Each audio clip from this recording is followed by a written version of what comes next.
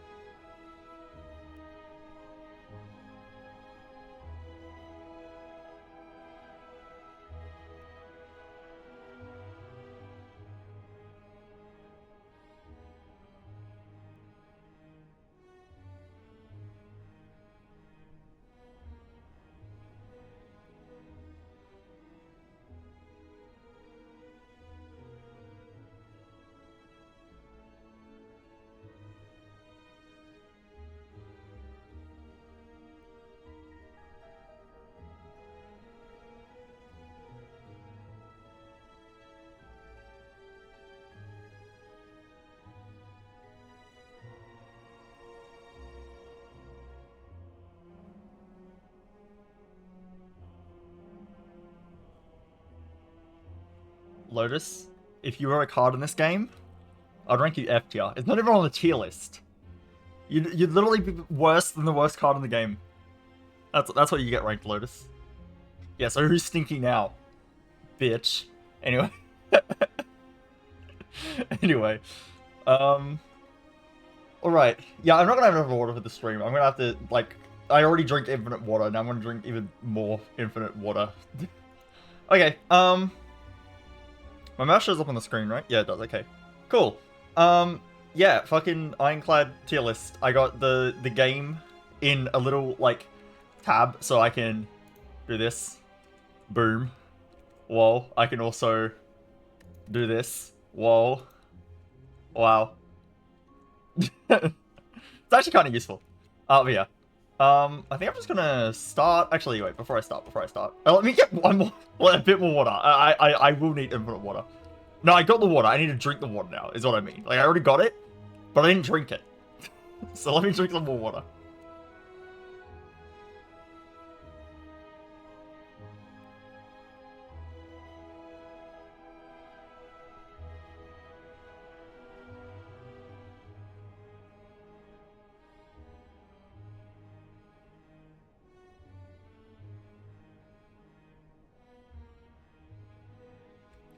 Okay, so tier list. So I did a tier list back in, like, I think it was A6 I think it was A6, maybe it was A5, I don't know, it was like A5 or 6, something like that. I did a tier list for all the characters,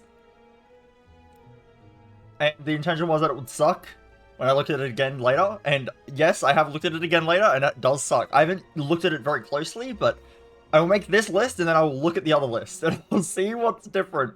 But I'm obviously a lot better at the game now. That being said, I'm also making this tier list at a time before I, like, improve further. So, you know, I just beat A20 basically, so... definitely still have more to learn. So this tier list will also probably suck soon, like, eventually. When I look at it later. It probably won't suck as bad, though.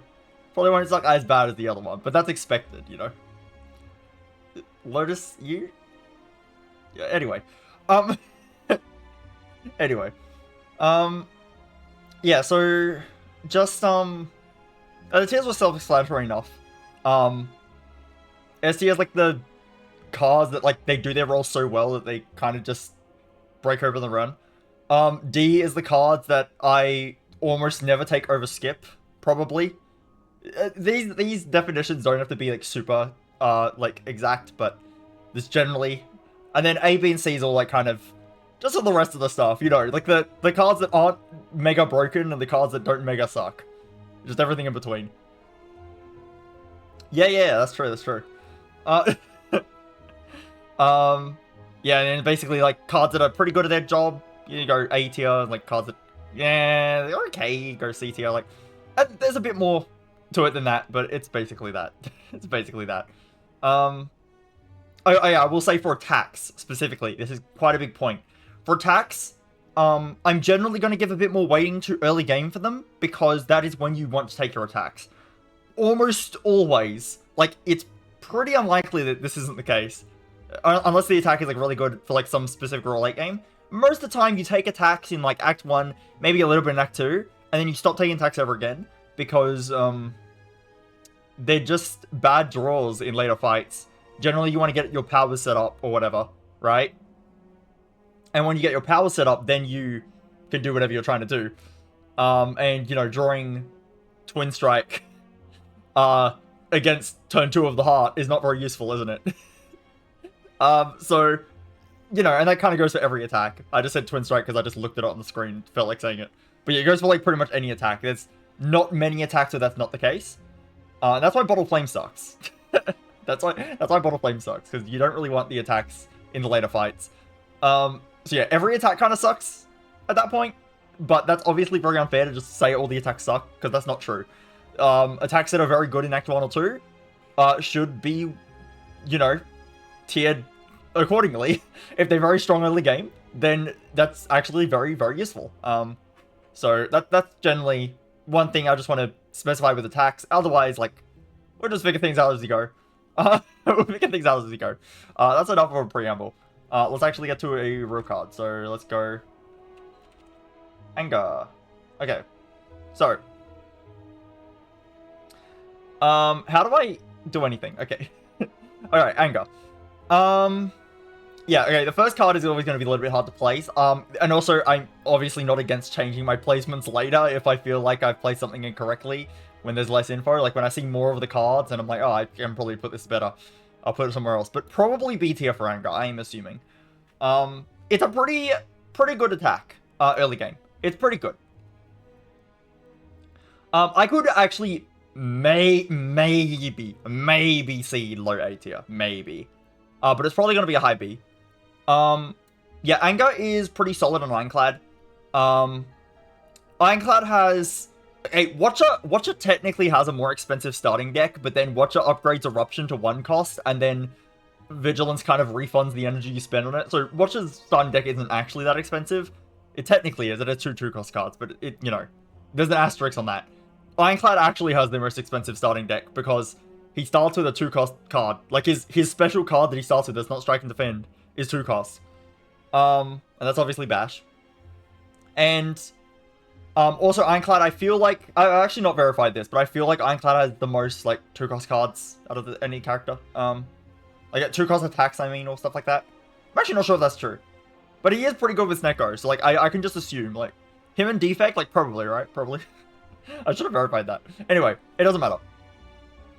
When you're a character who has quite some, like, some heavy attacks, that cost a lot of energy, having a 0-cost card in that deck is a lot more impactful than normal. And then, especially on Ironclad, where you have the Bash to apply Vulnerable, one downside of Bash is sometimes you play it, and you apply Vulnerable that turn, and, okay, maybe you have to defend as well, right? If you have to defend, you're getting no benefit from the Bash this turn. Then you get 1 turn of Vulnerable. It's like, otherwise you can, like, Bash Strike, and that's, like, a bit of damage, but still, the turn you play Bash, you're a little bit slow. But now you draw Anger with your Bash, and you can just play this all the time, and you get your Vulnerable immediately. That's honestly a very, very good thing for early game on Ironclad. It's very convenient. Yeah, Anger just, it's pretty good. It's even still good in Act 2. It just helps. It's good for Ironclad on a character with some more expensive cards. Having a 0 cost is quite useful. Oh yeah, actually, okay, I want to get into the habit just in case. I want this, actually, no one's gonna watch it anyway, but I would just get into the habit just in case people are, like, listening, because, like, a tier list thing is, like, good to just, like, listen to in the background without actually needing the thing. So I'll try to get into the habit of saying what the card does, even though it's on the screen. Yeah, Anger's 0 cost to deal 6 damage. You put a copy of the card into your discard pile, and it upgrades to 8 damage. Yeah, now the duplicating thing of Anger, putting the copy, is... It's, like, fine. It's fine. It makes me a little bit hesitant to take Anger sometimes, because, you know, sometimes I don't want multiple Angers, like, flooding my deck. That can sometimes be an issue. but most of the time it's actually kind of a good thing. Especially in like regular fights. In regular fights, let's say you're fighting like, I don't know, Book of Stabbing, right? You're fighting Book of Stabbing. And you play your anger, and then you kind of just want to kill him, right? You don't want the fight to go too long. You kind of want to kill him. And then what does this do? Oh, it gives you more attacks as your fight goes longer. So you can kill him quicker, right? That can matter, right? Especially in a... Actually, Book of Stabbing is a pretty good example because he adds wounds to your deck. And now this is diluting the wounds. You're more likely to draw an attack, which actually could matter between killing him or not. It could still be bad, obviously. Maybe you actually need to draw some defense and instead you draw anger. But, you know, it's generally an okay thing. I feel like it's really hard to say whether the popping into discard is an upside or a downside. It's, yeah, it's fight dependent. And you sometimes need to be careful of it, and sometimes it's just actively a good thing. So, yeah, I think it's a pretty decent attack. It's one of the ones I'm more happy to see on Ironclad early game. If I see anger in my card reward, I'm most likely clicking it. It's pretty solid. Yeah, I spoke probably a bit too long about anger, but whatever. Yeah, whatever. Next card. We've got Armaments. Armaments, it upgrades to... I'll say everything first. Armaments is 1 energy, gain 5 block, upgrade a card in your hand, so you get to choose a card and upgrade it, and if you upgrade the Armaments, it will upgrade your entire hand. So, Armaments. I used to really like Armaments, and then I started liking it less, and now I've come back to liking Armaments a lot again. Not like a lot, but like a fair bit. Armaments is just one of those cards that if I get it in a card reward with nothing that special next to it, I will probably click it. Early game again. I don't generally take Armaments later on in the game. But this is a card that, honestly, if I don't have, like, a good upgrade to take in Act 1, just take Armaments, upgrade Armaments. It's pretty strong. And I especially like it if I'm fighting Guardian. The reason I like it if I'm fighting Guardian is, Guardian actually needs you to be able to block, right? And your base defends are not good enough for that. But Defend Plus is good enough for that. Defend Plus is just good enough. And having an Armaments Plus in your deck, which will hit most of your defends, if not all of them, eventually, just makes the Guardian fight, like, pretty free. And then, it's not like the Armaments is bad later, either. You can get cards like Dark Embrace or Corruption, which are cost reduced when you upgrade them. And you have Armaments in the hand. You can play Armaments for free on that turn, because it's making your power, like, it's making one of your other cards in the hand free, or 1 energy cheaper. So the Armaments is actually not costing you any energy at all to play in those circumstances. That happens often enough. Another thing I really like about Armaments, which I've been doing recently, is you can take a feed, or maybe you have Hand of Greed, or you have some sort of like fatal, maybe you have Ritual Dagger, like you have some sort of fatal effect. And Armaments, or just any scaling effect, like meta scaling, although the only other one that comes to mind right now is Genetic Algorithm, which is a lot of different characters, so maybe not that, but you get what I mean. Yeah, have some effect that gives you a permanent boost, when it's upgraded, and Armaments upgrades it for you. So you don't have to upgrade your feed, you can just upgrade your Armaments, and then use the Armaments to upgrade your feed. But the Armaments upgrade is doing other things besides the feed, right? Like, it's a strong upgrade in general. So yeah, this is actually a card that, obviously card that kind of, Armaments, like, doesn't need the upgrade, but it usually really likes the upgrade. Cards that need an upgrade, obviously, I will factor that in, like, I will factor in, like, the upgrade. Obviously, like, if you pick Armaments and you have access, you now have access to the upgraded version. So if the upgraded version is good, then you can have that. Like, it's not that hard to get that, but obviously because you'll fire. So, any case where I start talking about the upgrade quite positively, I will keep in mind that is upgrade debt. It does cost you a fire. For Armaments, it's a little bit less relevant, though, because the whole point of Armaments is to upgrade your other cards. So, sometimes I'll have Armaments plus another decent upgrade, and it kind of becomes a hard choice. Do I upgrade the card that I want to upgrade, or do I upgrade the Armaments and hope it just hits the card that I want to upgrade anyway, while also hitting all my base cards? Like, yeah, honestly, like, upgrading your strikes, and mainly the defense, is actually quite decent. Where am I replacing Armaments? It's definitely not C tier. I think it's probably B tier. Yeah, it's definitely not a card I'm like, oh my god, Armaments. But it's pretty solid. I do think Anger's better than Armaments. Like, Anger could be maybe A tier, but Armaments I kind of doubt it. But yeah, it's a pretty solid card. You don't always take it, but it's pretty solid. I like Armaments. Yeah, decent card. Okay, Body Slam. Oh, we got to a weird one. Wait, actually, let me put the thing up. Body Slam. Yeah, so 1 energy, deal damage equal to your block, upgraded at 0 energy. So, Body Slam. This card's weird. This card's weird. I don't think it's very good. I'm sorry, Body Slam. It's not in D tier. It's definitely not D, like for sure not D tier. But I am gonna put it in C tier. The thing with Body Slam is it's very situational. And even sometimes when it is good, it's not actually that good. So let me get into Body Slam. So it's a common attack. And generally for common attacks, like Anger, you know, Anger's a great example. Common attack, great early game. You take it in Act 1, maybe you take it early Act 2. Generally take it Act 1. And it's strong even into Act 2, and then, you know, it falls off later, but that's fine. It's an early game attack. Body Slam is the opposite. Body Slam is not an early game attack. This is not a damage common. Yeah, I call a card like Anger a damage common. Body Slam is not a damage common. It's just not. Body Slam is like a scaling, like, late game damage solution. It's weird. Yeah, because obviously, deal damage equal to your block. Okay. Let's say you add a Body Slam to your starting deck, right? You add Body Slam to the starting deck. So, let's say you're playing a turn, and you play 1 defend, and 2 strikes. Or you could play 1 defend, Body Slam, and a strike.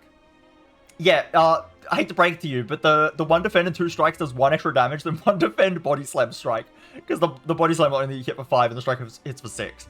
So the only way this is beneficial to your starting deck is if you draw 2 defends in the same hand, and you want to play both defends, right? Obviously, if you draw 2 defends, but you're fighting an enemy that's not actually hitting you for more than 5 damage, then you only probably want to play 1 defend, and at that point, you may as well just play a strike instead of the second defend, and still better than Body Slam. So you have to actually use both block cards, and then you get your 10 damage, which, congratulations, that is only 4 damage more than playing defend, defend, strike. Which, I mean, 4 damage is 4 damage, that's decent, but it's only 4 damage more. And here's the tragic thing with Body Slam. In Lagavulin, it's okay. Like, yeah, Lagavulin. Okay, sure. It's okay in Lagavulin. You can play your defensive cards. He attacks you for a lot on turns, so you kind of want to defend those turns. You can play some good defense and then Body Slam. Sure. Okay, it sucks in Sentries, because what do Sentries do? Yeah, they daze you. And then on your redraws, you're only drawing, like, 1 or 2 cards you can actually play a lot of the time, because they give you that many dazes. And, yeah, now, you know, I could draw Strike, which does a 6 damage. And that works. Like, if I draw all dazes and a Strike, it works. Yeah, I hate to break it to you. If you draw all dazes and a Body Slam, you're doing 0 damage and you're taking 10 damage. So you're pretty bad into Sentries. Pretty awful, actually. Gremlin Knob. Okay, now my damage card, which I need to kill Gremlin Knob. My damage card that I need to kill Gremlin Knob now, makes him mad. And also the defense only block for, like, 1 when you're vulnerable. So, you know, not good in Act 1 is what I'm trying to say here. It's not good in Act 1. Okay, well, maybe I'm being too harsh. Like, maybe later on. Maybe later on the Body Slam's good. Okay, what decks is the Body Slam good in later on? You need a lot of block, which I kind of sometimes has a trouble doing, but okay, maybe you're a Barricade deck. Okay. The good Barricade decks don't need Body Slam. They don't. The good Barricade decks block for so much that you basically just have infinite, like, you basically just take as long as you want, because they block so much. The good Barricade decks don't actually need Body Slam. Like, it's nice, it's fine, but they don't really need it. You know, those good Barricade decks, you can just probably do something else. I mean, obviously, out of Body Slam, you have a Barricade. Well, not necessarily, but you probably do. But, like, also, Barricade decks are kind of specific in the first place. I'd say the main use of Body Slam is probably, like, maybe your Barricade and Corruption. So you have a lot of block, but only for a little bit of time, and then you run out of the block. Therefore, you need to finish the fight fast, so the Body Slam's good. You see, like, the most specific deck I just listed? Like, Body Slam's not even, like, the main, like, card in that deck. Like, it's kind of nice, but it's not, like, that important. It's sometimes important. Yeah, Body Slam it's very specific, so it's hard to take. It's very specific. I think it'd be okay if you have, like, Boat Relics, maybe. Like, maybe you have Anchor, Horn Cleat, and it's like, okay, I take Body Slam, if I draw it early, it's already doing a lot of damage. Like, sure. But it's just so hard to use Body Slam. I don't think it's D tier. Because D tier cards are kind of just, like, awful. And I don't, like, if I transform, okay, yeah, if I transform into a D tier card, I'm like, okay, that's kind of sad. If I transform into Body Slam, I can build around that. Like, Body Slam, you can build around it, and it will be good if you build around it. But it's just specific enough. It's not even that important in a lot of decks. Like, even the decks, it's good. It's sometimes not that important. Yeah, Body Slam's just, it's It's a C tier. It actually might be low C tier. Yeah, not a huge fan of this card, but it's okay. It's actually okay. It's fine, but yeah, I'm not playing Body Slam that often. Body Slam's kind of a weird card where, like, if I get it from an Infernal Blade, it's often a lot better. Like, if you get it from... If it's not in your deck, but you get it, like, just randomly created, like a Dead Branch creates it or something, it's usually good. But actually adding it to your deck is not... not that good. But it can be good. It can be good. It can be good. It's sometimes good, but yeah, just... It's a bit weird. I also, yeah, another problem with this card is, like, yeah, it's a combo card. Like, you need to draw block cards to make it do anything. It won't work with, like, Metallicize. That's the main thing. It won't work with Metallicize. Like, anything that gives you block at the end of a turn, like, if you have an Orichalcum, it won't work with that either. Like, yeah, you need to get the block during your turn as well. That's another thing that sometimes Body Slam holds Body Slam back. I talked a bit about Body Slam, but yeah, it's D tier. It's not terrible, but yeah, it's definitely not something I'm taking nearly as often as Anger and Armaments. I'll say that much. And also, Anger and Armaments are probably doing more value for my run than Body Slam most of the time as well, so yeah. Clash. I'm sorry, Clash. Okay. Clash is 0 energy. It can only be played if every card in your hand is an attack and deal 14 damage. Okay, so that's a quite high damage rate. Also upgrades to 18 damage. That's quite a high damage rate. But, can only be played if every card in your hand is an attack. That's, you know, if it instead said,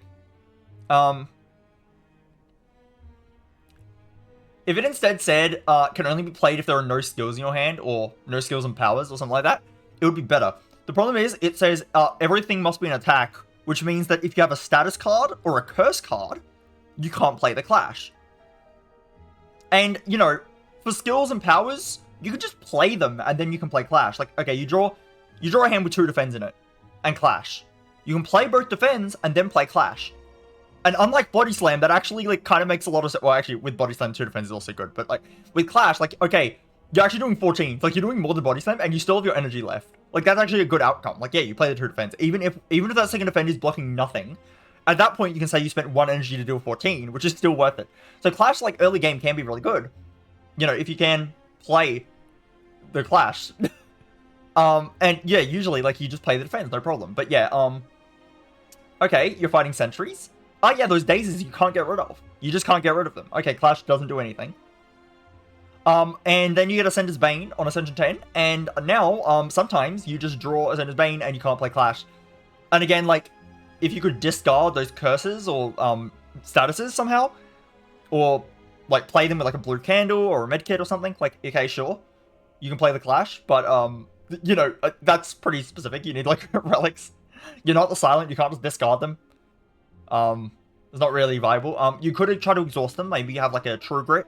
You can use True Grit to exhaust the curse, and then you can play Clash. Like, sure, that can work. Ironclad does have access to exhaust, especially since Second Wind and Sever Soul exist on this character, which exhausts every non-attack card. So there you go. Exhaust every non-attack card. You can use that and then play Clash, guaranteed. That's nice. That's actually a good combo. But yeah, those cards are, like, good for other reasons. And then Clash is early game card. Deal 14 damage later is not that relevant. Yeah, poor Clash. This is the type of thing where I will maybe pick Clash if I am desperate. If I really have no damage, I just need Act 1 damage, I might pick Clash. I'm probably not picking Clash. I'm sorry, Clash. I need more water, by the way. Jesus Christ.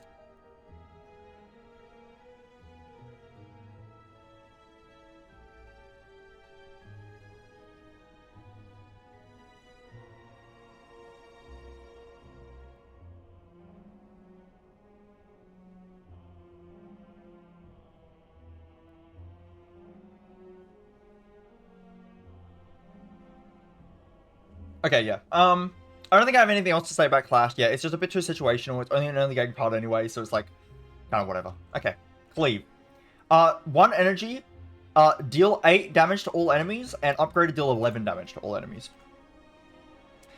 Cleave is... I used to like Cleave a lot more, but over time I've started like Cleave less. And why have I started like Cleave less?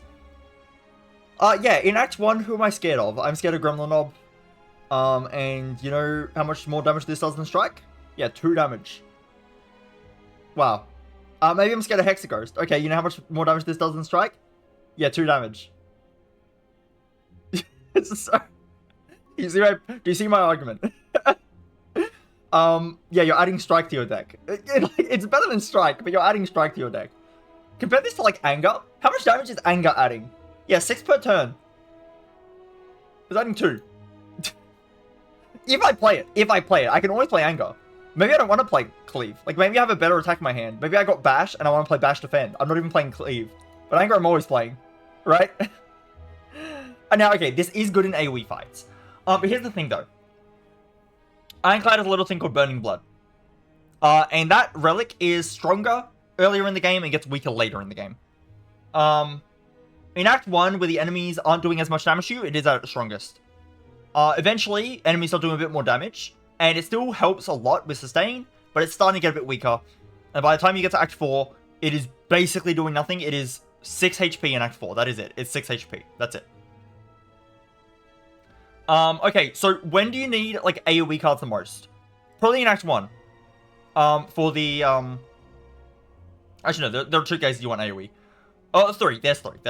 There is, the big AoE fights in Act 1. I'm talking about the Gremlin Gang and the Slime Horde. Okay? Slime Horde especially, having a cleave is quite nice.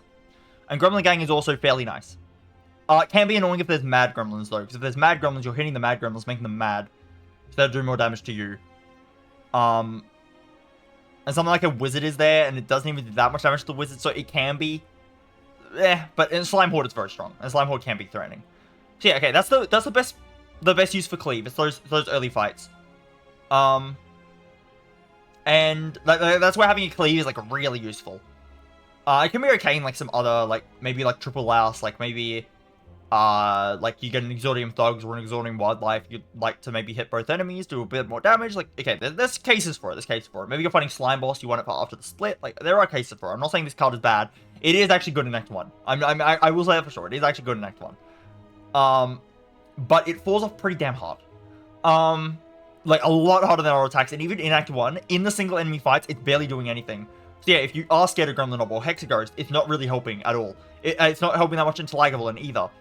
It helps in sentries. Fair enough, it helps in sentries. But, I mean, with sentries, you mostly want to kill one sentry. And it doesn't help you kill the first sentry. Killing the first sentry is usually the most important part of that fight. Try to kill the first sentry on turn 2, ideally. If you can't kill it turn 1, great. If you can kill it turn 2, very good, right? Like, sure. And Cleave doesn't help with that. It doesn't. It doesn't help. It can maybe prevent you from getting chipped a little bit later in the fight, because they're already lower health, so you'll finish them sooner. They have less time to just chip you because you drew a bunch of daisies. Like, okay, it can be good. But yeah. I would say another good part of Cleave is Gremlin Leader. If you're fighting Gremlin Leader, you do need to kill those gremlins, like, as they spawn. Cleave's good for that. It's not very good for that. It's okay for that. It's serviceable. It kind of does its job, but it doesn't even do it that well. And then, like, Rectomancer, okay, you want to kill the daggers? Again, Cleave doesn't do it that well. Even with the upgrade, 11 is not really killing them for you, but it does help. It does help. Okay, I'm not saying it doesn't help, but it's not that impactful. Now I'm not putting this in D tier because I think that's too harsh. I think that's too harsh. But I probably will put it at the bottom of C because yeah, the Cleave is just it's just not doing enough. It's just not doing enough. And it is kind of just for a lot of the game, it is basically just Strike Plus. It's actually worse than Strike Plus. Strike Plus is 9 damage. But you get what I mean. A lot of the game is just Strike Plus. Okay, AoE fights, it helps a little bit extra. And then it's kind of just there. It's like, it's an okay attack. It's fine. But I am generally trying to skip Cleave. I am generally trying to skip Cleave. So I'm not going to rate it very highly. I do think Body Slam's a fair bit better, but again, Body Slam's harder to take. Like, the Cleave is easier to take. It is actually pretty, like, decent in Act 1. It's okay in Act 1. The Body Slam is, like... The problem with Body Slam, like, there are different problems. The problem with Body Slam is it is good, but it's situational. And then, even when it's good, it's not necessarily... It might not be necessary. Or with the Cleave, it's like... It's just not that good, but it's, like, okay. It's, like, fine. That's what I think of Cleave. Okay, Clothesline. Clothesline is 2 energy... deal 12 damage and apply 2 weaken. Upgraded is 14 damage and apply 3 weaken. Okay, so... I used to like Clothesline more, now I like it. I don't like it as much anymore. I actually like Clothesline a fair bit less than I used to. Is it C tier? It might be C tier, I don't take it that often anymore. I wonder if I feel like on my last tier list I might have put it in B. I feel like I might have put it in B in my last tier list. I don't remember what my last tier list was though. But yeah, I'm probably gonna put Clothesline in C. It makes sense to me. Clothesline has a few issues. So Weaken is better later in the game. Because later in the game, enemies are hitting for more. I mean, okay, here's probably an extreme example, but it's an example that gets the point across. Let's say you weaken the heart, which is doing, you know, like 60 damage, like 67 damage on turn 2, and you weaken the heart, it goes to like 45, and you've saved like 20 health, right? Like, you know, that's weaken late game. What does weaken do early game? A decent example is like Lagavulin, which it weakens for 5. Like, it's blocking for 5 against Lagavulin, which is, like, actually okay. Like, that's one of the better uses in Act 1, and it's still only 5 HP. So, you know, Weaken's obviously a lot better later. So, you don't really want to take Clothesline early that often, especially since you do have Bash in your deck. And, generally in Act 1, you kind of just want to do damage quickly. So, you usually just want to apply the Vulnerable instead. If you draw Clothesline and Bash, like, it's kind of hard. It's like, yeah, now you're in a tough spot. Generally, if you want to add a 2-cost attack in Act 1, you want it to be a heavy hitter. And the Clothesline is not a heavy hitter, that's the problem. It's just not really what you need in Act 1, the Weaken is not doing that much yet in Act 1.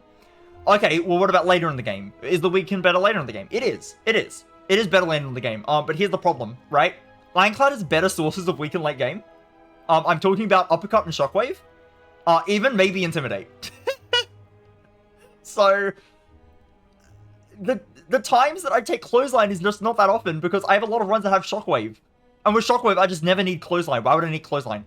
So, yeah, unfortunately, this card is just, it's not that good early when I'm less picky about my cards. And later on, I'm more picky about my cards. I might not even want the Clothesline, even if I don't have Shockwave. Like, that's the other thing. Even if I don't have Shockwave, I might not want Clothesline. Maybe I block fine already. Maybe this is a 2-cost kind of brick in my deck. Maybe I have enough block, I don't need Weaken, right? Maybe I don't need Weaken. But otherwise, I have Shockwave. Then I don't need it because I have Shockwave. It's like, it gets invalidated pretty easily late game when it's at its best. And the early game is just a bit clunky because you're on 3 base energy, it's 2 costs, you can't play Bash with it, the Weaken doesn't do that much yet. But it's fine. I don't think this card is bad. Is it better than, or not? Is it better than Body Slam or not? Here's the thing. I mean, it has the same issue with Body Slam. I will put Body Slam higher. I've been a bit harsh on this card. I think I am going to keep it in C tier, but I do think the Body Slam, it can be very good. I'm just not sure how often this Clothesline is actually doing much. I do think it's better than Cleave though. I mean, this can be quite good sometimes. It's just not. It's just a bit. It's a bit unfortunate. But it's like fine. I mean, Weaken can't be that bad, right? Weaken can't be that bad. But yeah, you know, in Act 1, am I gonna take this over Skip? Probably. If there's nothing better, I probably do. Wait, do I actually take this in Act 1 ever? Huh? Maybe this card sucks. Huh? Is it worse than Cleave? It's not worse than Cleave. It's fine. That's what I have to say about Clothesline. It's a bit unfortunate the way that you try to add cards to your deck. It's just a bit... It's a bit weird. It's okay, though. It's fine. Okay, is it actually worse than Cleave? That feels wrong to me. Okay. Flex. 0 energy, gain 2 strength, and at the end of your turn, lose 2 strength. So basically, it's 2 strength just for the turn you play it. And upgrades to 4 and 4. So, yeah. 2 temporary strength versus 4 temporary strength. The upgrade is quite strong on this, so if you have a flex, maybe upgrade it. Because it is actually doubling your flex. Having said, where does flex go?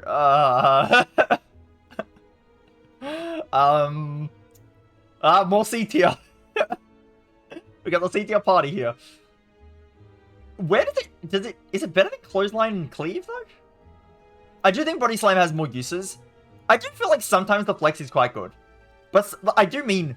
sometimes. Sometimes the flex is quite good. The Body Slam is probably good more often. It's just like flexing another card. Am I taking it in Act 1 that often? No. Again, problem with Sentries. Okay, in Sentries, I want to draw a card that actually does something when I'm dazed. Okay, well, Flex doesn't. It requires other attacks in your hand. Okay, I'm fighting Gremlin Knob.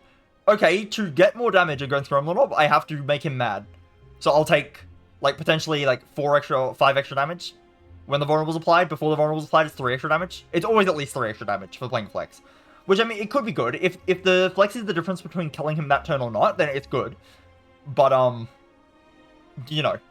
And then Lagavulin is, like, fine, maybe? I don't know. When do I actually take flex anymore? When do I actually take flex? I feel like I don't take flex that often, anyway.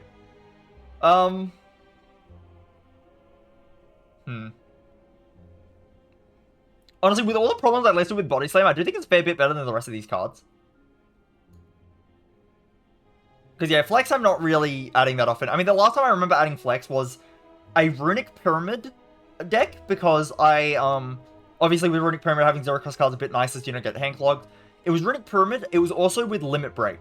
So I could hold the Flexes until my Limit Break lined up with them, because I had the Runic Pyramid guaranteed. And that meant the Flexes were very strong, because I could actually make that strength permanent. That was the last time I remember adding Flex. If you have Orange Pellets, actually, maybe it's good. But you do need to draw it alongside a Power. And an Attack. I think the Attack's probably not that hard to draw. But yeah, you have to draw it alongside a Power for the Orange Pellets to work on that. And, you know. And it's only for, like, a little bit of permanent strength, which, you know. Yeah, the Flex is just not super impactful. You can Artifact Pot this, I guess. There's uses for this. I think Clothesline's better. I think Clothesline, when it is good, like, if you don't have Weaken in your deck and you have a lot of energy, you can just take Clothesline later in the game, and it will be good. Like, the Weaken is nice. And even if you take this in Act 1, you can play around it. Like, the Clothesline's okay, I think. Is Flex better than Cleave? Am I being too harsh on Cleave? No. No, I'm not being too harsh on Cleave. Okay, no, here's the thing, though. How often is Flex actually good? I think Flex is... Actually, no, honestly, if you need Act 1 damage, Flex is doing more than Cleave is. It just straight up is. It just straight up is, probably. I mean, whoa, actually, no, here's proof, Cleave, plus 2 damage over strike. Flex, yeah, plus 2 damage on your strike. Even if you only draw 1 strike, the Flex is doing more. Now, obviously, this is AoE. But also, this can synergize with your, like, strength scaling cards. Okay, I think it's in this tier. It's either above or below Clothesline. I'll leave Flex here. It's a weird card. It's not that good. Yeah, I was talking about how 0-cost cards are, like, the Anger is good in Ironclad because of 0 cost. Yeah, this is an attack. It works with your bash immediately. I guess this kind of does as well, the Flex, but, like, it's a bit awkward. Whereas, like, the Anger works alongside your 2-cost cards well, because you can play some heavy cards and then still just play your Anger. But the Flex doesn't work with your heavy cards, because if you're playing heavy cards, you're playing less cards in your turn, so the Flex is not doing as much, because you need to play a lot of small attacks for this to be good. And then it's a bit like, it needs to draw, like, you need to draw a hand with attacks. If you draw, like, a bunch of defense and Flex, you can't actually do, like, basically any damage. So it always has that issue. Yeah, it's just not the best thing. Okay, Havoc. 1 energy, play the top card of your draw pile and exhaust it, and if it's upgraded, it's a 0 energy to play the Havoc. And also, the card you play with Havoc is always free. So it cheats the cost. So yeah, basically the upgrade makes the Havoc free as well. Otherwise, you spend 1 energy to energy cheat whatever card's on top of your deck and you exhaust it. Can be good if you have a expensive card on top of your deck. Maybe Bash is on top of your deck and you can play Bash for 1 energy, or upgrade the Havoc, you play Bash for 0 energy. Does exhaust it for the rest of the fight, so hopefully you don't need the Bash anymore. Here's the problem though. You don't know what's on top of your deck unless you're Frozen Eye, or unless you can manipulate something on top, like with Headbutt. So the Havoc is a little bit weird.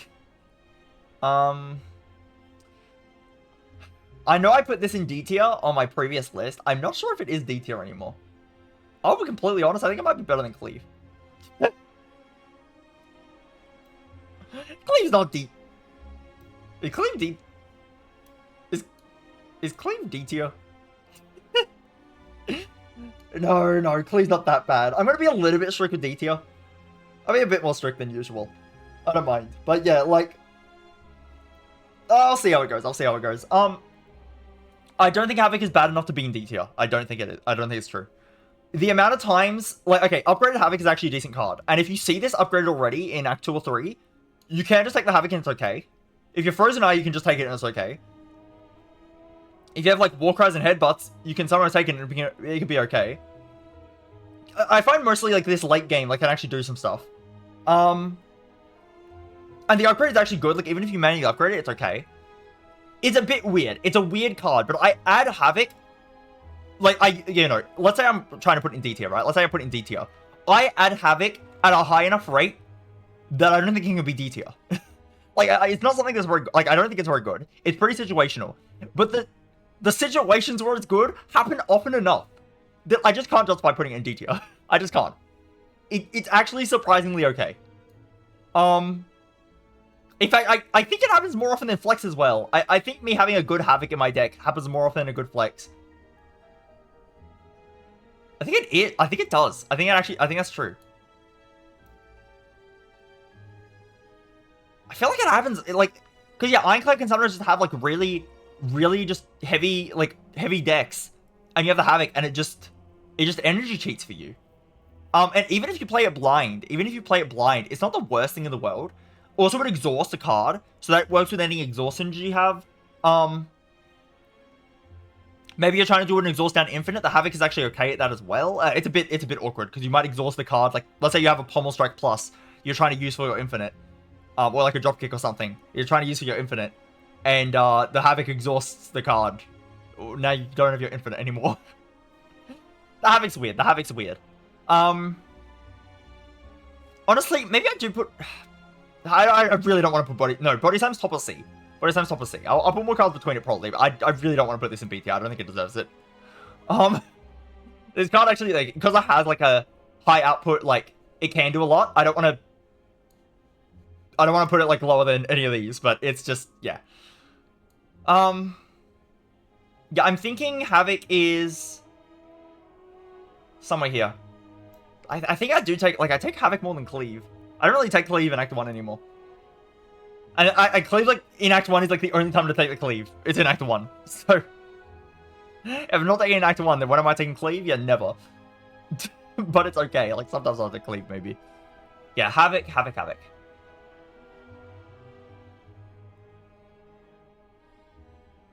It's so weird. It does need the upgrade, but with the upgrade, it's actually an okay card. Like, straight up, it's okay. It's just okay. The fact that Ironclad does have ways to put things on top of his deck helps a lot. It actually just is. It's only Warcry and Headbutt, isn't it? It's only Warcry and Headbutt, but still. They're both commons. They're both common cards. So it's not that unreasonable. It's like you have any expensive attacks in your deck. I do think it's the upgrade that saves the Havoc. What's Havoc upgrade? 0 cost. Becomes 0 cost. Also high jets. Yeah, I feel like the Havoc upgrade is like actually pretty good to the point where, yeah, like if I see an upgraded Havoc in Act 2 or 3, I will take it often enough. And that just, I think, makes it more useful than Cleave on average. But I do think Flex has like higher potential. Flex has like some runs where it's very good. So does Havoc, I guess. I'm gonna leave it like this. I think this looks correct to me. Yeah, Havoc's a weird card. I used to put it in D. I don't think it's D anymore. But it's still not that good. It's pretty situational. Headbutt. Okay, Headbutt. 1 energy, deal 9 damage. Put a card from your discard pile on top of your draw pile. Upgraded, it deals 12 damage. Okay. Headbutt is definitely a pretty solid card. I would almost put this in low A tier in terms of a damage common, but I don't think so. I want to be a bit more strict with A tier. Also, I got a bit of a different idea for A tier. Also, I've gotten better with the game. My last list had this at the bottom of A. Like, oh, it's a pretty good damage common, it's good for the whole game. And I do agree with that logic, but I'm slightly doing the tiers differently. This would be top of B instead. And I do think top of B. Like, I don't think this is moving from this spot. Headbutt is a really good early game attack. It's really good. Now, it's okay. It's worse in terms of an early game attack as Anger. Is that true? I think Anger does more damage, but the Headbutt giving you draw manipulation is actually quite good. Yeah, okay. Headbutt is one of the cards that I'm hoping to see early on in Ironclad. Because you need some attacks in your deck, you need some early game attacks.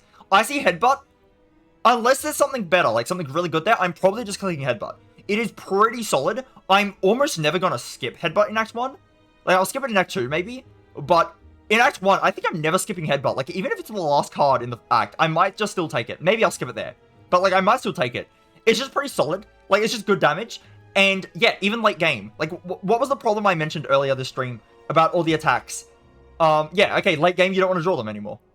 That's why I'm kind of, like, talking about Act 1 a lot when I'm ranking these attacks, because that's when they're most relevant. If they're bad in Act 1, and they're bad later, then they suck. And that's why Cleave's okay in Act 1, but still, like, Ironclad doesn't need the help as much. But that's why I put, like, Body Slam, like, kind of low. It's like, okay, it's like, you know, that's why I put Clash low, because it's bad in Centuries.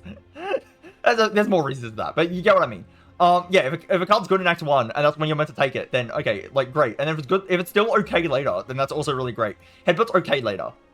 It's okay. I don't mind still having this in my deck. Like, I'm not gonna add more, but I don't mind having it in my deck later in the game. Because, yeah, it can pull back a card that I actually really need. That's really it. There's actually not much to say about Headbutt. It does synergize stuff like Havoc. Or even just, like, it doesn't even need synergy. Like, just putting something good in your, like, putting a good card on top of your draw pile is good. The thing with Headbutt is it synergizes with any, like, really good attacks you have. Let's say I have upgraded... Oh, you mentioned Heavy Blade. Let's say I'm a strength scaling build. I'm running strength, and I have a bunch of strength and a Heavy Blade. I have a Heavy Blade plus, and I really want to play this Heavy Blade, like, as often as possible to do a ton of damage. Okay, I play my Heavy Blade. I Headbutt back my Heavy Blade. That's huge value, and the Headbutt enables that, right? It's just good synergy later. Now, it's not the greatest thing in the world. It is still kind of a dead draw on its own. If you draw it on, like, the first turn, you don't have many options to bring back. In fact, sometimes when you draw it on the first turn, you play it first, just so it doesn't actually do the drawback. It doesn't, like, bring back a card. You can play it first. But sometimes that's not an option. Maybe I have some strikes and defense in my discard pile, and my next turn is just still strikes and defense. And it's like, oh, well, I guess I have to recall back a strike or defend. Like, and maybe you don't want to do that. So, you know, sometimes it's annoying, but most of the time it's good. Yeah, it's just pretty solid. Like, it's not anything groundbreaking. But it's just so solid. And even still solid later in the game, it's high B. It could maybe be very low A, like bottom of A. But I do like high B. I think it makes sense for Headbutt. I think Anger is a stronger attack for your Ironclad. Like, this does more damage. If you're worried about damage, you take the Anger.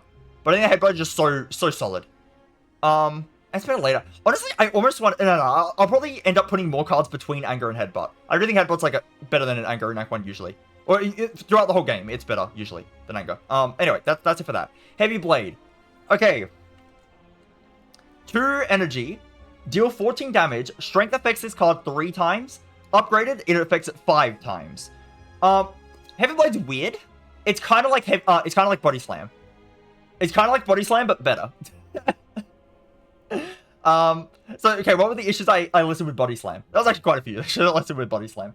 But one of the issues is that it's not a damage common. Heavy Slam is not a damage common. It is a scam, right? It's just not a damage common. It's a scaling attack, not a damage common. Body Slam will scale if you're going to a block build, and Heavy Blade will scale if you're going to a strength build. But if you don't have those builds, how good is Body Slam? Not very good. How good is Heavy Blade? Not very good. Heavy Blade is, okay, how much is 2 strikes? 2 strikes is 12 damage. Heavy Blade, for 2 energy, is 14 damage. Yeah, nice one. Nice one, Heavy Blade. I could play a Cleave plus a Strike and do the same amount of damage. Like, you know, it's not very good unless you have Strength. So yeah, it's not really a damage common. Like, it's a common, but it's not really a damage common, like, in the way I generally think of what a damage common is. Like, Headbutt is a damage common. I take it for damage in Act 1, and it's a common. Heavy Blade, I'm not taking it for damage in Act 1. Very, very rarely, I'm taking it for damage in Act 1. It's just not very good early. Now, later on, it is good. Now, I actually put Heavy Blade pretty low on my last tier list. And the reason is, think about it. It's a 2-cost attack, right? It's 2 cost. So, let's say instead, let's compare it to playing 2 strikes. Let's say I play 2 strikes instead of playing a Heavy Blade. 2 strikes scale with strength twice. Heavy Blade scales with strength 3 times. So, I'm only getting 1 extra strength boost by playing Heavy Blade compared to playing 2 strikes. It's true. It's true. And I just thought maybe a Sword Boomerang or a Pummel or another, even a Twin Strike. You play Twin Strike and Strike. That scales with strength 3 times. That's 2 attacks, so that's scaling with strength twice. It's 2 attacks, so that scales with strength twice. But the Twin Strike hits twice, so it gets an extra strength, and that's 3 times. Like, a single Twin Strike plus a Strike is scaling with strength the same amount as playing Heavy Blade for 2 energy. You know, and that was kind of my logic for why it's not very good. But I've come to appreciate Heavy Blade being a single card that scales well with the strength, especially on upgrade. As I mentioned earlier with Headbutt, sometimes on Ironclad, you just want to upgrade a strong attack and just keep playing that strong attack. And Heavy Blade's a good target for that. I can't say that about playing like Twin Strike plus Strike, right? I can't say that. It's not the same thing. It requires more card draw. Like, I need to draw the 2 cards. Like, maybe I don't draw a lot of attacks in a hand. Maybe I draw a bunch of defense, but I want to do damage. Okay, now I only have 1 strike in my hand. How am I going to do a lot of damage? Well, I draw my Heavy Blade plus some defense. Doesn't matter. It does not matter that I didn't draw any other attacks. The Heavy Blade's all I need. If it's strength scaling, it's all I need. Another thing, compared to Sword Boom, which I'll get to this when I talk about Sword Boom. But, yeah, okay, Sword Boom is more efficient in terms of strength scaling. It's cheaper. It actually hits more times.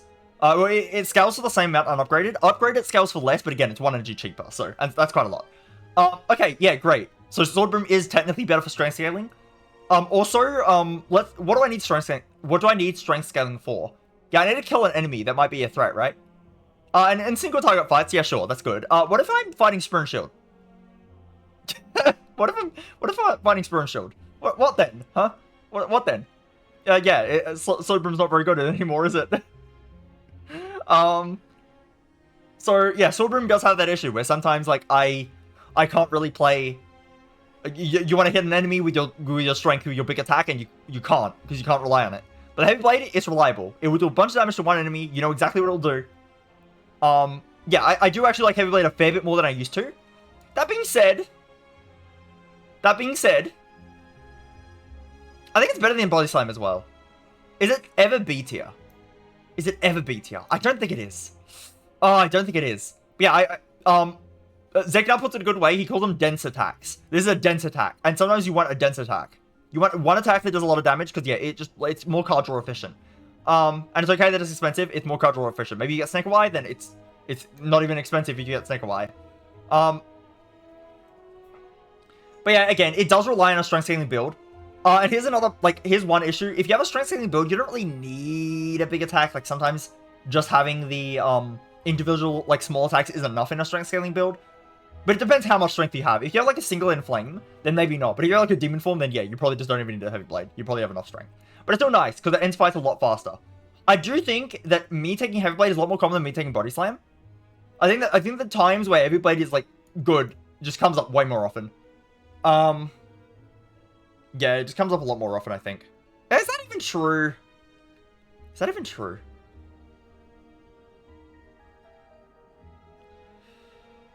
Yeah, yeah, exactly, Jet. So yeah, if you don't have strength scaling, the Heavy Blade is actually just kind of bad. It actually just is bad. It's terrible if you know the strength. But if you have strength, it's decent. One thing I did on off-stream Act 1 practice is I had a Flex Potion, and I took a Heavy Blade because I had a Flex Potion. I took it for a short term, for an Act 1 Elite, a Gremlin Knob. I took the Heavy Blade for that, and then right after I fight the Gremlin Knob and use my Heavy Blade, I got Ranwid, which asked for a card. He asked for Heavy Blade. I was so happy. That was so cool. Take Heavy Blade, just use my Flex Pot with it. Use the Flex Pot, immediately remove the Heavy Blade. It was really good. That was really cool. But that's obviously very unlikely. But no, but the reason I bring that up is, yeah, maybe you have a Strength Potion, maybe you have a Flex Potion. You can actually take this in Act 1, just to help you a little bit. Yeah, you get a spot weakness or anything that hits quite hard. Yeah, I do think I'm taking this in Act 1 more often than I'm taking Body Slam. I think Body Slam has a higher cap, but I think... I think Body Slam is potentially more useful in the runs it's useful in, but I think Heavy Blade is more, a bit easier to add generally. I don't want to put it in B tier, I don't think it deserves it, but I will put it high C, I think. I'm a lot more of a fan of Heavy Blade than I used to be, for sure. I could maybe see it low B, maybe. I'll see later. But yeah, Heavy Blade and Body Slam feel kind of similar to me here.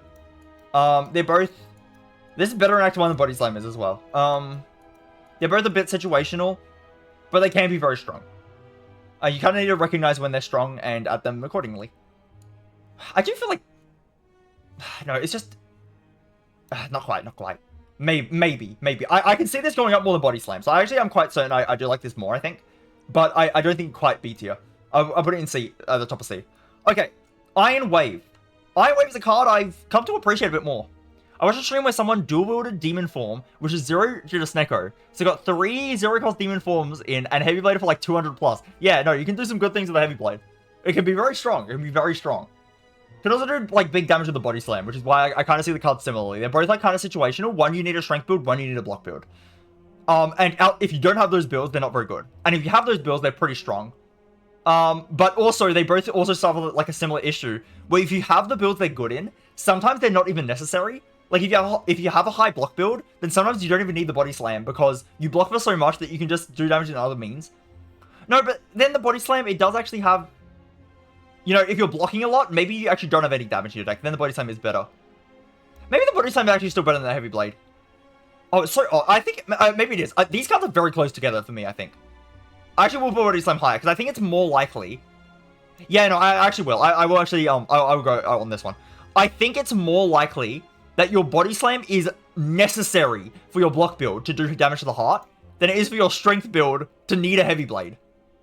There's also more alternatives to the heavy blade. I can take a sword boom. I can take a pummel. But the body slam, if it is needed for damage, it is required. Okay, no, I'm actually doing that. But these are like very close together in my head. These are very close together. I will put the body slam a bit higher. Anyway, Iron Wave. Yeah, so Iron Wave is a card that I used to think was kind of... I used to think it was good. It's like Armaments. I used to think it was good. Then I started thinking, yeah, it's not that good anymore.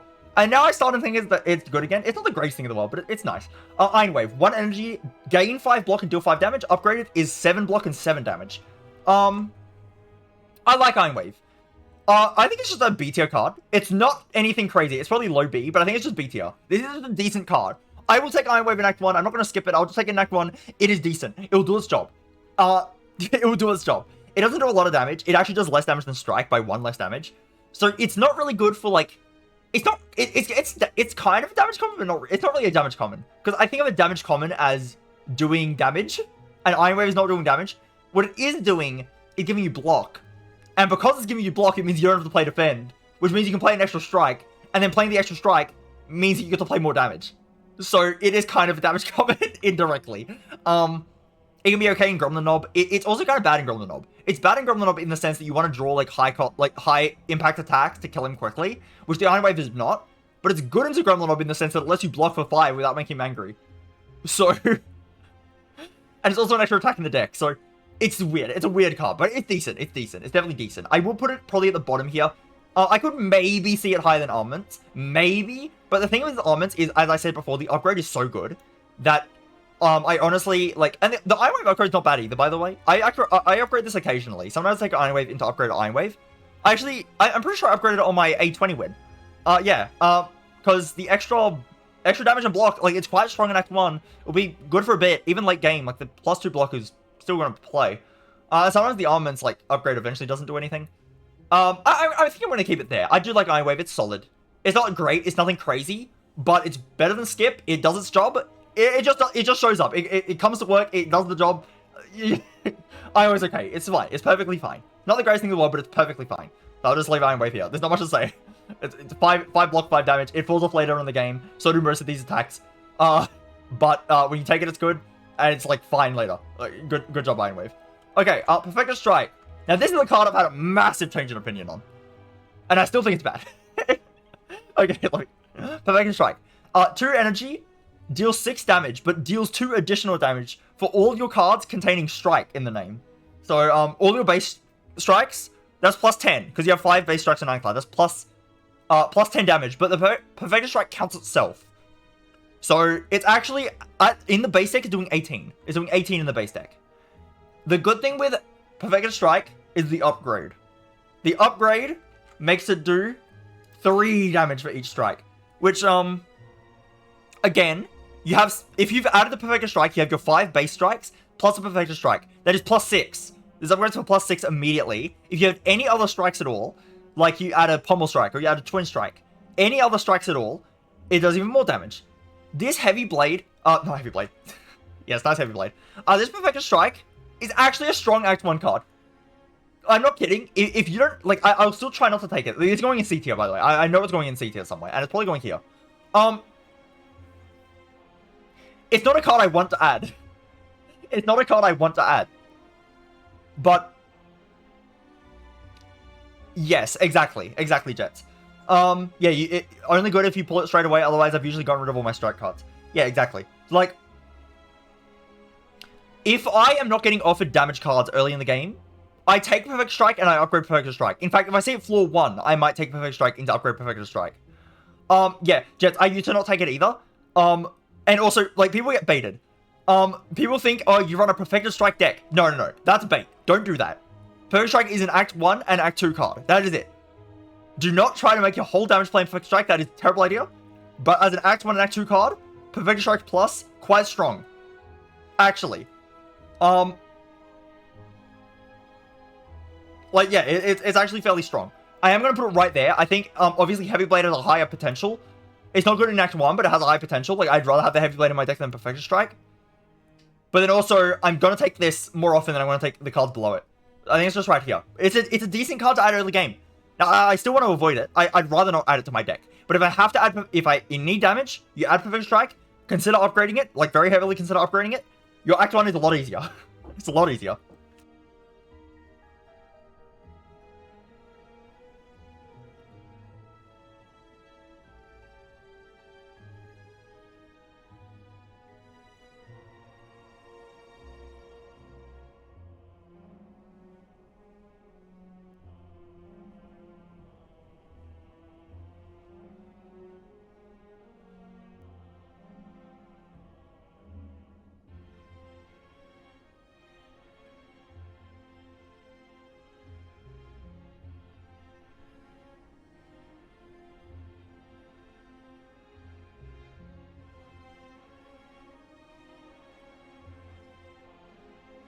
Sorry, I'm back.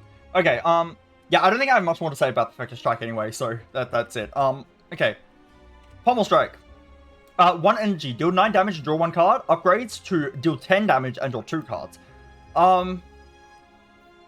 Yeah, this card is good. I'm gonna put it in A tier. So, okay, this is a weird card. It's actually really weird.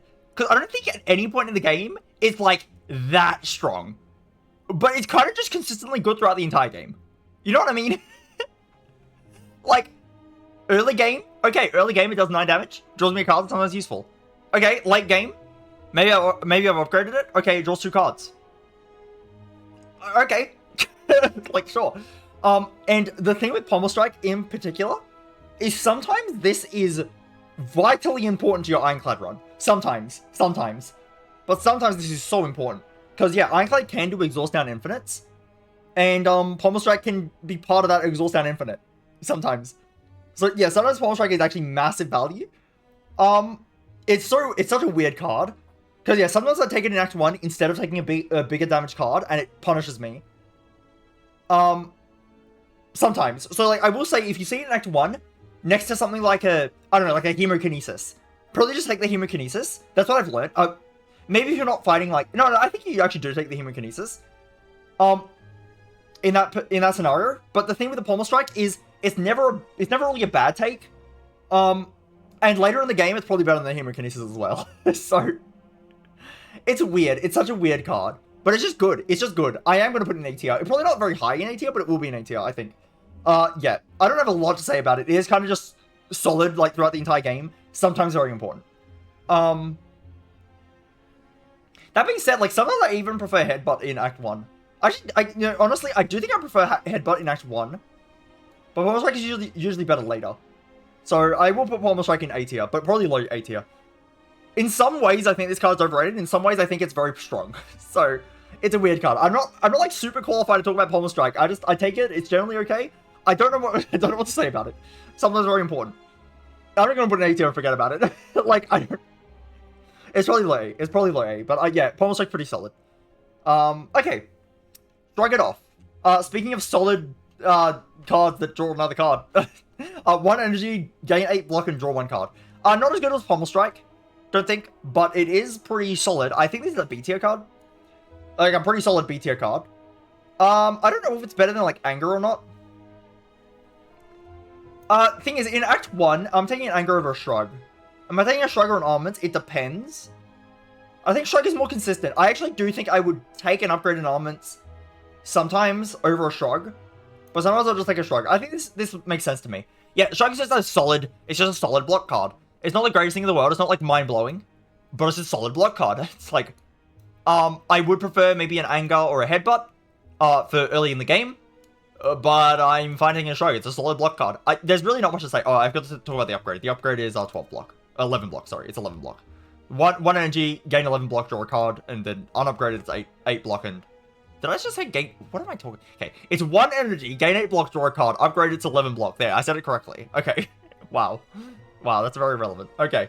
Yeah, there's not much to say about Shrug It Off either. It's just a fine card. It can go infinite with Pommel Strike plus with Sundial. It's weird because you think, oh, Sundial I need to shuffle 3 times to get it to work. It's like semi-bugged, like kinda. If you have an empty draw pile, and you Pommel plus, and it tries to draw 2 cards, both of those card draw triggers will technically count as shuffling the deck, and therefore it will progress your Sundial by 2. So if you have Shrug It Off plus Pommel Strike plus, then Shrug It Off will, and you have an empty deck, like your whole deck is in your hand, you play Shrug It Off, which it sees your draw pile's empty, and it shuffles, like, let's say your Pommel Strike's in your, no, your draw pile has to be empty, your discard pile needs some stuff in it. Yeah, your Shrug It Off will draw the Pommel Strike out of the discard, by putting it in the draw pile, which shuffles your deck, so you'll get 1 Sundial trigger. Then you play Pommel Strike plus, your draw pile has 0 cards in it, you only have a Shrug It Off in there, the Pommel Strike draws the Shrug, which shuffles it in, which counts as drawing a card, but it does it twice for some reason, and you get Sundial. And then you can Pommel Shrug, Pommel Shrug, Pommel Shrug with Sundial. That is the thing. So it can be part of Infinite sometimes. I've also done it with Madness. I've done it with Madness, where I had a Pommel Strike, which I made 0 cost, and I Shrug It Off and made 0 cost. Obviously, it's infinite block and infinite energy. So it can be very important, but it's just not the most consistent thing, but you can do it. One thing that makes it less good is that, actually, wait, no, okay, there's actually, I'm going to talk about Pommel Strike slightly longer. One actually thing I forgot to mention with Pommel Strike is that you don't need to be infinite with it. If you're in an exhaust down deck, the Pommel Strike is pretty strong. If you exhaust down all of your cards, and it's just Pommel Strike left, and a few other attacks, the fact that Pommel Strike, like, you can play, like, a good card, maybe you have, like, I don't know, maybe you have, like, a Sword Boomerang. Like, you have a bunch of strength and a Sword Boomerang. You play your Sword Boomerang, you Pommel Strike it back into your hand, you play it twice against the heart when you've exhausted down the rest of your block cards with Corruption, right? That's the thing Pommel Strike can do. It's actually quite good for that reason as well. Or maybe you have 2 Pommels, and this is, like, what I call a pseudo-infinite, where you're not actually infinite by any means. Hi, Ari. This is what I call a pseudo-infinite, where you're not infinite by any means, but you just have such high value at the end of your exhaust deck that it doesn't matter that you're not infinite. And I do that with Pommel Strike, where it's like, okay, I've exhausted all of my cards. I have, like, you know, I have, like, basically no cards left in my deck. I just need to do damage fast. Okay, Pommel, Pommel, Pommel, Pommel for 4 energy. It sounds stupid, but it's real. I mean it. It's real. Especially if it's Pommel plus and you have, like, a 0 cost card, like a Blood for Blood or something. That's the thing with Pommel. So that's another reason why it's A tier. Like, it can be really good late game. It can be solid late game. It can be solid early game. You know, it's just solid. Okay, anyway, yeah, with Shrug, it's kind of like that, but it's a little bit less consistent for that. Also, like, if you have Corruption, you will exhaust the Shrug. But also, if you have Corruption, the Shrugs are kind of just free because they're 0 cost, draw 1. So it's just card draw and energy neutral. Yeah, Shrug's pretty solid, but I'm not going to put it higher than these damage. Pommel somehow eventually gets infinite every time I watch Zekina. Yeah. Also, you meant Pommel, but yeah, I got what you meant. Okay, I think that's it for Shrug. I think I talked more about Pommel Strike during Shrug's segment than I talked about Shrug. Anyway, Sword Boomerang. 1 energy, deal 3 damage to a random energy 3 times, and upgraded it is deal 4 times. Deal damage 4 times. Okay, so this is a strength scaling card, because obviously multi-hits, each hit gets the strength boost, so this is kind of like a Heavy Blade, but it's single, it's 1 energy, but it's not single target.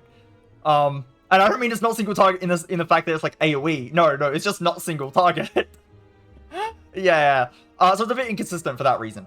I used to like Heavy Blade. I used to like Sword Broom more than Heavy Blade. At this point, I like Heavy Blade more. In fact, I think I like Heavy Blade a fair bit more. Where am I putting Sword Broom? Where am I putting Sword Broom? It's not in D tier for sure, but it's probably in C tier. So, like, okay, the problem is Sword Broom. Okay. The same issue Heavy Blade has, where, you take Heavy Blade and it doesn't make your early game any stronger. You take Sword Broom and it doesn't make your early game any stronger. Okay, wow, it's 9 damage to a single enemy. Like, sure, that technically helps against Nob. I have Cleave at the bottom of C tier for only being 2 damage more than a strike in single target fights. Okay? Yeah, I don't think the Sword Broom... I don't think the Sword Broom's better than Cleave if you don't have strength. I'm just saying. I don't... The +1 damage in single target fights is not enough. So yeah, so Sword Broom's not getting any points there. It does get points when you have strength, obviously. But then the problem, as I said earlier, maybe you have a strength and you're trying to kill like Spear and Shield or something. And now you can't because it's random target. With a Heavy Blade, you bonk them. Yeah, sometimes the random targeting is annoying. Oh yeah, also early game as well. Yeah, in multi-target fights, you can't even consistently hit the enemy you're trying to kill. So, yeah, like maybe you're fighting Sentry. Sentry is a great example. Sentry is a great example. You're fighting Sentries. Okay, I use Sword Broom. Yeah, less damage than Strike. Because the most important part is not the total amount of damage I deal. It's how much damage I do to one Sentry to get rid of the first Sentry as soon as possible. And Sword Broom just can't do it well. So, yeah, it's pretty bad in Act 1. Unless you get Strength, like, really early. And if you get Strength early, then it's probably better than Heavy Blade in the short term. But yeah, it's inconsistent. Yeah, exactly. Like, you usually take it late Act 2 or Act 3. And, yeah, I've come to appreciate the Heavy Blade a lot more. Yes, it's more expensive, but the fact that it is single target and scales with strength, like, pretty well, even with, like, you upgrade it to scale with strength even more. It's dense. It's a single card. Well, I mean, Sword Broom's also a single card, to be fair. Yeah, I almost put Cleave in D, but I think it's just good enough that I might end up moving Cleave down to D and Havoc down to D. I could see that happening. But for now, they'll stay in low C. But yeah, this Sword Broom is really weird. I do think maybe it just goes right next to Heavy Blade. I honestly think his Perfect Strike... Because Perfect Strike is just very strong in Act 1. I guess it is just similar to the Sword Broom, though. But it's so weird. It's so weird. Because the Sword Broom... Like, okay, if I do have Strength Scaling in Act 1, I think I prefer the Heavy Blade. Because in Act 1, like, if I have Strength Scaling, I kind of want to... Yeah, it is ordered within tiers. Not like super, like... I'm not trying like... I'll try enough. I'll try enough to order them within tiers. But yeah, it is ordered. Like... Crazy Clothesline is so high. Yeah. So here's the thing. I actually might end up adding an extra tier because I feel like... The difference between like these bottom 4 cards and these top 4 cards in this C tier feels different to me. I might add another tier. You know what? You know what?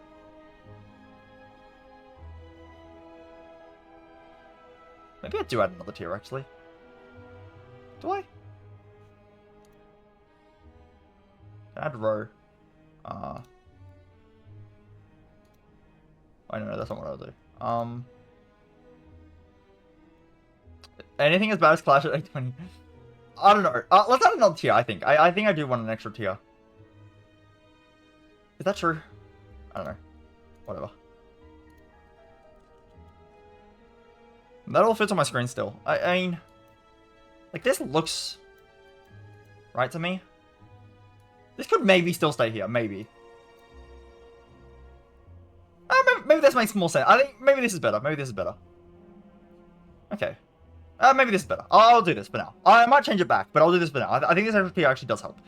Yeah, because I feel like for a while, like, these cards have been different. Yeah, Pommel Strike is honestly good enough in Act 1 that I don't mind it. It's good enough in Act 1 that I don't mind just having it. It does a lot of damage. Ironclad wants to do a lot of damage, this is fine. Tier listing! Oh my god, it's Mana! Hello, Mana. Mana, surely you join the VC, and then you know nothing about the game, and we do a debate, even though you know nothing. What could go wrong? I think I will just keep the Sword Broom next to the Heavy Blade. I think I will. I think I will. Yeah. Yeah, I will. They're very similar. I just think I like Heavy Blade more at this point, but they're similar enough. This is fine. Yeah, that's it. I don't have anything else to say about Sword Broom. It is basically what I said about Heavy Blade. It's very similar. You take it in strength builds, otherwise you don't. Wow. Nice one. Okay,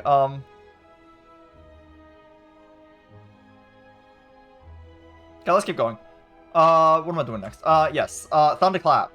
1 energy, deal 4 damage, and apply 1 vulnerable enemies. Upgraded, deal 7 damage. So... I now need to scroll down for the cards. This is annoying.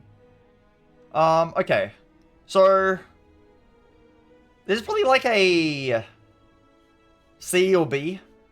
I feel like it's worse than Iron Wave.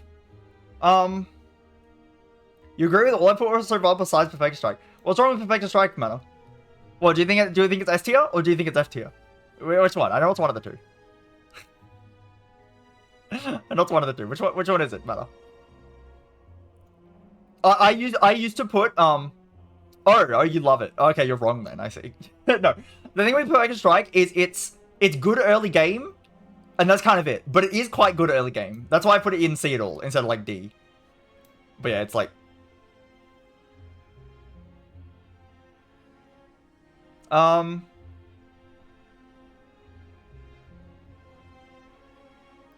But yeah, what am I doing with Thunderclap?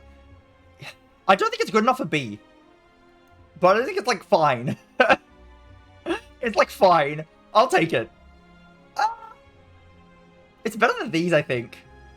Even later on, this can be okay because it strips artifact. Sometimes applies vulnerable on like important turns. It's fine. It's fine. Oh, it's so weird. Now my tiers feel wrong again. Oh god, I'm gonna be in purgatory. I'm gonna be in tier list purgatory now. God damn it. Do I need another tier? Do I add an E as well? Do I add an E as well? Could I add one more tier? Because then with one more tier, I can put Iron Wave and Thunderclap together. Then I can put the Body Slam below them. Ah, yes.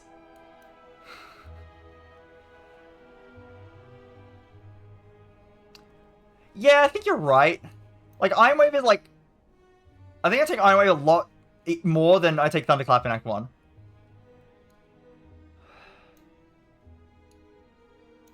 Honestly, like, these cards feel wrong. Maybe they should go lower? Oh, this CT is weird to me. Like, I agree with B and I agree with D. The CT is weird. The CT is very weird. It took me splitting the tiers to realize how weird C tier is.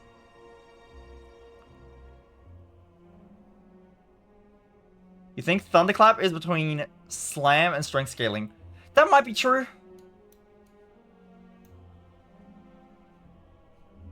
Yeah, maybe. It does look right to me. I was gonna say, before I was thinking that the Body Slam and the Heavy Blade were very, like, close. But it does kind of also feel right to me. It does feel right to me. Okay, I'll just do that. Yeah, okay, so let me actually talk about Thunderclap rather than just where it goes. Thunderclap, yeah, I did talk a little bit about it. It has Artifact Strip later. So I was talking about Body Slam earlier. It's like, it's pretty bad early game, and then in some, like, barricade runs where the Body Slam's good, it's actually not necessary in some barricade runs. Like, you have enough block, you can just do damage slowly and you're fine. But it is still kind of important, and yet having damage on a block build is probably more important than having damage on a strength build. So, you know. I think sometimes Body Slam is kind of takeable, even like early-ish in the game. I've taken Body Slam with Armaments before. Where I have like an Armaments plus, you take a Body Slam because your Armaments is making all your defend plus. And also the Armaments makes the Body Slam free, and then you can actually play it. Like, I've had that work before. That's like working earlier game than the Heavy Blade and stuff is. Yeah, okay. No, I do think that that's probably a bigger difference than I was giving credit for. And then with the Thunderclap, it probably does go in between. Because the Thunderclap is like, yeah, okay, I actually think this is good. The B tier line is like, I'm taking this over Skip in Act 1, like, pretty confidently. Like, I'll just click this, like, you know. I might sometimes skip Armaments, but like, you know, I'll probably just take these. I might not, like, also, like, the lower end of B, maybe I'm considering Skip, but early on, like, if it's one of the first few cards, I'm probably just clicking it. And then, like, below, the C tier and below, it's like, eh. Like, I'll take Thunderclap, but it's like, eh. I'll reluctantly take this. And I'll reluctantly take and upgrade this. And then these I'm actually probably just skipping in Act 1, right? Yeah, no, that actually makes more sense to me. I think these I'm skipping in Act 1. Maybe I'm taking Cleave if I'm desperate. This I'm probably skipping forever. This I'm hesitantly taking in Act 1. Or skipping. Like, Body Slam is not, like, an Act 1 card. But, like, later on it's good, so that's why it's in C tier at all. But otherwise, like, I'll consider skipping these, but I might take them. B tier is like, okay, I'll just take them. A tier is like, I'm pretty happy to see that. S tier is busted. Okay, I like having the 6 tiers, actually. The 6 tiers helps. Okay. Yeah, I don't think Thunderclap is just right here. Yeah, it's okay early game because, like, you do damage, it does a bit of damage, and it's a bit of AoE. It's not much AoE, but it's like, whatever. Thunderclap's whatever. I don't have much to say about Thunderclap. Okay, True Grit. Oh, this is a weird one. Okay, 1 energy, gain 7 block, exhaust 1 card at random. Upgraded is gain 9 block and exhaust 1 card. You get to choose the card when it's upgraded, which is quite a good upgrade. Okay, so here's the True Grit. It's a weird card. I think it is B tier. I feel like True Grit's good enough that, like, it is probably B tier. Again, not really an Act 1 thing. Like, I'm not taking it in Act 1 that often. But it is pretty good. Maybe True Grit's, like, here. Yeah, that looks right. That looks right to me. I would True Grit between Shrug It Off and Armaments.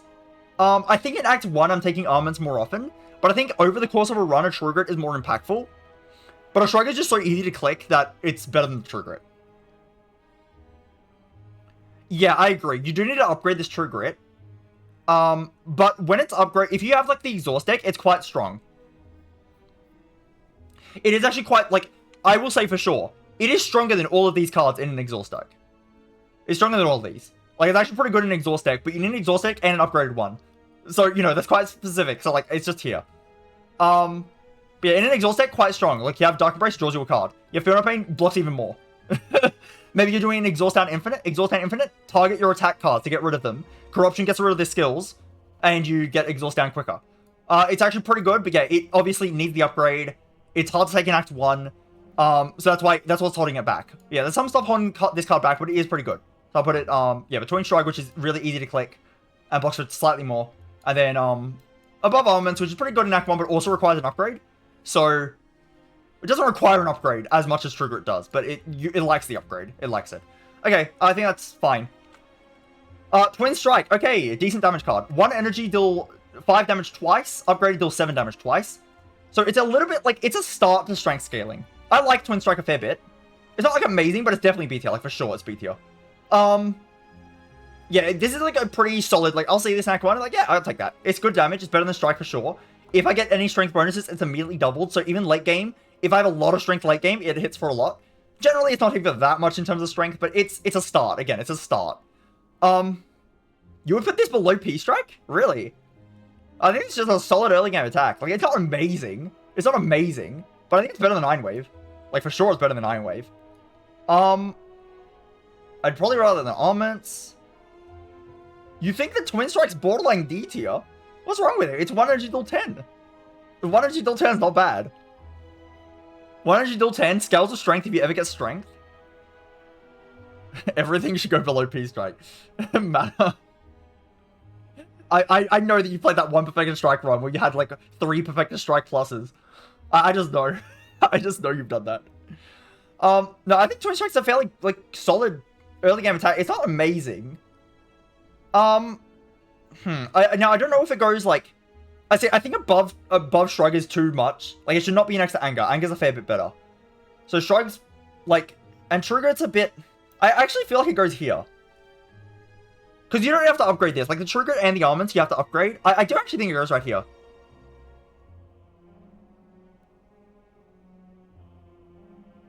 I don't know. I think it's decent damage, like, even later. It's not a lot of damage, but it's okay. It's decent. It's fine. Maybe it is, like, slightly too high, though.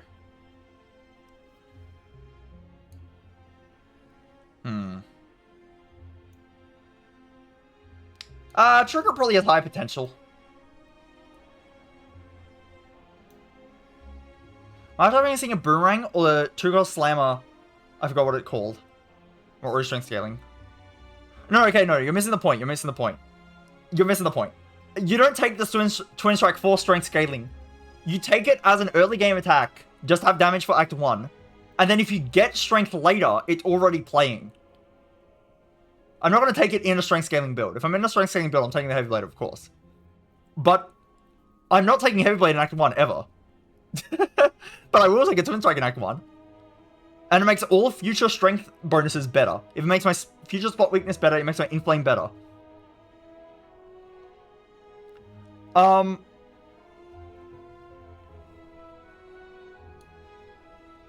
It is weird because it literally just is like just a basic attack, but I do think it's... It could maybe be below Armaments. I don't know, you have to upgrade Armaments. You have to upgrade these cards. And you need attacks in Act 1. These are really better in the longer term. I'll put it like this. I don't think it's a fair bit better than Iron Wave though, is it? I do like it a fair bit more than Iron Wave. That's the thing, like I'll take this over Iron Wave like a lot of the time. But I guess maybe, maybe it is similar to Iron Wave. I'll keep it here for now, I think. I don't mind this card. This is a solid card. I think Iron Wave just has a different purpose. I don't know, Iron Wave doesn't... I guess they're both giving you like 10 output. Yeah, they're fine. They're fine, whatever. I think this is fine. I'm happy to see this in Act 1. Like, not happy. I'm not happy. But I'm fairly happy. It's a good attack. It's a good attack. Like, it does its job.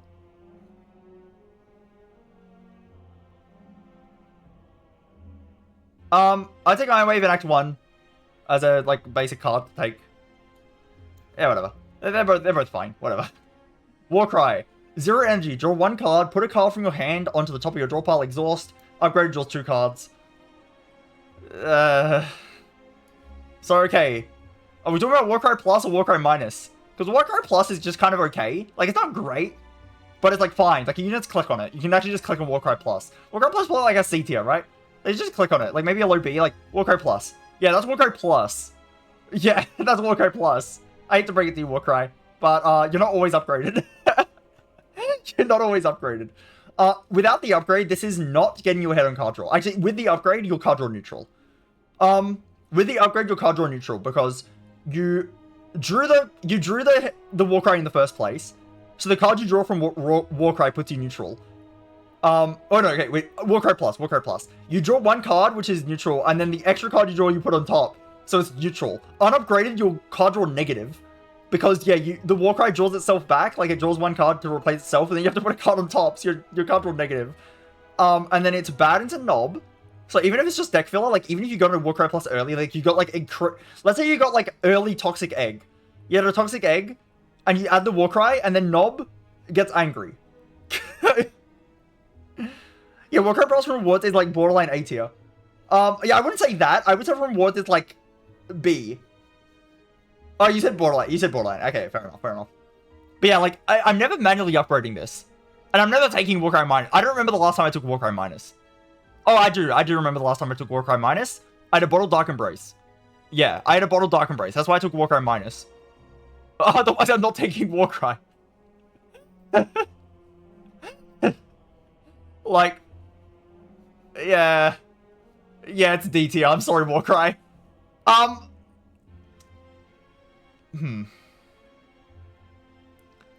Matter, what is your problem with Pommel Strike? What's your issue? Maybe right next to Havoc because they combo with each other. I do think it goes, like, here. Actually... Flex actually does something, though. Flex actually does something. Warcry's like, so whatever. Okay, no. Hear me out. When do you take Havoc? When it's already upgraded? And then when do you take Warcry? When it's already upgraded. A Warcry already upgraded is actually an okay card. It synergizes with your Dark Embrace. It synergizes with your Feel No Pain. Like, it's fine. It's an okay card. I was actually thinking of putting Warcry a bit higher. But, I think it's fine right there. I think it's fine right there. It is a very whatever card. At least the Clothesline can sometimes do, like, a lot. The thing with the Warcry is it's just not very impactful. Even in the runs where you click Warcry Plus, it's not that impactful. It's just kind of okay. It's like kind of bad at the time meter as well. It's kind of bad at the heart as well. It's like not even that good. But I do think it's probably better than Havoc on more often than not. There's a Warcry. Okay, Wild Strike. 1 energy, deal 12 damage, shuffle a wound to your draw pile, upgrade, deal 12 damage. Okay. I don't remember the last time I picked this card. I do think Clash is better. I do think Clash is better. I'm completely serious.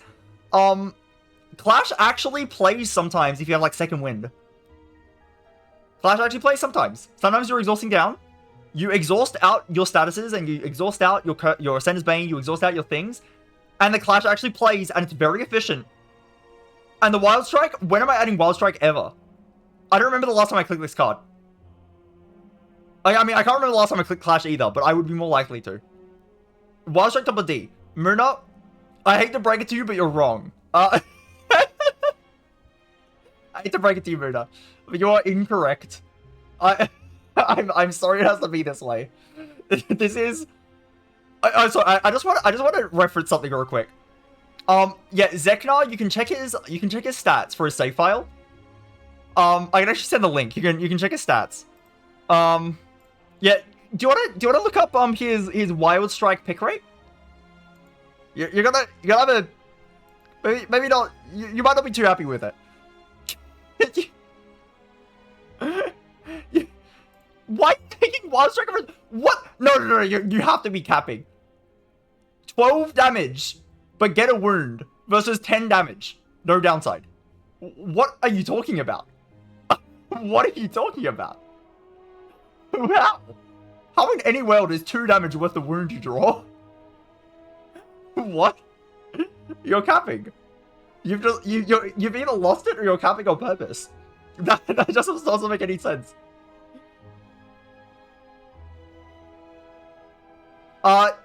It's if you upload it to if you use the stat tracker mod, you can upload it. I'm gonna start using it.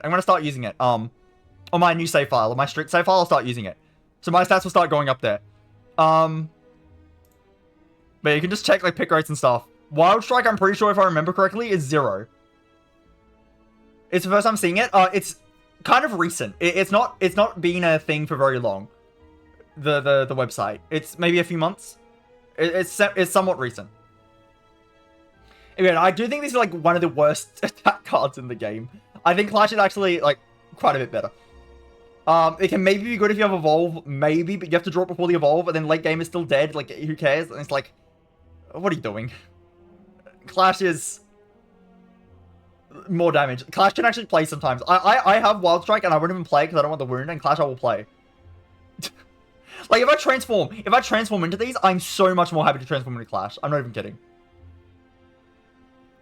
You're not gonna like where I rate Evolve then. That's the commons done. Wait, we're up to uncommons. That's the commons done. Okay, this looks right to me. We got the really, really bad commons. We got the, like, commons I'm basically never taking in Act 1. We've got the, commons that are kind of like, yeah, I'll take them. Maybe they're good, like, whatever. We got, like, pretty solid commons. Yeah, they're solid. I'll take these. Yeah, Iron Wave, Twin Strike, like, Armaments, Trigger. Like, these are pretty solid. And we got, like, the goated common, Pommel Strike, which is actually, like, kind of a good card that sometimes you just want to see it in general in your run. This looks correct to me. There's obviously no S tier commons. They're not that impactful. Even Pommel Strike is pretty good, it's not S tier. Makes sense to me. Okay. Yeah, uncommon time.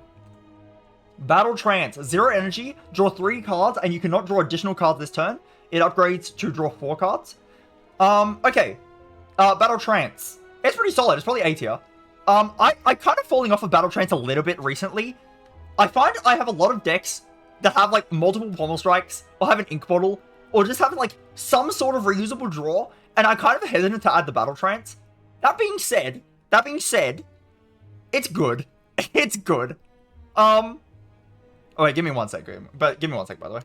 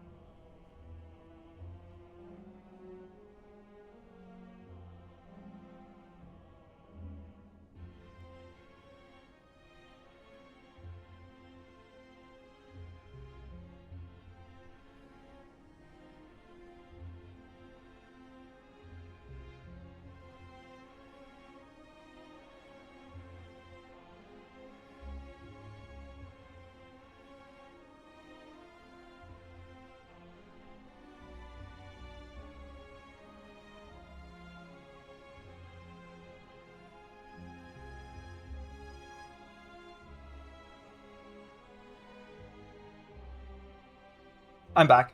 Oh, so yeah, I'm also for sure putting this in A tier. I've fallen off of a bit lately, but I don't think I've fallen off enough to put it in B tier. It's definitely A. Is it better than Pommel or not? I think, like, I used to put it higher than Pommel. I think maybe I've fallen off of this card a little bit over time, that maybe it's less than Pommel. At the same time, though, like, I don't know. I don't know. I'm not sure. Is it better than Pommel or not? Yeah, Battle Trance is like, also one thing to keep in mind. It's not a huge thing, but just keep it in mind. If you have Clockwork Souvenir, and you draw this turn 1 of the heart, do not play it, because it will eat your artifact. You can't draw cards this turn, that's a debuff. That will eat your artifact. So just, if you're planning to block Vulnerable on the heart with artifact, then don't play Battle Trance. The way I've said that sounds like that's happened to me. I don't actually think it has happened to me, or at least it's not happened to me in a way that was relevant. I'm just putting it out there, just, it is a thing that can happen, just keep it in mind. It is actually a real downside of this card. If you draw it, like, turn 1 of the heart. It's not like a big thing, but it's something to keep in mind. It can be bad. Pommel's greater than Battle Trance because Pommel upgraded is insane. Yeah, well, I think honestly, yeah, I have enough, like, exhaust down things with Pommel doing a lot, where Battle Trance isn't doing as much, but then in general, like, in a vacuum, I think this is better. I think Pommel does have high potential, though. I'll keep it like this for now. These are pretty close, I think. Battle Trance is a nice card. Yeah, it is a bit annoying sometimes. You don't really want multiples sometimes. I don't know, though. It is just 0 energy, draw 3 cards. It is just 0 energy, draw 3 cards. No, Pommel has a high cap. I feel so wrong. I don't know. I'll leave it like that. Yeah, I agree. You're more likely to take more than 1 Pommel. I'm probably also more likely to take it in Act 1, because in Act 1, I need damage cards, and Battle Trance is not doing damage. And I'm less likely to take Battle Trance if I have, like, a Dark Embrace. Well, sometimes you draw into your Dark... Actually, maybe it is still good, because you draw into your Dark Embrace, and who cares if you can't draw cards that turn, but there are some decks where I have, like, so much card draw, like I have an Ink Bottle, I have multiple Pommels, and I just don't even want Battle Trance. But I don't know, like... It's so weird. It's so weird. It's so weird. I'm gonna leave it like that. It's fine. Yeah, it's fine with Dark Embrace, because it draws into your Dark Embrace. So yeah, you don't have to draw 1 turn, but you get your Dark Embrace up early, which is important. I honestly think the fact that it kills Artifact is like enough of a downside. I might put it lower. You don't want that killing your Artifact. That's really bad if that happens. You usually want Artifact for anything else. So... And I feel like it does happen often enough where I Battle Trance into a Pommel Strike, and then I can't play my Pommel Strike. Why I can't play the Pommel, it just doesn't draw. I don't know, it's fine. Whatever, I'm not going to think too hard about it. Blood for Blood. 4 energy. Costs 1 less energy for each time you lose HP. This combat, deal 18 damage. Upgraded is 3 energy to start with, so it still has the same cost reduction effect, but it starts at 3 instead of 4, and it deals 22 damage. So plus 4 damage on that. Yeah, okay, I used to really like this card. I like it less over time, but I still think it's good. Where am I putting it now? Where am I putting it now? Like, okay, before I would have put it in A tier for sure. I might put it in B tier now. But like a high B. Maybe. I think I will, actually. I think I will. Blood for Blood can be quite strong, but also sometimes it's a brick. Yeah, top of B. Sometimes this is a brick. Yeah, sometimes it's a brick. You can build around it. The upgrade is very strong. -1 energy is already decent. And then also plus 4 damage. They're both decent. Both of those upgrades are decent, but it's both of them. So the upgrade's quite nice. If you don't have like a self-damage deck, like you don't have like Hemokinesis, Bloodletting, I don't know, like Brutality. Yeah, Offering, like stuff like that. If you don't have any cards that hit your HP, then it can be really hard to play. And when am I generally adding damage cards? Like, what am I adding damage cards for? Yeah, Act 1 and Act 2, right? Act 1 and Act 2. And I need damage early on. Like, I need damage for Nob, right? Blood for Blood is bad into Nob. That's kind of a problem. Like, it's actually kind of bad into Nob. Like, I can't reduce the cost. It doesn't do enough damage. I have to take the big hits of Nob to use it. Like, it's actually kind of... It's a bit of a struggle in the Act 1 Elite sometimes, unless you have, like, some way to hit yourself. And, like, yeah, at 3 costs, like, if you upgrade it, at 3 costs, it's, like, it's just a bit hard to play. Like, honestly, like, I might even put it lower than these. I used to really like this card, but over time, I'm like... I still think it's pretty strong. If you can build around it. But yeah, it's just like kind of... It's kind of clunky sometimes. It's kind of clunky, even with the upgrade. But sometimes it's really, really good. Like, sometimes you walk into Hexaghost. Okay, Hexaghost, you hit me on turn 1. Okay, now I have a 0-cost Blood for Blood. That's my Hexaghost damage solution. Like, that's real. That's a real thing. Like, it can be very good, but yeah, if you top deck it, it's quite bad. It's good in long fights. It's good in long fights. I actually... Maybe I do put the anger above it. Oh, it's so weird. It's so weird. I think I actually at least would put Headbutt above it. It's so weird, though, because this card is very strong sometimes. I think I'm going to do this, actually. I'm going to do this. I'm going to do this. I do actually like Headbutt a fair bit. Because it is still, like, manipulation later. But yeah, Blood for Blood, it just has, like, a few issues that kind of hold it back. But it can be very good. It can be very good. I think that's fine for Blood for Blood. Probably better than Anger. Yeah, okay. One good thing with Blood for Blood is if you are doing an exhaust down thing, it can be your damage at the end of the deck cycle. Like after you exhaust down most of the deck, that can be your damage. It's good for long fights basically, and it's good if you're gonna repeatedly play it. But yeah, just earlier on in the game, it's a bit clunky. That's what I have to say about that. Okay, next card. Oh hey, it's the Blood for Blood combo, Bloodletting. 0 energy. Lose 3 HP and gain 2 energy. Upgraded is gain 3 energy. Bloodletting is pretty good. It's either B or A. Probably B. How good is Bloodletting? I think it's really deck dependent. Sometimes this is like A tier. And sometimes it's kind of terrible. It's not like, how good is this card? How good is this card? Again, it does actually synergize with the Blood for Blood. That's quite nice. Like, yeah, anything that hits your HP. Blood for Blood is like the only real, like, life loss effect, though. Like, I guess Runic Cube's another one. You get that relic, Runic Cube. But that's kind of it. I guess Self-Form Clay as well. There's some relics that you want to take damage. But generally, like, the damage is bad. Generally, the damage is bad. Yeah, mostly it's just energy. And energy really depends on how you draw. It depends how much card draws in your deck. It depends what you draw alongside the energy card. It's a bit weird. It's so good, though, sometimes. I do want to put it in A tier, I think.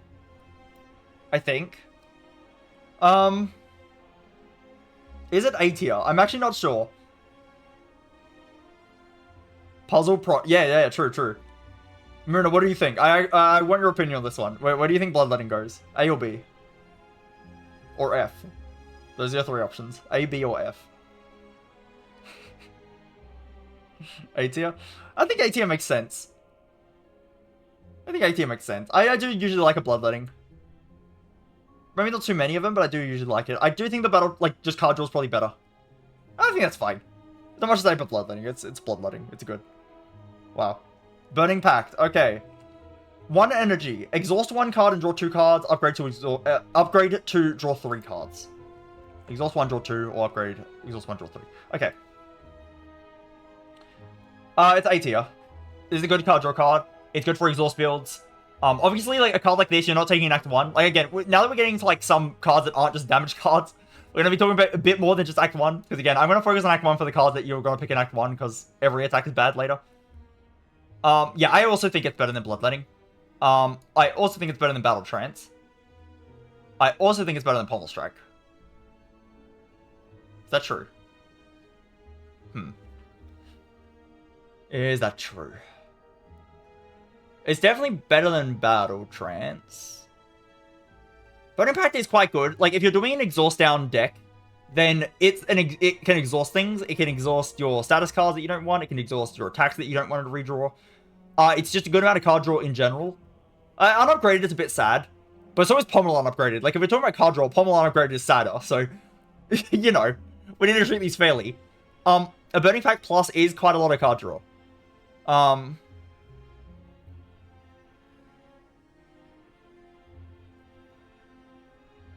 Finder also runs into it costs 1 energy with a lot of decks. Yeah. You mean like it's awkward because it costs 1? Like you're trying to play multiple cards, but then the Burning Pact kind is like, oh, it costs 1. And then you can't play what you want to play. Yeah. One energy means a lot for Iron Cut. Yeah, I kind of agree. That's a good thing with the Battle Trance, at least. Like, the Battle Trance... Maybe... Are we just hating on Battle Trance and it's actually here? Because 0 energy draw 3 cards is quite strong. Like, yes, it draw clogs you later. But... we're being too harsh on Battle Trance, aren't we? We're being too harsh on Battle Trance, aren't we? It is 0 energy draw 3. Like, who cares if it clogs you later? Like, who cares if it prevents you from drawing more? It gets you further through the deck for free. Yeah, fine. Yeah, fine, whatever. I think sometimes the Burning Pact is better, but the Battle Trance is probably more consistent. Like, you can just click Battle Trance in... Yeah, the Battle Trance is better. Let's be real with ourselves. Let's not be stupid. It's better. Right now, actually. Right now. Wow. Battle Trance going in. My S is... I actually already know what my S tier is. I actually happen to perfectly agree with my old S tier on the old tier list. So, I actually happen to perfectly agree with it. So it's probably going to be the exact same. But yeah, I have Battle Trance, yeah. Just the fact it's 0 cost. I feel like I was being a bit too harsh. Yes, I'm not going to add multiple, but I will add the first one almost all the time. It's just very good. Spoilers, yes, it will be.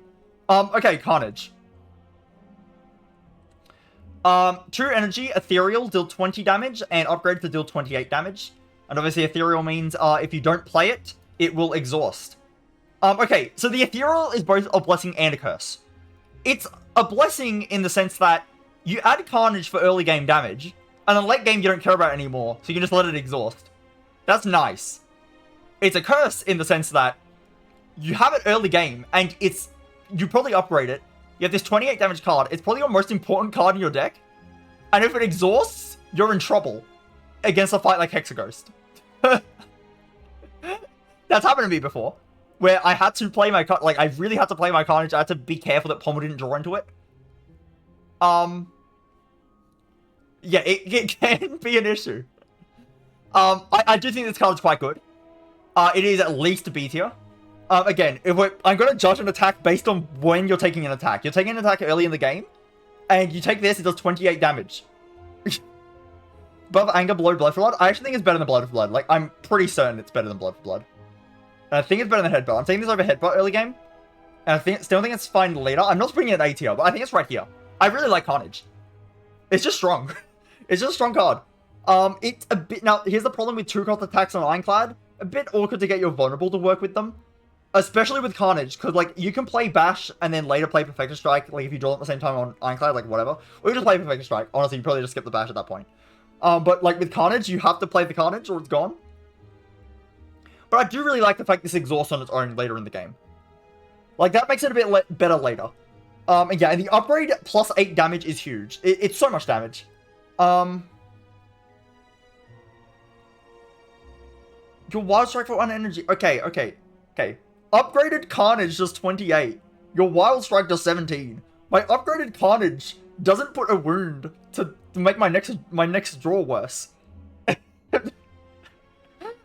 My upgraded Carnage also removes itself from the deck when I no longer need it in Act 3 and 4. I'm just saying. My upgraded Carnage is... Oh, actually, here's another point with Heavy Blade. If you ever have, like, a dupe potion or something... But that's also to do with Carnage. Like, early game, like, you dupe pot Carnage, or you double tap Carnage, or you something, like... It's hitting quite hard. What's my Wild Strike doing? Give me 2 wounds. Yeah, thanks. Give me 2 wounds. Now, okay, the question is it so good early game that I'm willing to put it in A tier just for early game? Maybe not. But I don't know, I've taken Carnage, like, early game, upgrade Carnage, and it does kind of destroy a lot of Act 1, and then also a lot of Act 2. It's pretty strong. But yeah, I do think the 2 energy is a little bit awkward. So I'll keep it in B, I think. But yeah, it is top of B. I do quite like the Carnage. Yeah, it's very strong. This type of card, you see on Ironclad, you just take it, you upgrade it, and yeah, your Act 1 and 2 is a lot easier. You just kill things. Ironclad can do that. He just kills things. It's fine. And hey, that's a good thing with Thunderclap. Sometimes the bash is awkward with your 2-cost attack. That's the one good thing with... That's one good thing with Thunderclap. that it works with your... You know what? I will do this. I will do this, actually. I do think the Thunderclap... If I have... And I do think so. I think the Body Slam is specific enough, like it's situational enough, that I don't take it that often. I think Thunderclap often enough. I don't think it's quite B tier. I would prefer to take Iron Wave and stuff, but I think the Thunderclap is, like, fine. It does work with your 2-cost attacks quite well. That's, like, a real point with Thunderclap. Okay, good job, Thunderclap. You did it. Top of C. Good job. It's probably staying here. It's probably staying top of C. It's probably staying there. Okay. Combust. 1 energy. At the end of your turn, lose 1 HP and deal 5 damage to all enemies. Upgrade to deal 7. I'm sorry, Combust. You're worse than Cleave, aren't you? Are you worse than Cleave? You're not worse than Cleave. When are the last 2 getting chopped down?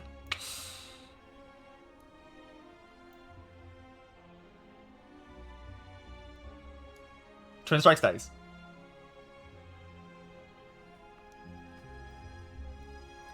Okay. I think Twin Strike's a decent early game attack. You just click it. Combust actually has some purpose when you have Cube. No, it doesn't. No, it doesn't. You wanna know the worst combo in the game? Are you ready for the worst combo in the game? Combust Cube draws the card at the end of your turn, right before you discard your hand. It's actually detrimental. It's actually detrimental, because it would draw a card, and if it's a good card, it's gone now. You don't even get to draw it. You have an important power, like, maybe you have, like, a Dark Embrace you really need to play, and you draw your Dark Embrace, and now it's gone. Now it's in your discard pile. Good luck getting it back. Hopefully you have a Headbutt or Liquid Memories or something. It's actually detrimental. You'd think it works. It should work, but it doesn't.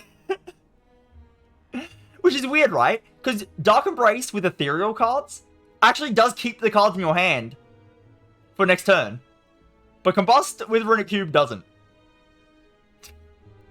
Yeah, I don't blame you for not knowing that. Yes, I will share it after stream. Okay, yeah, Combust is not a great power. I don't think it's better than Cleave. I was joking when I said it's worse than Cleave. It's actually better than a fair few of these. I actually might put it top of D. I might put it top of D. It's okay. It's fine. Fine, like, fine. Yeah, no, it's not bad. It's not that bad. I could maybe see it in bottom of C. Maybe, but I don't think so. I'm not taking Combust very often, but, it is fine. It is fine. It's fine. I could actually maybe see it here. Maybe. But I do think it's probably just here. I do think it's better than these D tier cards, but not by enough for me to actually, like, care. Yeah, Combust is okay. It's a power. One downside, and this is why Combust sucks, by the way. If you have a Combust in your deck, now Bottle Tornado can show up. And I don't want a Bottle Tornado Combust. You don't see the vision. I don't want a Bottle Tornado Combust. So now I waste Bottle Tornado, and I wasted a Relic, and that's why Combust is F tier. Anyway, leave it in D. Oh, it's Dark Embrace. Okay, let me get the thing up first. Dark Embrace, 2 energy. Whenever a card is exhausted, draw 1 card. Upgrades to 1 energy. And here's our first S tier. I dropped it somewhere. No, it's not in D tier. Yes, D for Dark Embrace. Yeah, okay, next card. No, D for Disarm as well. No, yeah, Dark Embrace is S tier. This card's stupid. Yeah, this card you just build entire decks around. You just build entire decks around this card. It's very strong. If you're doing like an Exhaust Down Infinite, you usually have like a big deck. You might have like a 30 card deck or something, and you need to actually exhaust all of it down. You might have like Second Wind, which you need to exhaust a lot of cards. Well, okay, the Dark Embrace will fill up your hand, therefore you can Second Wind, and then you draw a whole hand again, and you can actually be quite fast with the Dark Embrace. Even if you're not an Exhaust Down Infinite deck, maybe you're just Corruption in general. You just have Corruption in general, and now you draw a card for every skill. So every skill is just free, and card draw. It's not card draw, but it's card neutral. And energy neutral, so all your skills just spam them. You should hold on to some if you need them for blocking later turns, but still. Like, you can spam them if you want to. And then, like... correct. It enables so much. It is... Yeah, it's just very good. It's just very good. It's a very, very good card draw power. It draws through the rest of your deck. It's just strong. If you... And Ironclad, obviously, he has Exhaust Synergy in his deck. Like, that's one of his archetypes. So, it fits very well into the archetype. You're a lot with the Dark Embrace. You play like a Fiend Fire, you draw back a whole hand again instantly. Like, yeah, you play like Second Wind, like stuff like that. But even just single card draw, like even just single exhaust, like you have a True Grit. Okay, now this True Grit draws me a card as well. Now it's a Shrug It Off. Like now it's actually just better than Shrug It Off because gets rid of a card I don't want, and then I get a card back anyway. And he's like, oh, like Burning Pact draws in an extra card. Like, just it's very good. And yeah, also like any like Dazes like status cards, like the Daze Ethereal. Okay, I draw a card. Like it's just so many cards. There's actually sometimes you can greed it early game because if you get Sentries, it's actually okay. But it's a bit late in Sentries. Anyway, still, yeah, it's very good. That's oh my thing still shows upgrade. Wait, no. Okay, good. Anyway, yeah, it's very good. I don't have too much to say about Dark Embrace except that it's very good. Build a deck around it. It works. It's good. Yeah, it literally just it enables an entire archetype. Okay, Disarm. 1 energy. Enemy loses 2 strength. Exhaust. It upgrades to 3 strength. Pretty solid card. Pretty solid. Probably an A tier somewhere. Yeah,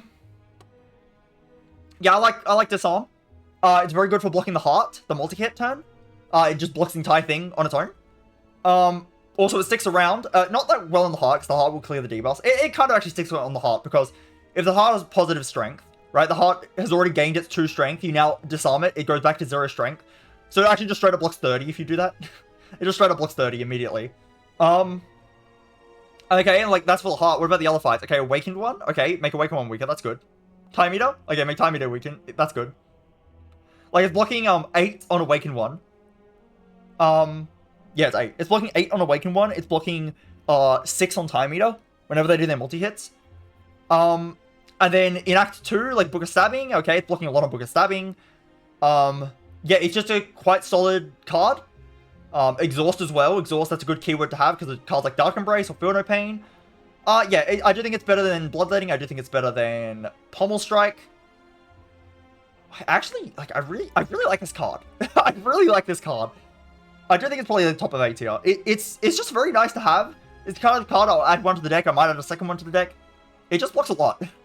Just bad versus Slime Boss and Act 1 Elites. Yeah. It's not good in Act 1. It's actually, wait, I say it's not good in Act 1. It is good against Hexghost and Guardian. Like, it's actually decent in those fights. But it's not good for Slime Boss, like, at all. It's pretty terrible, actually, for Slime Boss. It's not good against single target, like, enemies that don't hit with multi-hits, which the Act 1 Elites don't. They don't use multi-hits. A lot of Act 1 doesn't use multi-hits. Multi-hits kind of become a thing in Act 2. Actually, I think they literally become a thing in Act 2, besides the, obviously, Guardian and Hexghost. I think it's the only exception.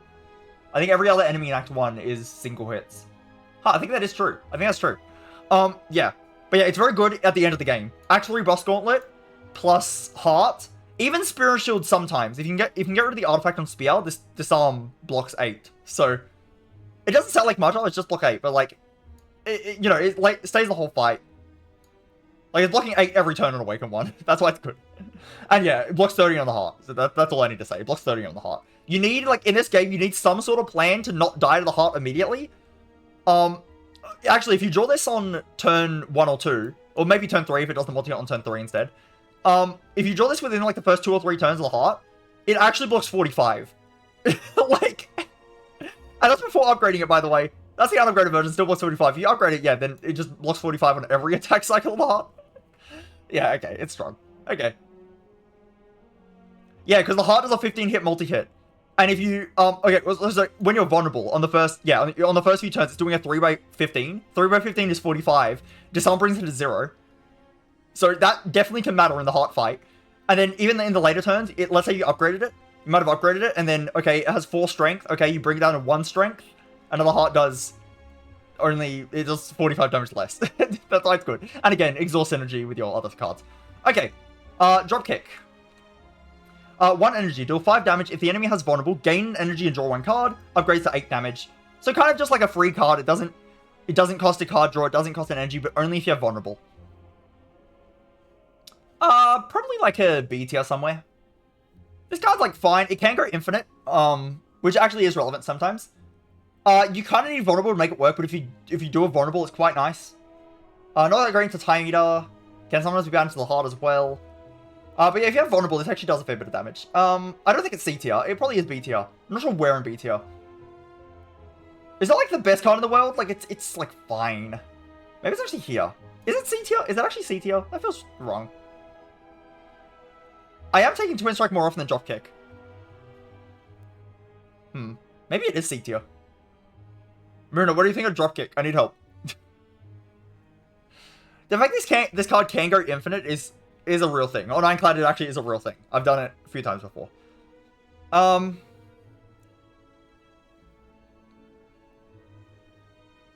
If you have a lot of vulnerable in your deck, it's quite good. The biggest problem with Dropkick is if you draw it before your vulnerable cards. Let's say I have a Shockwave, I draw it before Shockwave, okay, it sucks. I draw it before Bash in the base deck, it sucks. Maybe I add like a Thunderclap, I draw it before the Thunderclap, it sucks. Right? Like, I guess with Thunderclap specifically, you need to draw it at the same turn, but Thunderclap plus Bash, you're extending the vulnerable, like you have it a bit longer. Yeah, you need to draw it on the turn with the vulnerable, and against like Spear and Shield, like any enemy with Artifact, it sucks. Like, it's worse than Strike. But it has potential. It has potential. And yeah, if it is working, if you have the vulnerable up, it's doing 7 damage for free. It's not costing you a card draw or an energy for 7 damage, which is quite good.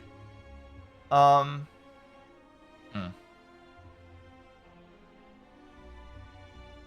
do think I'm more likely to take Twin Strike. But I might be more likely to take Dropkick over Iron Wave. Is that true? I think Iron Wave in Act 1 is better, but Dropkick later is better. It kind of feels wrong to me. See, this card I do take it often enough, but is it actually that good? It is just inconsistent, isn't it? But it can be very good. Sometimes. Sometimes it's very good. I think the fact that it has potential to be really good later in the game is enough to keep it, like, high-ish. This is a weird card. I don't know, I'll keep it bottom of B, maybe. Who knows? I'll see. I don't get that much about Dropkick. Okay, card I've changed my opinion on a lot. Dual Wield. Okay, I've changed it a lot, but I've still not, like, changed it, like, a lot. But we'll see. Okay, 1 energy. Choose an attack or power card, add a copy of that card into your hand, upgrade, you add 2 copies. Now, the thing with Dual Wield is the copies are not free. They cost the same amount as the original copy. They are perfect copies. And that can kind of be bad, because, like, okay, I want to double my demon form. Okay, well, no. They all cost 3, so good luck with that. But you can copy, like, well, you don't really have to copy Dark Embrace, 1's usually enough. Like, you can copy, like, a Feel No Pain, that's decent. You can copy, like, a Metallicize, I guess. You can copy Inflame. Like, you can do some things. You can also copy attacks, which actually is irrelevant. You can copy, like a 0-cost Blood for Blood, or you can copy, like, maybe, like, a Dropkick in a fight that the Dropkick's working, or you can copy a feed to get an extra feed kill. I used to think this card, like, sucked. I actually put it, like, really, really low. Like, F tier, like, one of the lowest cards in my original tier list. I've come to see the light a little bit on the Dual Wield. It has some value. I don't know how much value it has. Honestly, this is the card that confuses me the most in the damn game. Like, I don't know what the deal is with this card. I am so confused with this card. Sometimes it sucks, and sometimes it's like busted. I don't know what to feel about this card. Post you go infinite. Yeah, it can. I don't know how to feel about this card. I don't think it's F, for sure. I definitely do not think it's F. I think it's better than D as well. I'm putting it here? I'm putting it here. I'm putting it here. I don't think it's that good, but it can be very good. It's so weird.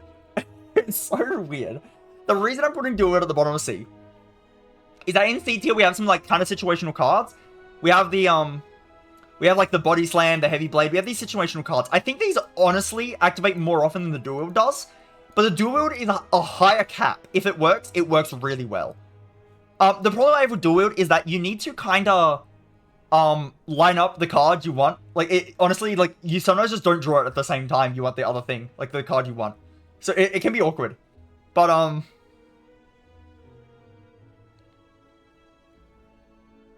I know why it's worse than P-Strike then. P-Strike's actually an Act 1 damage solve, though. Yeah, fine. That's fine. Whatever.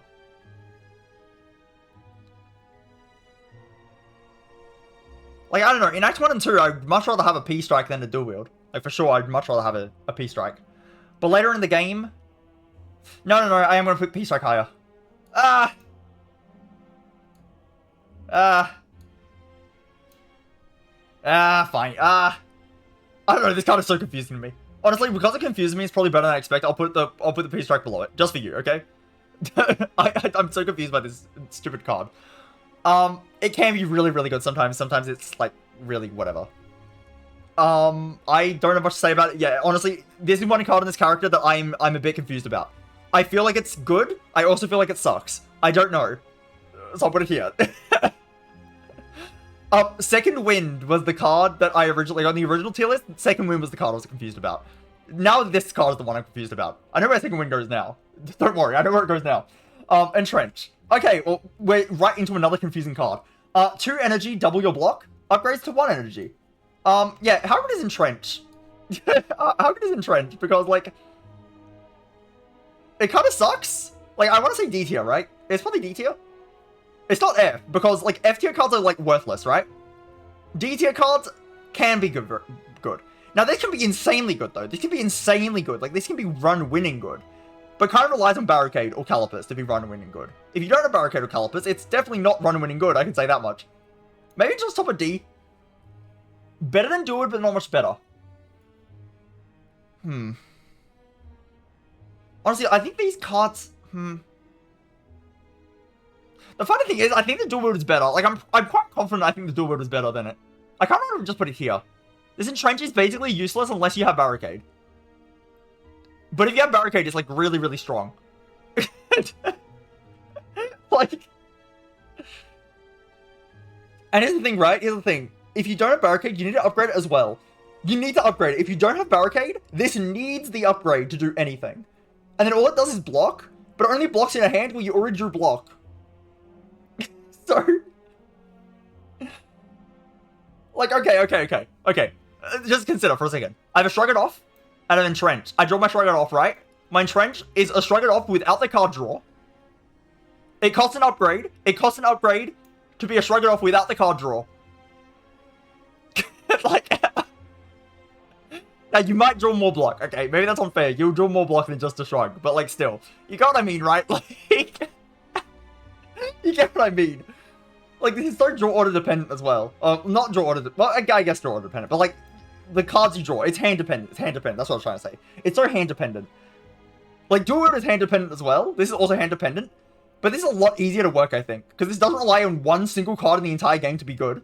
This relies on one single card in the entire game to be good. Yeah, I mean, I think if you have Corruption Dark Embrace, you don't need the Entrench, though. I think if you have Corruption Dark Embrace, you don't need an Entrench. So what's it doing? I'm going to put it in top of D. It's top of D because it can be incredibly, incredibly good. But it is very hard to be in that situation. So, there you go, Entrench. I'm sorry. It has to be this way. But you're still honestly higher than you could have been, so be appreciative. Okay, Evolve. 1 energy. Whenever you draw a status card, draw 1 card. Upgrade to draw 2 cards. I think the upgrade on this is, like, not very good, because you usually hand clog when you draw, like, if it's upgrade, you'll probably hand clog, but it's okay, it's an okay, but I never really make it. Anyway, Evolve. Is a really, really weird card. It's really odd. It's kind of bad for most of the game, and at the end of the game, it's very strong. And sometimes it's good if you have, like, a power through or something. I do think it's solid. It's probably B tier, I think. I think A is, like, not quite... It's good, but I don't think it's that good. It's definitely not... It could be C. It's B or C, I think. It's B or C. This card's decent. I know you were thinking Evolve sucks. I read your message earlier about Evolve. I think it's decent. It's decent. It can be very good. But it is a bit... It's a bit weird. It's a bit weird. Especially when all the cards in these current tiers are, like...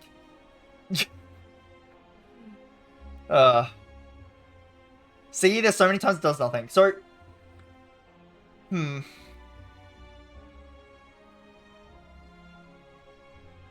it works with Wild Strike, though. It works with Wild Strike. Don't you love Wild Strike? I'll fix this for you. Yeah. That's better, right? You like it? You do like this list? Because the Act 2 bosses are so bad. Yeah, okay. Yeah, it does nothing on the Act 2 bosses. It does nothing... it does something against Hexaghost, I guess. But it does make against slime boss as well. But it's not like good in those bosses. Because card draw is not as good in Act 1, where you don't have a lot of energy.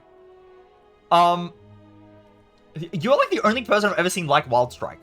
I'm just saying. I'm just saying. I've never seen that happen before. Wild Strike is not a liked card by anyone except you.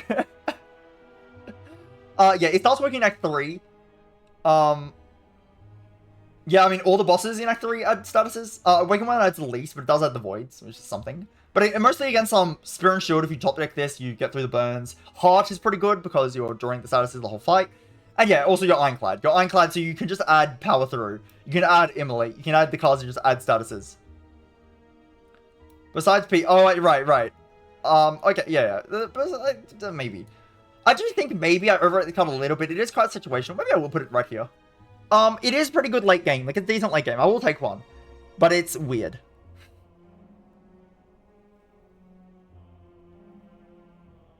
Yeah, it's a weird card. I'm probably going to put it top of C. It's very weird. But it is good when it works. But even then, it's still draw dependent. Like, if you draw it late in the Spear and Shield fight, it's not helping that much anymore. If you draw it late in the Heart fight, it still works on the Wounds and the Burn, I guess. Also, the statuses get shuffled throughout the entire deck, so it's still, like, yeah, it's fine.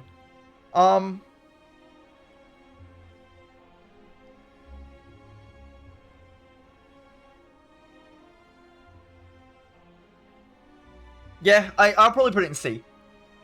I think it's fine. Yeah, I'll probably put it in C. Yeah, wishes it was dark. No, exactly. It wishes it was Dark Embrace. It just wishes it was Dark Embrace. Evolve's okay. It's fine. I don't mind Evolve. Okay, next card. Feel No Pain. 1 energy. Whenever a card exhausted, gain 3 block. Upgrade to gain 4 block. Okay. Yeah, broken. It's broken. I am going to put it above Dark Embrace. And here's why. I was thinking about this before the stream. I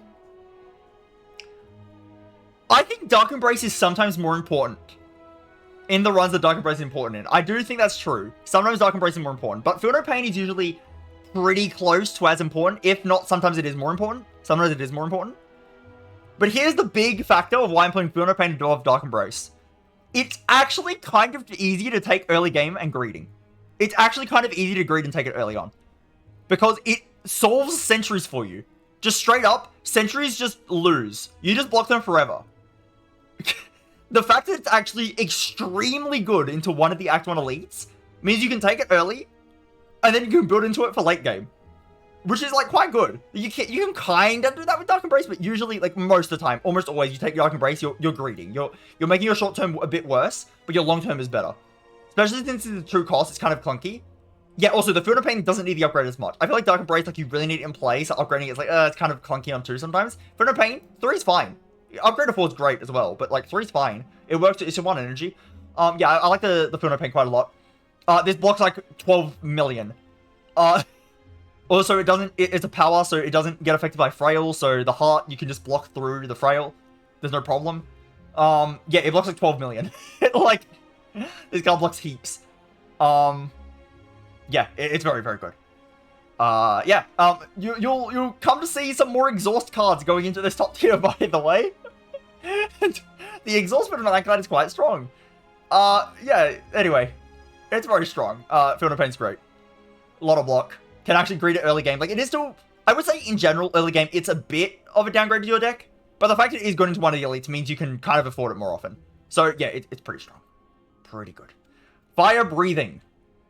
1 energy. Whenever you draw a status or curse card, deal 6 damage to all enemies. Upgrade it to deal 10. Yeah, Fire Breathing is undeniably S tier. It's hard to say whether this is better than Feel No Pain or not. But Fire Breathing, it just does so much damage all the time. Especially when you combo with Evolve and you draw only status cards. Like, you draw 10 statuses, and then you deal 60 damage, and then you die to the Heart from full HP. That's a combo that I really like. I kind of wish it was... I don't think I got anyone with that. I don't think anyone doubted for a second I was joking. I also think I started, like, laughing a bit as I was saying it. So I think she was scared for a second. Wait, guys. Wait, hold on though. I just want you guys to see something, okay? I just want you guys to see something. I'm just saying. I'm just saying. I'm just saying. I'm just saying. Okay, no.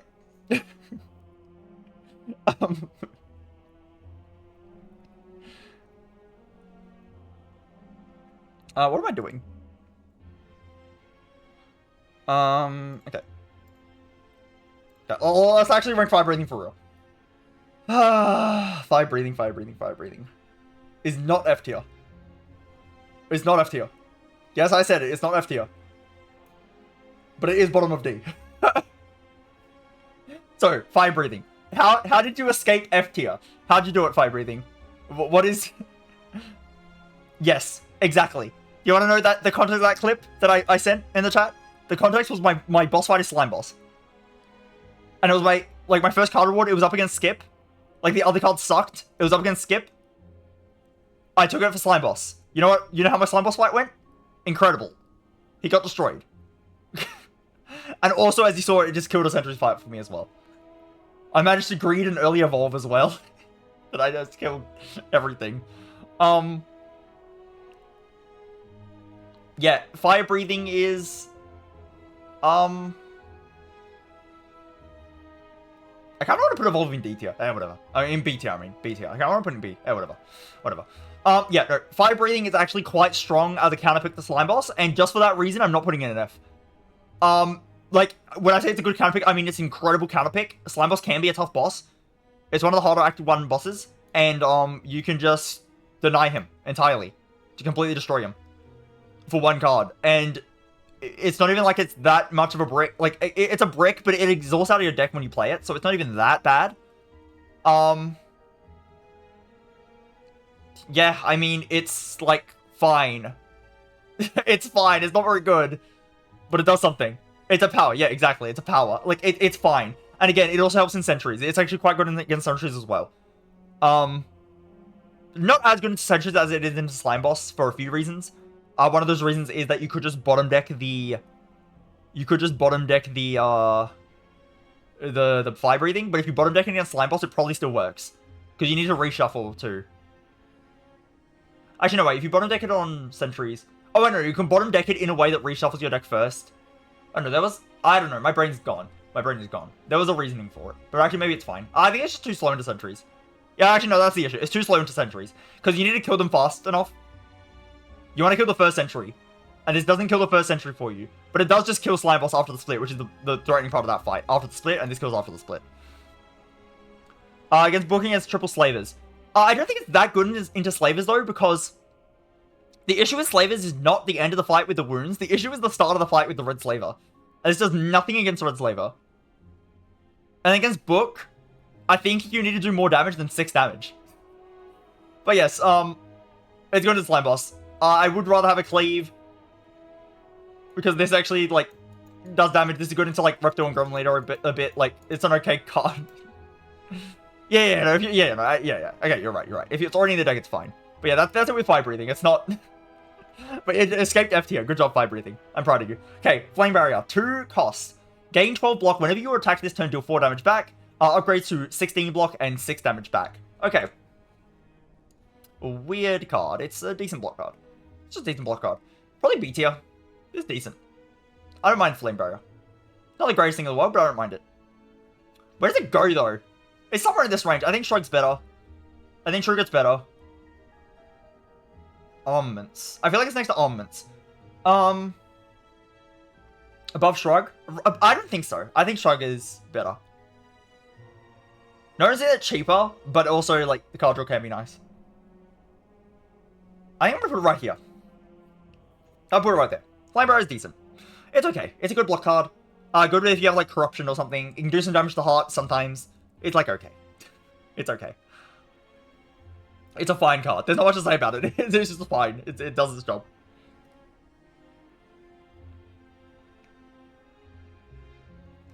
Okay, that's all I'm going to say about that. Okay, let's keep going. Actually, do I want to put it, like, below Armaments? Probably not. Okay, that's fine. I do like Shrug It more. Okay. Ghostly Armor. And more block cards. 1 energy. Block 10, and it's ethereal. Upgrades to block 13. Again, just a perfectly solid block card. It's just a perfectly solid block card. Probably like it more than Flame Barrier. Because it's very efficient. I probably like it more... Is it actually like here? Or is it here? This is weird. The Shrug is better in like some scenarios. With like the like the Shrug just outright blocks less, obviously. But it's better in some scenarios where like sometimes you need the card draw, sometimes you have corruption and the card draw like makes it better. Sometimes you're going infinite and the card draw is better. Also sometimes the Ghostly Armor goes away when you don't want it to go away. I feel like that happens a fair bit with this card. Like, maybe you're fighting Guardian, and you need to split him. Like, you needed to do damage to split him. And now you lose your Ghostly Armor, which is kind of bad into Guardian. Like, you kind of want this around. The Ethereal actually does kind of... It can be annoying on this card. So I do think it goes here. Maybe Trigger is also... Maybe it's just right here. What do you think of Ghostly Armor? This card's like fine. Like, it's fine. It blocks. It does its job.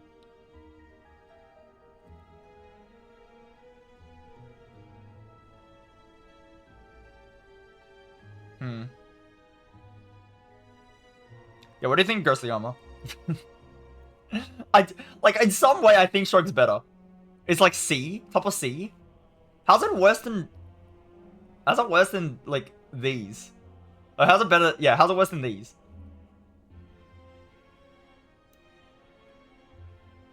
Like, Flame Barrier, I guess, is doing, like, damage back, but, like... Yeah, no, how do you think Flame Barrier is better than Ghostly Armor? This is blocking almost as much. And you're mainly adding this for block. Like, yes, it does damage back. You're mainly adding it for block. I guess it's better with corruption and stuff. I'm just probably just gonna put it here and forget about it. It's just looking... It's a card. It's a card in the game. I honestly kind of want to put Armaments higher.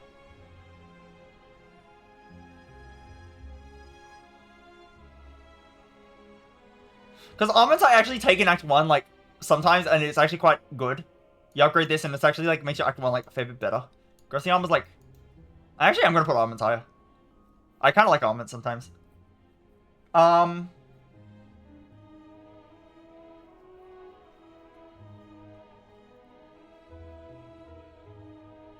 Is the Twin Strike finally dropping? I don't want the Twin Strike to drop. I want this Twin Strike in B tier.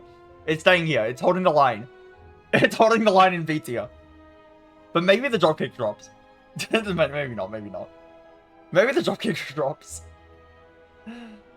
No, it's holding the line. It's holding the line. It's holding the line. It's not falling. I think this is fine. It's fine. Okay. Keep going. Hemokinesis. 1 energy, lose 2 HP and deal 15 damage, upgrade to deal 20. I'm not kidding. I've learned to really appreciate Hemo. This thing does so much damage. Okay, I know you like it as well. If you like Wild Strike, you must like this. Surely. 1 energy till 20. Upgraded. Like, it's so strong. You find this in Act 1, you upgrade it. Everything dies. You draw it in Act 2. Everything dies. I don't care if I'm taking 2 damage. Everything dies. Everything dies. It synergizes with your Blood for Blood. It synergizes with your Runic Cube. It synergizes with your self-forming clay. Is there anything else it synergizes with? Might be it. It synergizes with enough things. Yeah, I've ran like Hemo Blood for Blood decks, which were like strong. Like my only like relevant attacks was like 2 Hemos and 2 Blood for Bloods. Like I got rid of every other attack and that was it. I just had tons of damage. And that's worked for me before. Yeah, Hemo's just very, very, very strong. And yeah, it is actually quite nice that it's not 2 cost. Like, I do agree. Like the Carnage being 2 cost, yeah, it's very strong. But you can't play this alongside Bash. You can play Hemo alongside Bash. You can bash into Hemo. Bash into Hemo plus, that's 38 damage. Yeah, it's pretty strong. Is it actually better than Bloodletting? Bloodletting's like... Honestly, I think Bloodletting's more situated. Like, some decks don't even want Bloodletting. I think... When am I ever gonna see Hemo in Act 1 and not want to take it? Like, some... Like, what I mean is, like, later in the game, like, Act 2, 3, maybe? I might see a Bloodletting and not want it. But I'm always gonna want a Hemo. In like, Act 1 and 2. Or maybe not Act 2, but in Act 1, surely. Is it better than Pommel? Because again, this just destroys the early game for you. It's so strong, I cannot understate. You take Hemo, you upgrade Hemo. Everything dies. They're all dead. Like, they're all dead. Pommel has more, like... I don't know, though. I don't know, though. I really like this card. I've come to really like it. It does so much damage. It does so much damage. It does the job of my damage card. What do I want my damage card to do? Kill things. Okay, it kills things. Good job. You did your job, Hemo. I don't care if you chipped me for a little bit of health. Honestly, the health chip is a real thing, though. That's a real thing to consider. The health chip. So, yeah, sure. I think it's better than Bloodletting, though. No, it's better than Pummel. I'm sorry, Pummel. Has to be this way. Hemokinesis.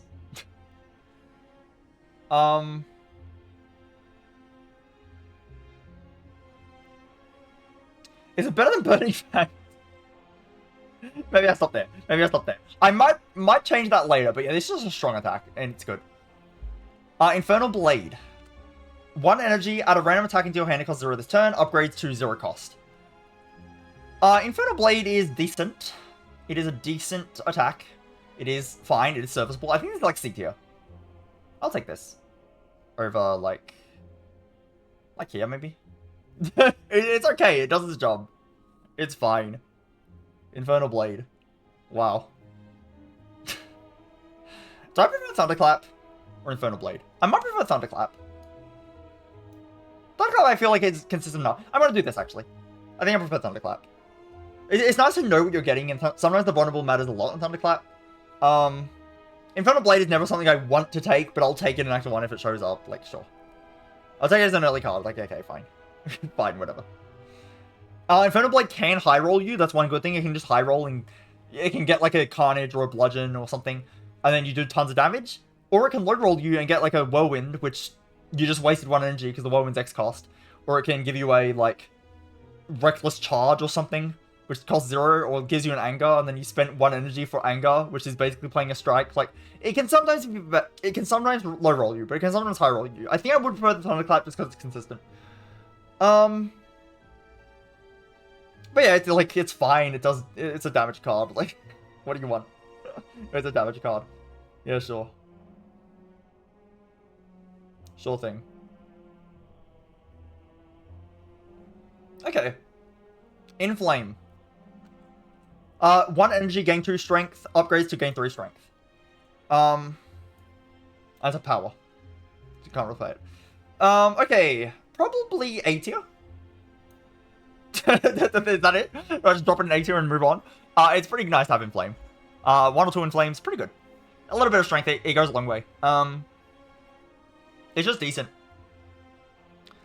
I think B tier is too low, but I think too high in A is also too high, so I think it just like stays like low A. Is that correct? It could maybe go a little bit higher in A. I could see it. It is quite good. Hmm.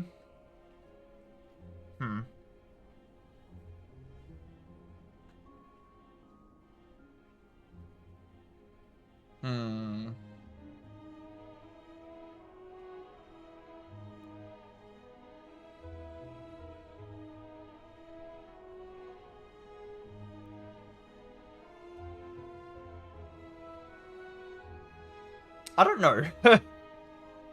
I don't know what's up with this Inflame.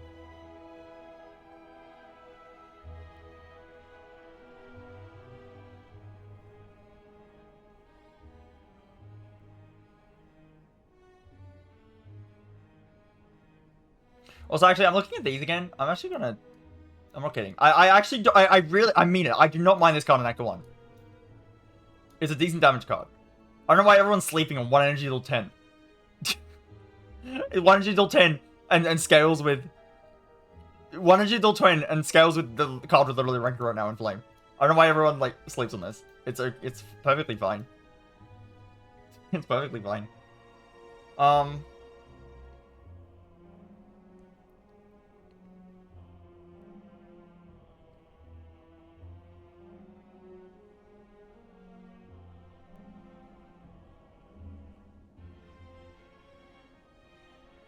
Is this Armaments too high? B tier is looking weird to me. I'll figure out B tier later. I'll rank Inflame first, and I'll figure out what's going on with B tier. So, I think Inflame's like pretty solid. It might just be bottom of A. Like, it might just be just there. It's fine. It's sometimes not great, it's sometimes really good. It's just fine. It does its job.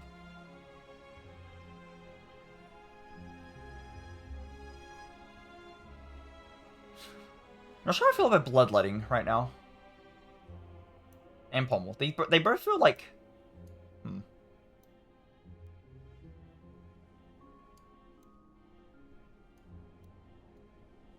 Yes. Okay. No, where's this Inflame going? Maybe it's like this. I think that's right. That looks right to me. It doesn't matter that much. It's in A tier, at least. It's in A tier. Okay. I mean, strength is strength. It's good to have some strength scaling. That's really it. That's all I have to say about that. That's all I have to say about that. Okay, yeah, what's going on with B tier? I feel really weird about this B tier. Because on one hand, Ghostly Armor is, like, technically better than Shrug, but also it's technically not.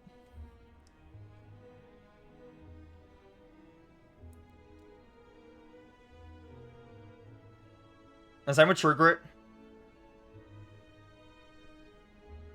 I think Ethereal holds back the Ghostly Armor. I think the not having any bonuses holds back the Ghostly Armor. Causing a card draw, stuff like that. The Armaments, I do feel like it, if you get it some runs, it's pretty strong. I've had Armaments, again, and also Armaments works with your feet and stuff. Like, I've had that be quite strong. Armaments is, like, decent. Is it actually... I really mean, I do not mind this Twin Strike. I really don't understand why no one likes it. It's okay. It's a perfectly fine card. I'm gonna probably put it here. It's not the greatest thing in the world, but it's fine.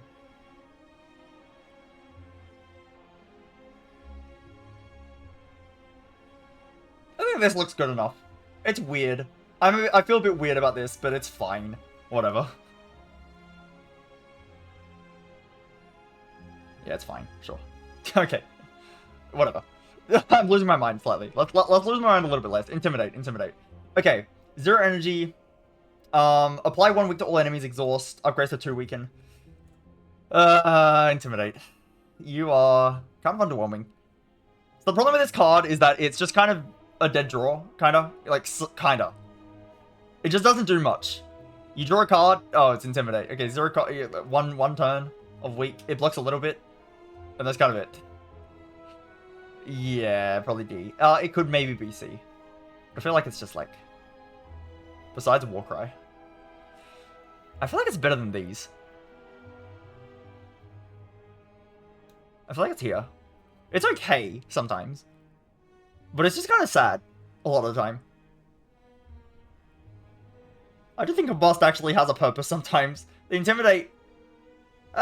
no.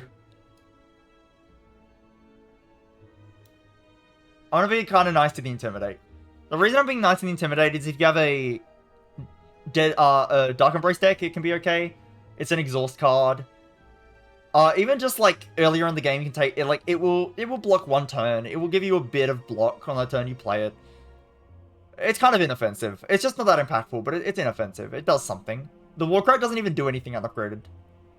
Honestly, it's not enough for C. It's not enough for C. The upgrade's okay. Like, if you see this upgrade, you can take it. I don't mind it here. Intimidate's fine. Good job, Intimidate. Oh, Slimes. Wait, Evolve Slimes? Intimidate Slimes. We got infinite Slimes. We've done it. Wow. We've done it. Okay, let's keep going. What's next? Metallicize. 1 energy. At the end of your turn, gain 3 block. Upgrade to gain 4. It's like B tier, right? Like the most B tier card of all time. Or maybe it's C tier. Oh, maybe it's actually C tier. I don't mind Metallicize like early game. Later in the game, it doesn't do that much. It's actually C tier. It's actually C tier. Besides Ghostly.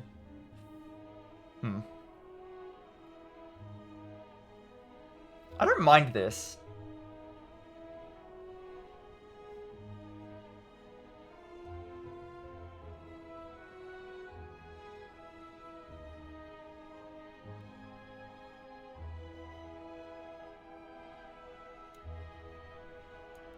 It's somewhere in this range. It's either low B or top C. But it's not like that impactful, but it does stuff. It blocks a bit. It's nice. It's nice. It's okay. It's just not impactful. Like bottom of B, maybe. Why is Ghostly Armor so weird? Why is it so weird? Like, by all accounts, there should be better than these, but it's just not. Why is it so weird?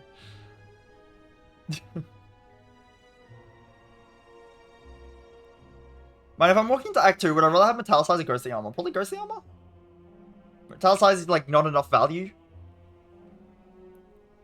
Later on in the game, I probably, like, the Metallicize still isn't doing that much.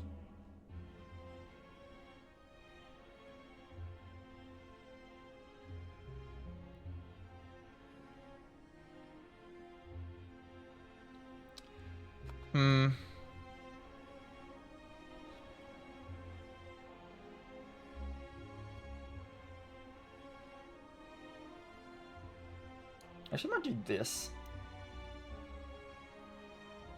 Honestly? Hold on. Do I feel better at this? What's going on with this list? Do I feel better at this? How do I feel about this? Am I losing my mind in real time? Maybe. I might be losing my mind in real time.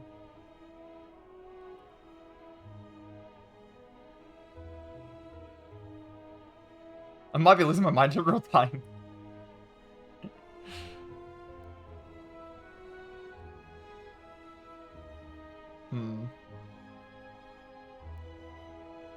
Why does Flame Barrier feel better than Ghostly Armor when it's actually just kind of worse? Surely these aren't bad enough to not be.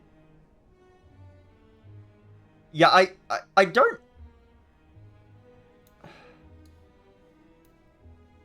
Maybe it's like this. I just think this is better than this. I just think that I think it's better. It's okay, but it's like, is the damage that relevant? Yeah, see, I don't know why either. I don't feel like that like should be true.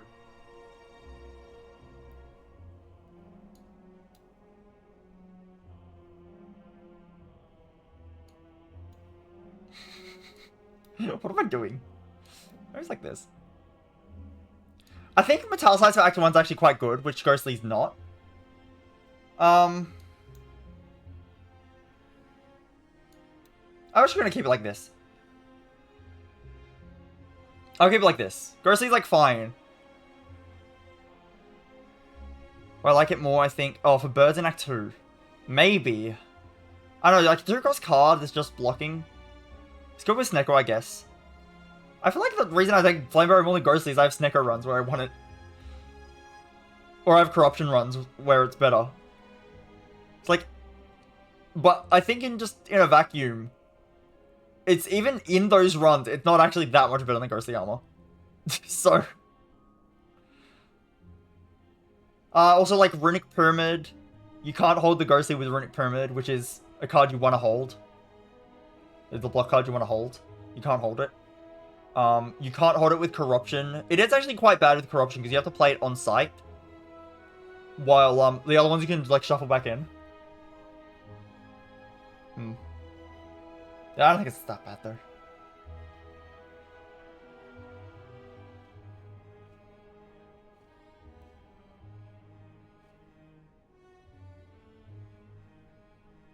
I think this is fine. This is fine to me, I think. It's weird. I feel very weird about this, but I'm not going to think about it anymore. Power through. 1 energy, add 2 wounds in your hand, gain 15 block, upgrades to gain 20. Strong.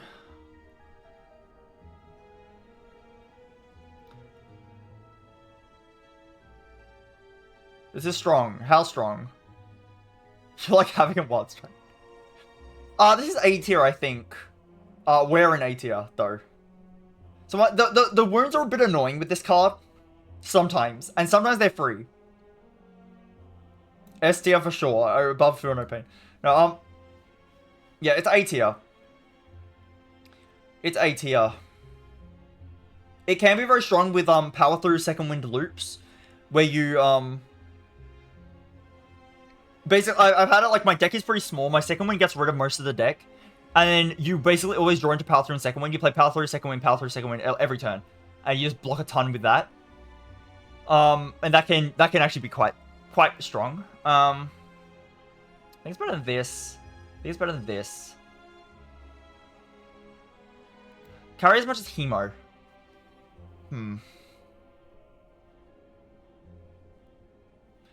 The thing is, when the power through... Oh, the power through is so weird. It's so weird, because it's like... It kind of carries more than Hemo. Kinda. It's sometimes, like, so strong. It's so much block. It's so much block. And sometimes, like, you're... sometimes you're able to, like, exhaust the wounds as well. Sometimes you're able to, Yeah, but, yeah, some decks can't click it, though. Some decks can't click it.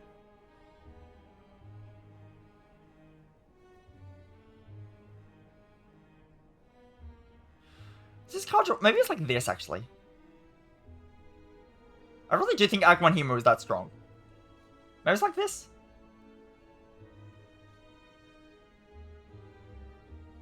Maybe it's like this.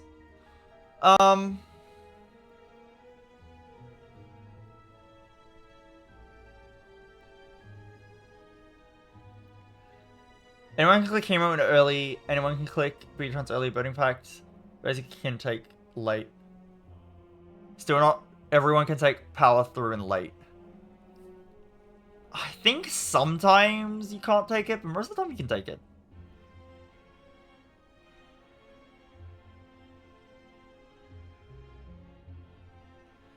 But yeah, it does draw clog you a bit. If you're going like in an infinite deck, sometimes it's bad. If you're doing like infinite with corruption and you don't have a way to get rid of the wounds, then it's actually kind of bad. That happens often enough.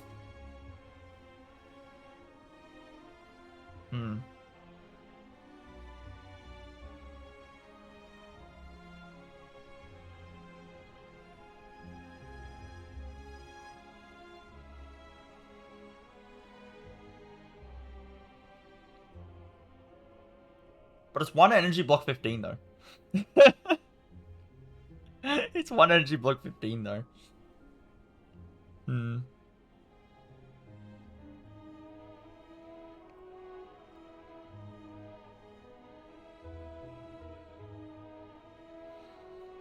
Like, sometimes you have Evolve and you don't even care about the wounds. But still, it is a downside of this card.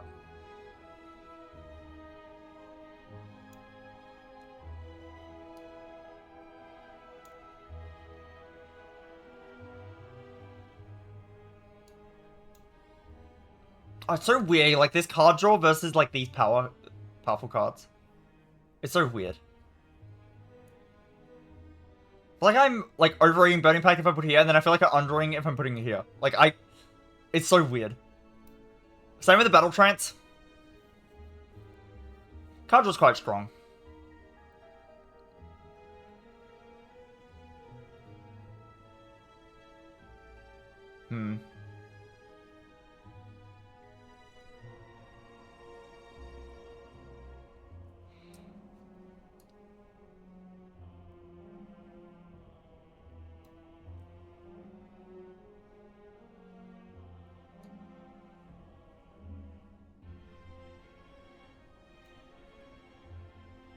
Yeah, I think Hemo might be too high already. That's the thing. Hemo might be too high already.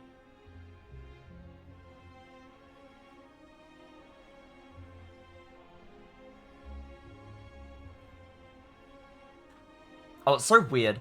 Because these cards all do different things. We have a big block card, we have a big damage card, and we have card draw.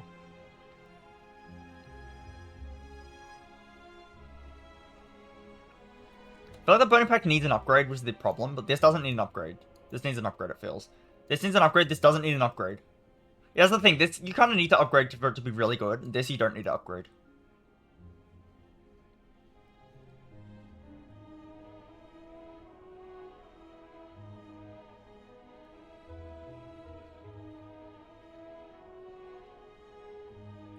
can't wait to see where you put Impervious. S tier. No. This is fine. This is fine. I think it's fine. Okay, Pummel. 1 energy, deal 2 damage 4 times. Upgrade to deal 5 times. It's strength scaling. It's like these, but it exhausts, so you can't even replay it, which is kind of sad. It's kind of sad you can't replay it, but also it's better at base. This is 1 energy deal 9 at base. This is 1 deal 8, but it's on the same target. And this is obviously kind of in the finisher world. This is on the same target. Like, this is better at base. I think, in terms of like a strength scaling card, like, it's one of the better ones. It is annoying that it exhausts, though, sometimes. I feel like if this didn't exhaust, it'd be better. Sometimes the exhaust is good. Sometimes the exhaust is good, but it's a bit weird because, like, yeah, it doesn't even do that much damage at base. Then when you have strength, it does scale well, but then with strength, it's like you'd probably want to replay it and you can't. It's a bit awkward. I feel like Pummel is pretty good. Gets out of the way if you plan to exhaust. Can down a bird at least. That's actually true. That's very true. Can be down a bird. It's actually a very good point, honestly. It gets out of the way if you plan to exhaust. Yeah, so you can't just take it until you get... Like, I take this often enough early in the game, but I don't think it's, like, that important. It's probably in C tier, I feel.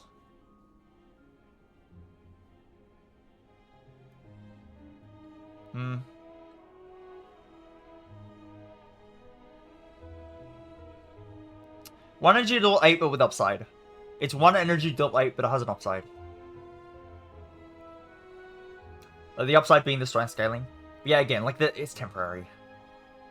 I think it's at least here. And I'm not sure how high it goes. I think it's a fair bit better than these. Even though it's only one-time use. I think it's a fair bit better. I don't know how much higher it goes, though. Can we go, like, here? It could maybe reach B. I don't think so. Does that ever reach B? Like, bottom of B? Or is it, like, just here? And it calls it a day? I do think it's okay.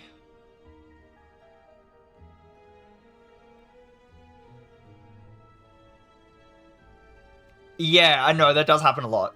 That does happen a lot. I feel. I'm just gonna leave it here, I think. I'm just gonna leave it here. It's, like, fine. It's fine.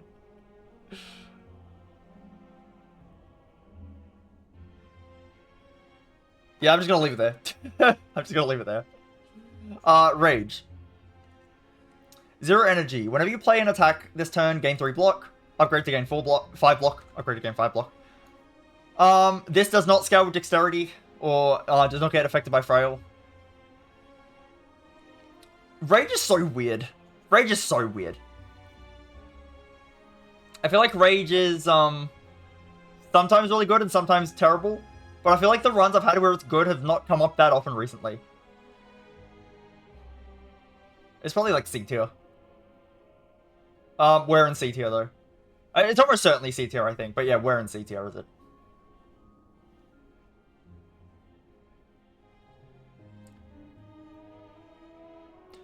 Unupgraded, it's a bit sad. You upgrade it, it feels better. But it is still a bit like, eh.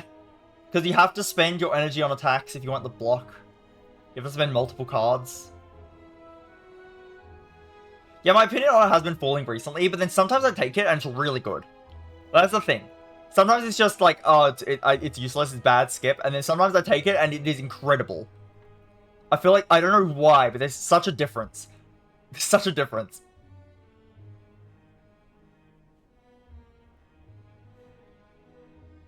It's not going to D for me, for sure. It's definitely not going D.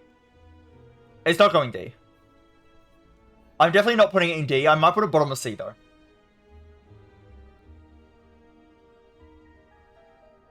I don't mind doing something like this, either. Duo does higher highs, but I think the Rage is more consistent. I'm actually going to do this. I actually really don't mind Rage. I think it's okay. I think it's fine. But it's not that important. So it's like, it's whatever. Sometimes it's pretty good. Sometimes it's pretty good. It's so weird. Is it actually just here? That's surely not P-Strike. Get out of here, P-Strike. Maybe it's worth the dual wield, just because, like, dual wield actually, like... They're both kind of cards that kind of, like, are a bit deck dependent, a bit hand dependent. I think the dual wield might actually just give you more, like, higher highs. It's better. I think it's true enough. Rage feels so weird. I'm probably leaving it here. I think that makes sense to me. It's a weird card. I used to like it a lot. I'm like, I don't know how to feel about it anymore. It's like fine. Rampage. 1 energy, deal 8 damage, increases this card's damage by 5 this combat, upgrades it, increase it by 8 this combat. Rampage. I saw a very fun build with infinite rage plus anger. Actually, when you know what? You just remind me that this can go infinite sometimes. I'm bringing up a build. Sometimes it's needed for block. Yeah, I'm putting it there. Yeah, okay, Rampage. I think it is it F?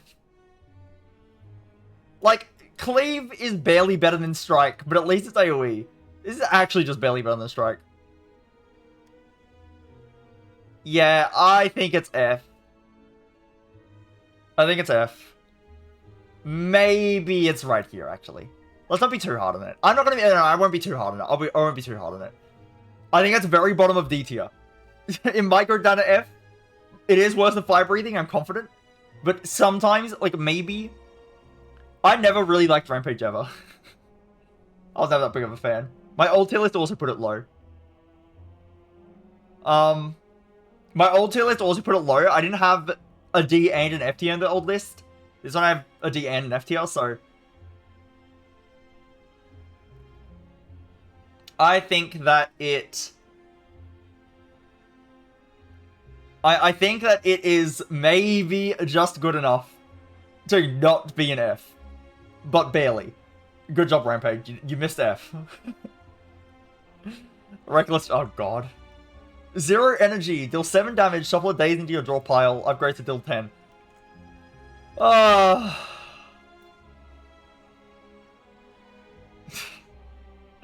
What are you doing, Reckless Charge? What are you... Why are you here? Why are you here? Underrated. Yeah, says the person who likes Wild Strike. I don't trust you. You seem to like putting status cards in your deck for some reason. And yet you don't like Evolve. And yet you hate Power... You actually said you hate Power Through. That's what you said, word for word. You said you'd put this card at the bottom of F tier. And I think you might be underrating this card a little bit. I don't know. I'm not sure if I should trust you after you said that. Word for word. That is what you said. You didn't say that.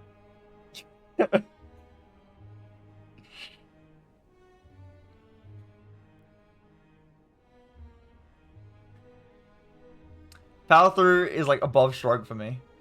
Okay, but maybe you are just wrong. Maybe you're wrong. Oh no. Ah, that sucks. That's unfortunate. Okay. This is like...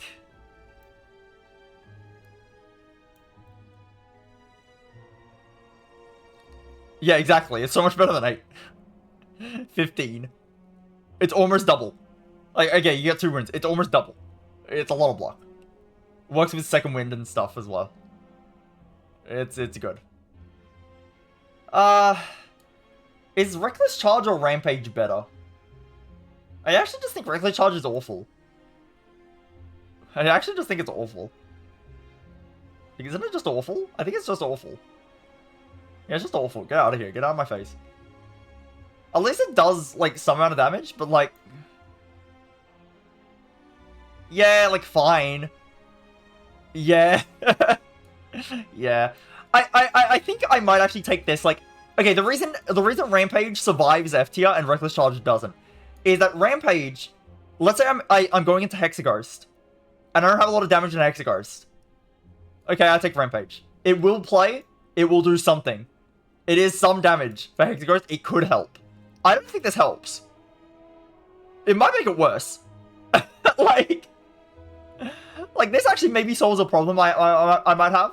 I don't know if this ever solves a problem I might have. When am I ever taking this crap? No, I'm not. I might take this maybe if I'm desperate. I'm not taking this even if I'm desperate, I don't think. I don't have to be very, very, very desperate. Anyway. Rupture. Whenever you lose HP from a card, gain 1 strength, it's 1 energy. It upgrades to 2 strength. Rupture. Oh, that's what I was talking about. I was saying, oh, is blood for blood the only thing that scales with life loss? No, it's Rupture. Rupture, of course. Yeah, Rupture. It's clearly S tier. No, Rupture is sad. It's such a sad card. I'm not putting it in F. I cannot do that to Rupture. It has enough plays that, like, it can be the solution to your deck sometimes to not be an F. Again, F is like, when am I ever taking this? That's what F is meant to be. Rupture, I don't think is that bad. It's pretty bad, though. I do think it's actually a fair bit better than most of D tier as well, actually, to be fair. I think it's a fair bit better than most of these cards. I'm actually put it, like, here. Actually, you know what? You know what? No. I'm putting it top of D. I'm putting it top of D. This card actually sometimes is very important for your run. So is Entrench, but I think Entrench is more specific. It's just Barricade decks. And sometimes Barricade decks don't even need Entrench. I think if you need a damage solution, Rupture can on its own do it. If you just have a few life loss cards, it can on its own do it and give you a damage solution.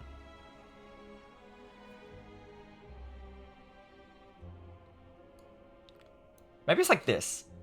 I think it's right next to Entrench. These are the same card. You cannot convince me these aren't the same card. I think it's like right here. It feels weird being above Intimidate, and it also feels weird being below Intimidate. There, I fixed it. Yeah, I fixed it. Good job, Intimidate. Wow. I fixed it. Yeah, I'll put the mega scaling, like, possibly incredibly good cards next to each other. There we go. Yeah, look, it makes sense. They kind of suck, but when they're good, they're very good. But they kind of suck most of the time. I think Entrench is easier to play when it is good, though. It's easier to play when it is good. Yeah, Entrench is easier to play when it's good. Okay, fair. There's like... It's basically a demon form with certain combinations, though. Like, okay, literally, all you need is Brutality Plus. If you have Brutality Plus... that's not even that hard to get, just Brutality Plus.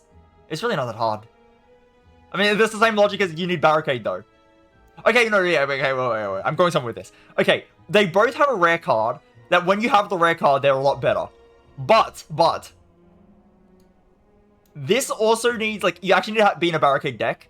Like, you need enough block cards to make your Barricade takeable in the first place. Meanwhile, any deck can take a Brutality Plus. Any deck can take Brutality. But you need to upgrade the Brutality, so it's still, like, not quite the same. But then also, you don't need Brutality. If you have, like, a lot of Bloodlettings or stuff, you can maybe go without the Brutality, maybe, right? Maybe you have a Combust. I don't know. I'm just leaving it like this. You can't stop me. Should I actually put this card in C tier? Like, low C. I think maybe I overhate this card. It's not the worst thing ever. It's kind of like, why would you add it to your deck? But, like, also, like, it's fine. It's inoffensive. It's kind of offensive, though. It said something mean to me once. Okay, yeah, fair point. Searing Blow, 2 energy. Deal 12 damage, can be upgraded any number of times. Upgraded, deals 16. The next time you upgrade it, will do +5. The next time it will do +6. The next time it will do +7. It gets, like, the amount it gets from the upgrade gets bigger the more you upgrade it. I'm sorry, Searing Blow. I'm really sorry. Except, you're actually better than Wild Strike. You're actually better than Wild Strike. Searing Blow, I think Wild Strike is actually complete hot garbage. I think Clash can sometimes play. And I think Searing Blow can maybe, sometimes, possibly, potentially, play. Maybe you get a lot of fires. You have, like, ways to recall it. Maybe you have, like, armaments. You can keep upgrading it mid-combat. Maybe. maybe the Searing Blow plays. At the same time, though, am I ever taking Searing Blow late in a run? No. Am I ever taking Wild Strike late in the run? No. Okay, so I should also look at whether I'm taking it early in the run. Would I take a Wild Strike early? Maybe, if I'm really scared of Act 1. Searing Blow makes my Act 1 worse. Wait, you're so right. Okay, no, just because of that, it has some use over the Wild Strike. Searing Blow, congratulations, you didn't hit the bottom of the list. Good job, Searing Blow. I'm proud of you. Okay. Second Wind. 1 energy. Exhaust all non-attack cards in your hand. Gain 5 block for each card exhausted. Upgrade to gain 7 block. Yeah, I used to not understand how this card was good. Like, I knew it was good. I didn't know how to play it, though. So I put it kind of low on my other tier list, but I did actually acknowledge when I placed it low that I knew that I'm missing something with this card. I have since then gotten better at Ironclad. It's A tier at least. So, it's not S tier. It's probably not S tier, but it's A tier. And it might be the top of A tier, actually.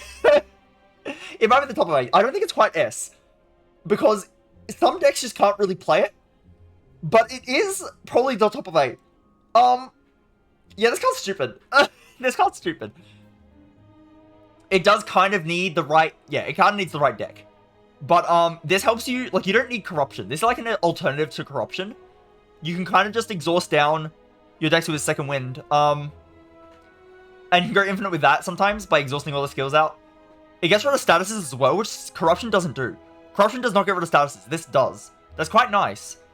Yeah, it's just a very good exhaust card. I am going to probably put it top of 8. I don't think it's quite S. Because, yeah, there's quite a few decks where it just doesn't really work. But, it's very strong. It's very strong. When it works, it's, like, incredibly good. Yeah, and it's great combo with Power Through as well. You can play Power Through, Second Wind. You can, like, kind of do loops with it. It's not quite S. It's not quite S. But it's, like, it's very good. It's very good. Yeah, okay. That's all I have to say about Second Wind. It's just very strong. When a card is, like, too strong, it's like, I can... well, what can I say besides it's strong? Like... Okay, Seeing Red. 1 energy, gain 2 energy, exhaust, upgrades to 0 energy, so you gain 2 from 0. It's just decent. It's just decent. It's fine. Better or worse than Bloodletting? Probably worse than Bloodletting. I like Bloodletting because it does have some combo. I like Bloodletting because it's reusable, which sometimes matters. I like Bloodletting because it gives you more energy unupgraded. It gives you 2 unupgraded. This gives you 2 when it's upgraded. The Bloodletting gives you 3 when it's upgraded. The Bloodletting is just giving you more energy. It's probably like a B tier card. It's like fine. It's like serviceable. It does its job. It gives me some energy sometimes. But it's like, it's not the greatest thing. It's probably like mid B. This card's like, okay. It's a fine card. I'll put it like right here. I'll put it like right there. Good job, Seeing Red. Wow. I don't know what else to say about this. It's just like, it's okay. It's fine. It's positive. You take it, like, good. Wow, Seeing Red. It's fine. It's okay card. I don't mind it. I don't mind Seeing Red. But it's like, not the most important thing. Yeah, sure thing. I don't have much to say about it. Sentinel. Okay, I'm confused about this card. This card's weird.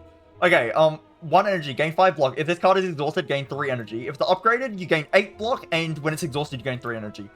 Okay. Yeah. I'm sorry, Sentinel. But I don't know how bad it is, okay? Like, I don't even know, like... Okay, it's not F tier. I know it's not F tier for sure. I think it's probably D. We're in D, though. We're in D. It's not C. It's not C. We're in D, then. I take this more than, like, Clothesline. I take it more than Combust. It's right here. It's right here. I found the spot. I found the spot. I found the spot. I like this. I like this. Sentinel I will take more than Intimidate. Like, I'm pretty sure.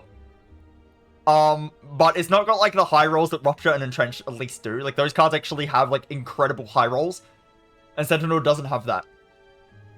It's okay in Corruption decks sometimes, so I was like, sure. I was like, whatever. Yeah, it's like, fine. Yeah, good job, Sentinel. Good job, Sentinel.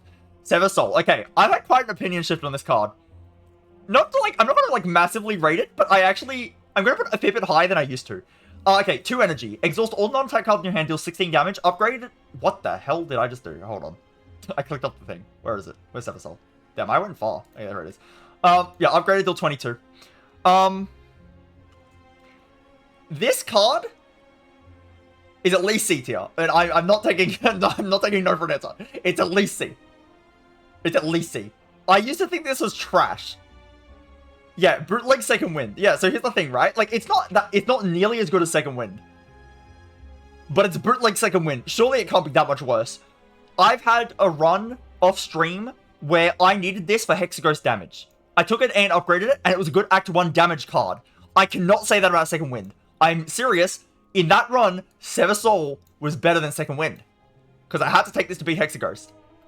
And then it's worse than Second Wind later for the exhaust stuff, but it still does it. It still does it. It still does the thing. It still does the thing. So, I think it's better than Perfect Strike for sure. I think it's like around here. Is it a bit higher? It could go higher. Maybe it's around here. Does this look good? I actually don't mind this card. It's okay. You can take it and upgrade it in an early game for damage, and then it can build into Exhaust later, which Exhaust you're probably wanting to build into, so it's quite good to do that. I like this card. Enough. I don't hate it anymore. I used to think it was trash, but I think it's okay. Right? I'm not losing it? Am I losing it? Let me know if I'm losing it. I think it's fine. I think, like, these probably... In the decks they're good, they're, like, good enough. Like, this is still... But, like, it's fine. It's perfectly fine. Sever Soul. Good job, Sever Soul. You've redeemed yourself. Shockwave! Okay. 2 energy. Apply 3 weakened vulnerable to all enemies. Exhaust upgrades to 5 each. Where in A tier is it going? It's not S tier. It's not S tier, right? It's not S tier. It's not S tier. Is it S tier? I don't think so. Not quite. It's pretty strong. I think it is right next to Second Wind. Either above or below Second Wind, right next to Second Wind. It is S tier, I don't know. It could be S tier. It could be. It's a... Okay. Yeah, debuffs are broken. It is very strong. And also, the good thing with Shockwave, it fits in every deck. You know what? No, I'm doing it. I'm doing it. When was the last time I skipped a Shockwave? If I didn't have one yet. When was the last time I skipped the first Shockwave? I don't remember. I don't remember. I really do not remember. And it's good in Corruption decks. Hello. Thank you. Yeah, I'll do a tier list. I might do it in the same stream. I might end stream between the silent list, or I might just, I'll do it in the same stream. Yeah, okay, it's good with Snecko. It's good with Corruption. It's good in, like, strength scaling decks, because you want Vulnerable to multiply your strength even further, so it's good in those decks as well. It blocks for you, like, sometimes Ironclad just, it gives weak, like, that's good. It's Artifact Strip, that's sometimes relevant. Yeah, the 2 energy is, like, the only thing holding it back, honestly. The 2 energy is the only thing. It also kind of requires an upgrade. But yeah, like, Second Wind actually, like, just doesn't work in some decks. So, like, sometimes this is a brick. When is this ever a brick? It's good early, it's good late. Good early, good late. Like, you can't really go wrong. Yeah, okay, no, my S tier is actually going to be different from my old list, because, yeah, I didn't put Shockwave in S last time. I think I put it in A. I do actually think maybe it's S. Never Bloodletting is really that good. Yeah, I could maybe see put it in B tier, maybe. But, it's just nice. It's 0 cost energy. You know, it is deck dependent. It's deck dependent. Yeah, it's good if it works. Yeah, it's a bit hard to rank an energy card like that because it's a bit deck dependent. It depends how much card draw you have. But I feel like on Ironclad, often you're running like quite expensive attacks. Sometimes the life loss is a good thing on Ironclad. So it's good. But it could maybe go here. Maybe. I don't know. I think bottom of A is fine. Yeah, no, I'm actually putting the Shockwave in S. I'm convinced. I'm convinced. I don't remember the last time I skipped this. And it's very impactful.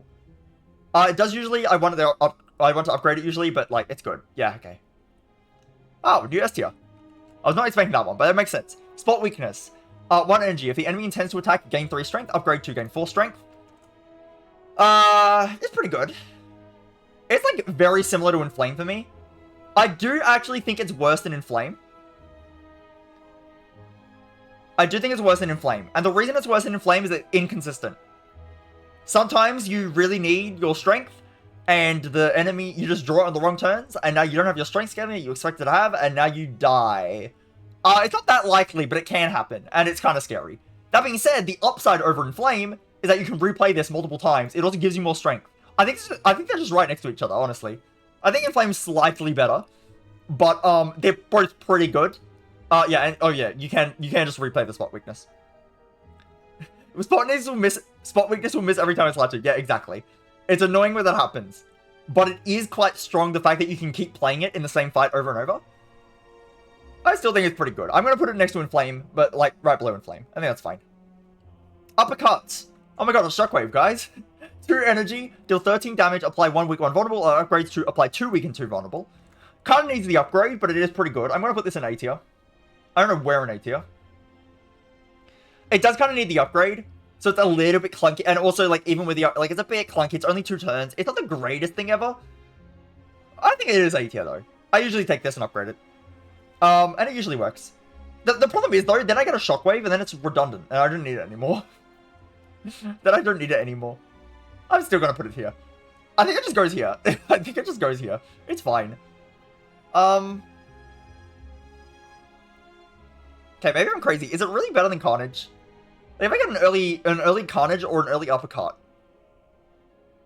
Huh. I guess the vulnerable is increasing my damage, though. It's still doing 13. Surely the vulnerable is giving me back the damage that I would just have with the Carnage. Yeah, it's probably better. And also in the weekend. Okay, it's better. It's better. Yeah, Artifact Strip if you need it. Sometimes relevant. It's pretty good. It's pretty good. I don't really have much to say about it. I think Uppercut's also a bit of an act... It's not as much of an Act 1 solve, but it's also a bit of an Act 1 solve, kinda. But then it's also just better later. So yeah, it's better than the Carnage. But it makes sense, it makes sense. I don't think there's much to say about Uppercut. It's pretty good. I would rather have Strength Scaling, I think. Because these are easier to play, and this is 2 costs a bit clunky, but it's pretty good. And I do think Hemo's better because it's easy. It's really easy to play this. It's really easy to play Hemo. Doesn't need the upgrade as much. Like, it wants the upgrade, but doesn't need it as much. Or this needs the upgrade, I think. Sometimes this becomes redundant with Shockwave. Like, you get Shockwave, you don't need the Uppercut anymore. And expensive. Okay, fair. It makes sense. Okay. Whirlwind. Weird card. X cost. Deal 5 damage to all enemies X times. You can upgrade to 8 damage for X. I don't know how to feel about this card. It does less damage than Strike. Upgraded, it is better, but it also, you have to upgrade it.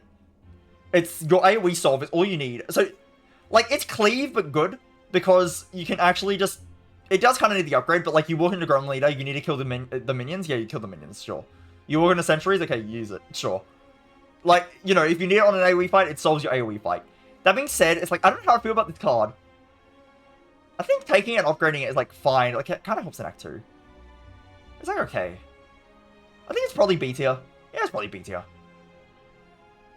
How do I feel about Whirlwind? I really don't know. Like, you need to upgrade this, and even when upgraded, it's not, like, that good. It's, like, okay.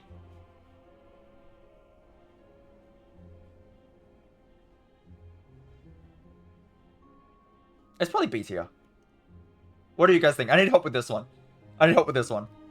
Whirlwind confuses me. I don't know. I feel like the last few times I've added Whirlwind, I've actually kind of liked it. Maybe it's like here. Is that too high? That feels too high. A. Okay, clearly I don't think it's too high then. Whirlwind confuses you too. Yeah, it's like so underwhelming, but at the same time good. I don't get it.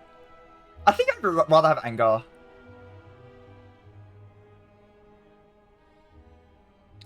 I'm gonna put it here and just leave it alone.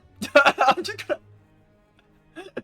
Twin Strike is like so easy for me to click in Act 1. It's like, oh, decent attack. 1 in G 10, sure, go in my deck. And this is like, it's not 1 in G 10. It needs an upgrade. But then later on, it's like kind of strong.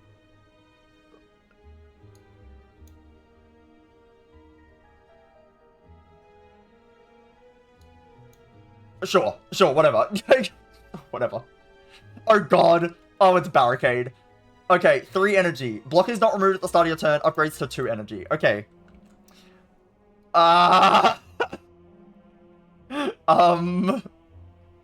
Okay, so sometimes it's F. And sometimes it's S plus Giga Broken. And there's no in between. So... So it's C tier. I don't know how to rank this card. Yeah, the rares. I don't know how to rank Barricade. What do you expect from me?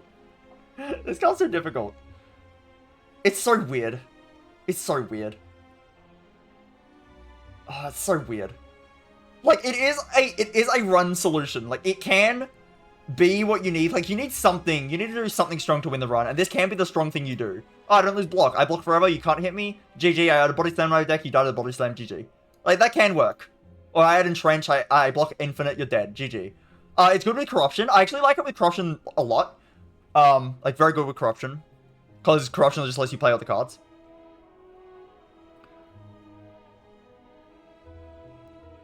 You don't just pick it to build for it, though. Yeah, so the thing is, though, like, how often do you get a Barricade run that's already, like, where it's already strong?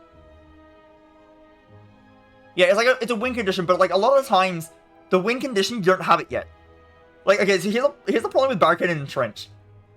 You're not taking Entrench first, and you're not taking Barricade first that often, either. Unless your Barricade already plays, and if your Barricade already plays, you don't need the Entrench. So it's weird. It's weird. But it can just win you a run if you get the Barricade. So sometimes I try to take the Barricade, just try to make it work, and it just doesn't. Like, how often am I playing Ironclad? I've walked out of Act 1 with a deck where the Barricade works. How often does that happen? It doesn't. It doesn't. That doesn't happen. How often do I walk out of Act 1 with a deck that actually can block? No, most of the time I've added like 5 million attacks and the enemy dies. And then I go into Act 2 and then I use my 5 million attacks and the enemies die. The Barricade doesn't work. Maybe you have like power through Second Wind? Sure. Sure, I don't know. That's so weird. It's a win condition, but it's weird. Right next to Entrench. No, that's too low. I feel like it's too low because it does work in Corruption decks. I think it's C tier. I think it's actually just C tier. Like, it's not nearly consistent enough to be B for me. Is C too low, though? I don't know. Is C too high? I don't know. I don't know what's wrong with this card. Like, Evolve, right next to Evolve. Yep. I take Evolve more often. This is more takeable. This is usually more takeable than Barricade is. But Barricade is, like, stronger, if it works. Yeah, sure. No, I'm actually just gonna put it there. I'm just gonna put it there. That feels wrong. This looks better. I do mean looks better. That's it. It just looks better to me. I don't know where to put Barricade. Top or C, sure. Move on. I'm pretty sure I did this exact thing in my last list, by the way. My last list was Ascension 6, by the way. I made it early intentionally, so it would suck. We're gonna look at that list after this one, by the way. We're gonna compare them. And you'll see how much it sucks, which is great, because that was the point. The point was that it would suck. I'm just gonna do that. I'm just gonna do that. Berserk.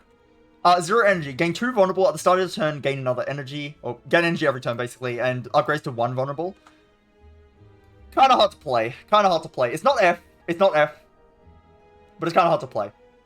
It can be really good. I've had Berserk be quite good in a few times. I actually think it's like here. I actually think it's here. I've had Berserk play often enough that I don't feel good about putting it that low, but putting it higher than D is 100% wrong. So, yeah, I mean, sometimes you can play the Berserk. It's good with Runic Pyramid. It's good upgraded sometimes. It's good with, Orange Pellets. It's good with Orange Pellets. There are times it's good. It's good against the Heart, actually. Berserk against the Heart, the turns that vulnerables you, assuming you draw it early, the turns that vulnerables you are turns that you're, you have to draw it turn 1. You have to draw it turn 1. But you can just upgrade it. You can just upgrade it. And you can just play it on like a buff turn or something. If you play it during the turns you're already vulnerable, which is turn 2 and 3, the vulnerable that you get just, it extends into the buff turn. So it doesn't matter. So it's actually decent on the Heart. But it is kind of hard to play this Berserk. Blocking with the Artifact as well. Like, sometimes 1 energy is very important for your Ironclad deck. Realistically, when Rupture plays, Rupture's better, but I think this plays more than Rupture does. I think it plays more than Rupture does, and I have had enough Berserks be quite impactful to not want to put it too low. I've had this card work often enough. Not that often, but often enough. And it does something, and it's okay.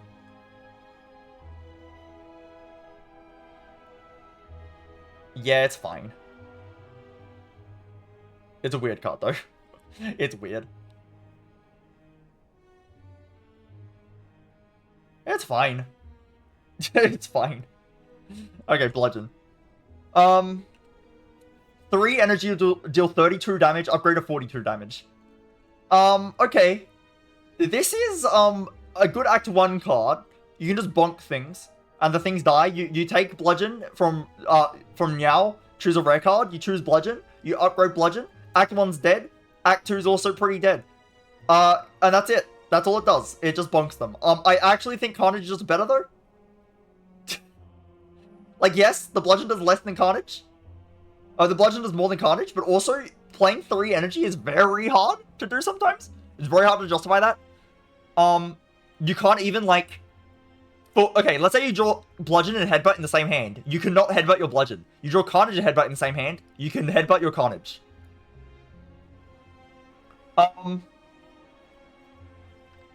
Wild Strike bad is my answer. Wild Strike bad. I don't think Ironclad needs help in Act 1 that much. There are better damage cards you can take in Act 1 that aren't Wild Strike, that are still okay later, and that you actually want to play later. Like, even if I take a Perfected Strike for Act 1, and I play Perfect Strike in Act 1, yeah, there still plays later.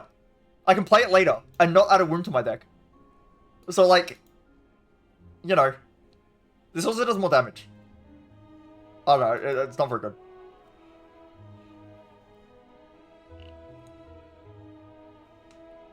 Anyway, yeah, Bludgeon, yeah, it's not as good as Carnage, like, that's for sure. And it's quite clunky in general. I think it's either bottom B or high C. I think I used to put this card lower, but it is actually quite strong just for Act 1. Like, having a good Act 1 card is nice. That is what you have Bludgeon for. You have it for an Act 1 card. If you get Snecko, it's quite strong as well. This card's just fine, right? Bonk. Bonk. Just bonk things. I mean, it's fine. I'm actually not going to put it in B. I think because it's clunky, I will put it in C. Do I put it up on Barricade? Barricade. Fine. Fine, Barricade. You win this round, Barricade. You win this round. B for Barricade, guys. B for Barricade. I don't know where to put this stupid card. I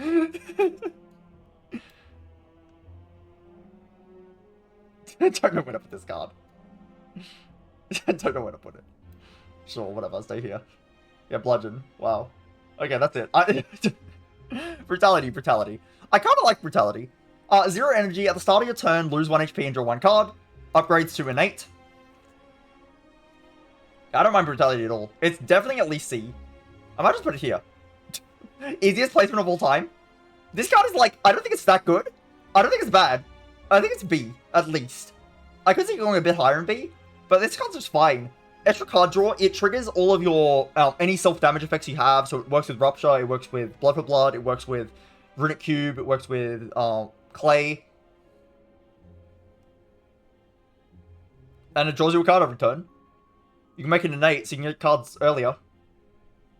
Drawing cards is quite good on Ironclad, for, like, some mass exhaust things. Like, if you have Fiendfire to mass exhaust your hand, you want more cards. If you have, Second Wind, you want more cards. Like, quite a few things that you need a bigger hand to make work, and the Brutality does help with that. Even if you're just trying to go infinite, I guess. You need to draw extra cards to go infinite. That being said, this Brutality can kill you. I think it does actually just go straight, like, right here. Wait, this goes to the armor. I'll do this. Yeah. Yeah? Yeah, I'll do that. Okay. Yeah, sure. Whatever. Whatever. Does it go higher? Does it go higher? Maybe it goes like here. Oh, it goes here, actually. It actually goes here. I'm thinking. No, it's like, I'll put it here. I'll put it here.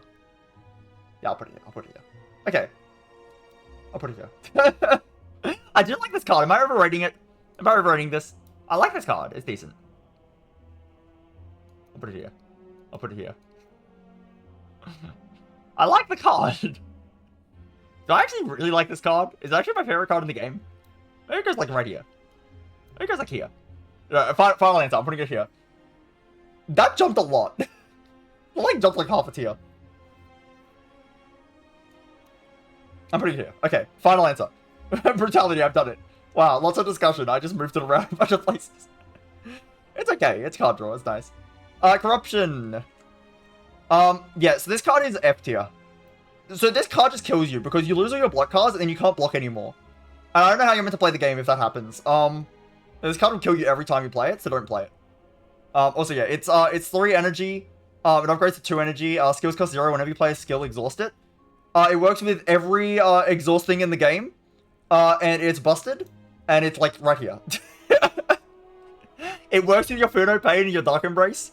Now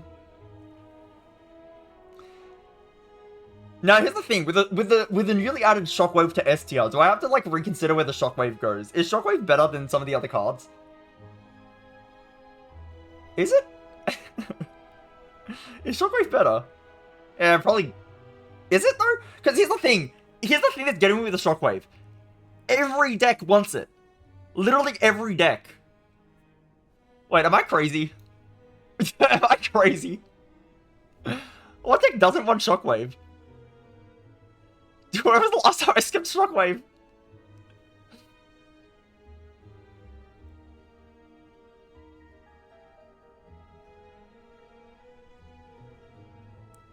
It feels weird to put it higher than Corruption and Dark Embrace, though.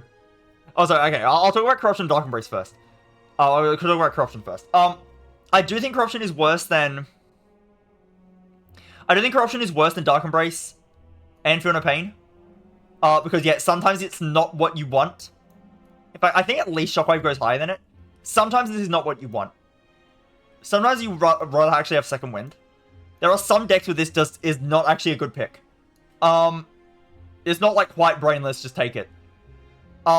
Same with Dark Embrace, it's not quite, like, Dark Embrace like, will not make you, okay, Dark Embrace won't make your deck worse. Like, okay, what I was joking about before, like, oh, Shockwave, Corruption sucks.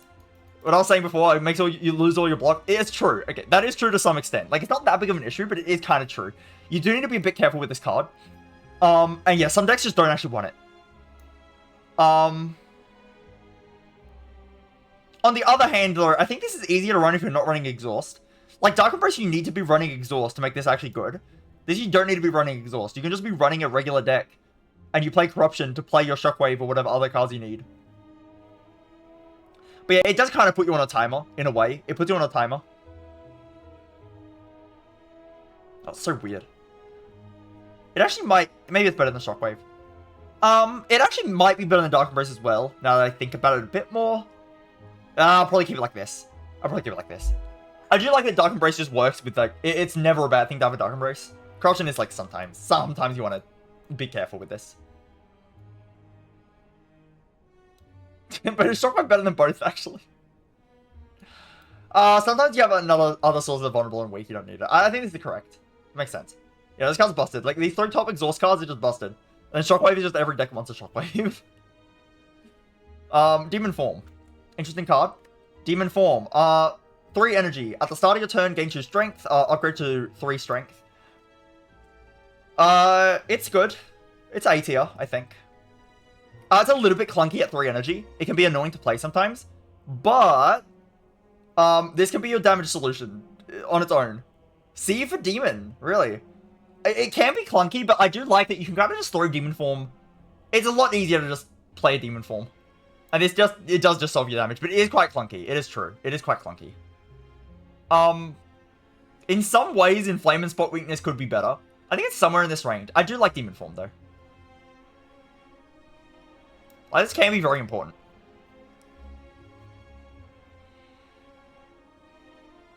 Yeah, this boss dies card, exactly. You walk into the boss, then you play Demon Form, they're dead. It's very, very draw order dependent, though. It's extremely draw order dependent. Because, you know, it's not like a Dark Embrace where you play your Dark Embrace. Like, if you play it late, like, oh, it came late, that's annoying. But it will still draw cards for you, even if you draw it late. But the demon form, if you draw it late, you know, it kind of, like, the whole point is that you're meant to gain the strength and, like, kind of scale up over time and then, you know, just kill things fast. And if you draw it late, you don't kill things fast. And that's a problem. You're not gonna have much strength. And it's worse than Inflame if you draw it late. So, it can be a bit problematic if that happens. Is it actually just worse than these then? I mean, Spot Weakness has a similar issue where you could just miss. You could just miss the Spot Weakness draw. It's similar. It's a similar problem. But the Spot Weakness is probably enough strength. Like, you don't need actually that much strength. You don't need that much strength. Enough, like, you get a bit of strength and the enemy dies anyway. You don't need infinite like Demon Form gives you. I think it is just next to the strength cards, and I think it's below them. It's weird though, because if I saw Inflame next to Demon Form, I'd probably take Demon Form. But is that just because I want to... Is that just because I want to take Demon Form because it's fun? Maybe that is because I want to take Demon Form because it's fun. I think Inflame is more takeable in general. A deck can just take an Inflame and that's it. Like, yeah. But a deck needs to be a bit more considerate with a Demon Form because it is a little bit... It is a little bit hard to play. Oh,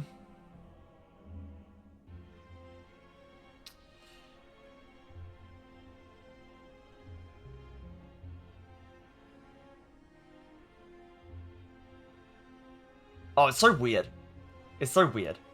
It's in this range. It's somewhere in this range. It's not higher, I don't think. It's in this range. I think it's fine. It is, in a way, more consistent than Spot Weakness. Because, yeah, Spot Weakness can just miss forever. Like, literally forever. Demon Form will at least work. But, yeah, 3 energy. It has 3 energy. Okay, fine. No, it's going below them. It's 3 energy. It's so clunky. It's sometimes just too clunky. But it's very good. I do like it. That's why it's an A tier. But, yeah, it's a little clunky. Double tap. 1 energy. This turn, your next attack is played twice. Upgraded to your next 2 attacks are played twice. It's not that good. It's okay. I've come to appreciate double tap a bit more over time. Like, it's probably in C, I guess. But, like, low C. I don't care that much about this card. It's, like, fine. You get a big attack and you play your big attack twice. Like, cool. Wow. Good job. Good job, double tap. I think duo is realistically better. I think it's actually just right here. It's a better... I'm putting it better than Perfect Strike. No, Perfect Strike, you're not winning this round. You're bottom of C, okay? You're staying bottom of C forever. Yeah, double tap's okay. It's, like, fine. But it's not that special. It's not doing that much. It's not that great. Sometimes you just skip it. But it's like, fine. It's fine. Now, dual wield is, like, worse in the sense that you need to actually spend the energy on the extra copies, while double tap obviously just doubles it for you for free. But dual wield, you can, like, hit powers as well, and sometimes, like, you can do other things with dual wield. I should like dual wield a fair bit more. No, this is worse earlier in the game. This is better earlier in the game. This is worse. And this is better later in the game, I would say. At least double tap can do things. I think they're fine. Whatever. Whatever, I don't care. Exhume. 1 energy. Put a card from your exhaust pile into your hand and exhaust. Upgrades to 0. Okay, we just keep getting weird cards. What do I do with Exhume? This is so deck dependent. Okay, you have to be running exhaust because you're not... Oh, no, you don't have to be running exhaust. You don't have to be. You could just not be running exhaust and have a good exhaust card that you want to play with your Exhume. But if you don't have enough exhaust cards, then you're not going to have that many targets for Exhume. And also, this is very draw order dependent. If you draw the Exhume first, then you have nothing to use it on. So you need to draw it late. And you still need to play the energy of the card you bring back.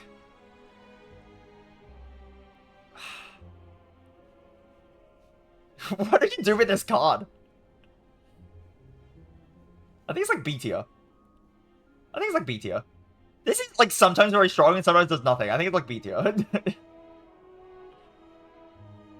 Yeah, B, I suppose. It depends on what you have, but it does work. Yeah, I agree. Like, sometimes it's very good. Sometimes it's like, oh, it's great. Yeah, metascaling. Okay, it's B tier, so we're in B tier then. You know what? It goes here. It goes above Brutality. There we go. I did it. I placed Exhume. Are you proud of me, guys? I hope you're proud of me. Feed! Alright, let's look at Feed first.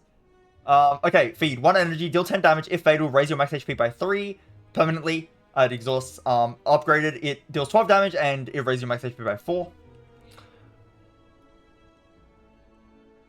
1 card, you win the game. See, you'll feel no pain and stuff. You actually need to have other cards.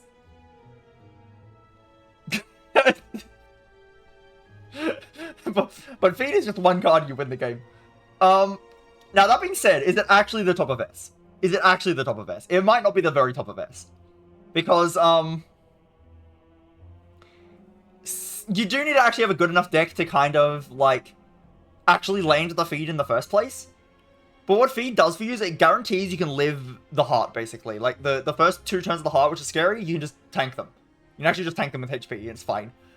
It also obviously depends a lot on when you get the Feed. I'm going to assume you get it, like, within the first 2 acts, I guess.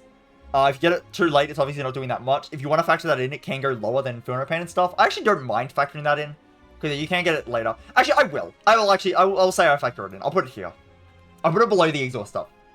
Because yeah, you do need a deck for the Feed to work. Otherwise, like, the Feed on its own, it's hard to land, and then you can just die with a Feed in your deck. And yeah, if you need a deck anyway, then you need some, like, deck output, and the Feel No Pain and stuff does that. So I'll put the Feed slightly lower, but it is an S for sure. I'll put it below the corruption and stuff. It's very strong. Getting 5 million HP, yeah, pretty good. Even if you only land a few times, like, let's say you add a Feed, you only land it a few times, you land it like 5 times, like, that's still plus 15 HP. That's not terrible. That's a mango. That's more than mango. Like, yeah, it's fine. It's a good card. It's not too hard to land. You can land it multiple times sometimes. You can exhume it to land it multiple times. You can land, obviously it needs multiple enemies in the fight to do that, but yeah, it can work. You can dual it to land it multiple times. Yeah, and even if you just land it once each fight, still pretty strong. So, I'll put it there. I will actually put it lower than the exhaust stuff, but yeah, it's pretty strong. Just because, yeah, you can get this late. You can get this late in the run, it does nothing. You can get it, but like, you get corruption late, it could just fit into your deck and instantly win you the run. Well, Feed late would just do nothing. But I think it does more than Shockwave, so I'm going to put it behind the Shockwave. Fiend Fire. 2 energy. Exhaust your hand, deal 7 damage for each card exhausted, and upgrades to deal 10. And it exhausts itself as well. It's very good. It's A tier at least. It's probably like a high A, I think. It's not quite S, but I think it's like here. I think it's like below second wind, but it's like here. This is big damage. It actually might be higher than second wind as well. I could see the argument for higher than second wind. But yeah, just Fiend Fire just does so much damage. And it exhausts for you, so you can go infinite with it. You can trigger your Dark Embrace, your Feel No Pain, stuff like that with your Fiend Fire. I recommend upgrading this. It just does a ton. It can be a bit annoying to play sometimes. You kind of need card draw to make it work. Actually, yeah, that's, it's definitely... Oh, you need card draw for second wind to work as well, actually, to be fair. They both kind of need card draw to work. I think second wind's better just because it's, like, has combos like Power Through and stuff. The Fiend Fire... they're pretty similar, whatever. I'll keep them next to each other. Yeah, the second one is replayable as well. So, like, you can use that instead of the Corruption, if you don't have Corruption, and then exhaust down the entire deck with the second wind. But with the Fiend Fire, you exhaust it on its own, like, it's gone, so you can't do it multiple times and get further down. I'll put it here. I mean, it's very strong. I don't know much to say. It's bad because it makes you not land Feed. That's true. And that's why it's worse than second wind. You just gave me the argument. See, it's worse than second wind. You burn your Feed, rip. No, it's actually true though. It happens so often where you have Feed and you have Fiend Fire and you can't, and then you can't play your Fiend Fire. I've had that happen enough times. It's annoying, but it's very strong. This just burns down Act 1, it burns down Act 2, and it still burns down later in the game. It just burns down like Experience Shield for you. It burns down. It just exhausts some cards to get your Dark Embrace, you'll feel no pain, then you're fine. It's good. Immolate. Right, if you go to ones in a row, Immolate. Deal 21 damage to all enemies out of burn into your discard pile. Upgrades to 28 damage to all enemies. So what you're saying is it's Carnage, but to everybody. Interesting. Quite interesting. Is it top of A tier? I don't think it's quite S. I don't think I'm gonna put a basic attack in S tier. But it's a strong basic attack. It's a strong basic attack. It does have a downside. The burn is annoying. It's not super annoying, but it is annoying. It's something to consider. But yeah, I mean, this card just... you get it early. Act 1's dead. Act 2's dead. That's kind of it, though. It just kills Act 1 and 2 for you. Honestly, maybe it's actually lower than Fiend Fire. Like, this is as low as it got. It's not going any further lower than this. But this Fiend Fire still plays later in the game. Fiend Fire still plays later in the game. The Immolate doesn't really play anymore later in the game. I'm actually going to do that. I agree with that. Yeah, no, I'm going to do that. It's very, very, very strong, but that's kind of all it does. It just does a lot of damage. Great for AoE fights, obviously. Actually, considerable AoE. Has some downsides. No, I like it. I like it there. I like it there. There's not much to say. It's just a big attack card. It's good. Impervious. Yeah. Giga busted broken. Yeah, obviously. Yeah, I like my block cards, you know, my power through. No. It's decent though. It's decent. It probably goes in A tier. Or maybe high B. A or B, I'm thinking. For Impervious. I mean, it just is a lot of block. You can't really go that wrong with adding it to your deck, I don't think. It's just nice to have in the deck. I think I will put it in A, but like a low A, I think. Maybe like...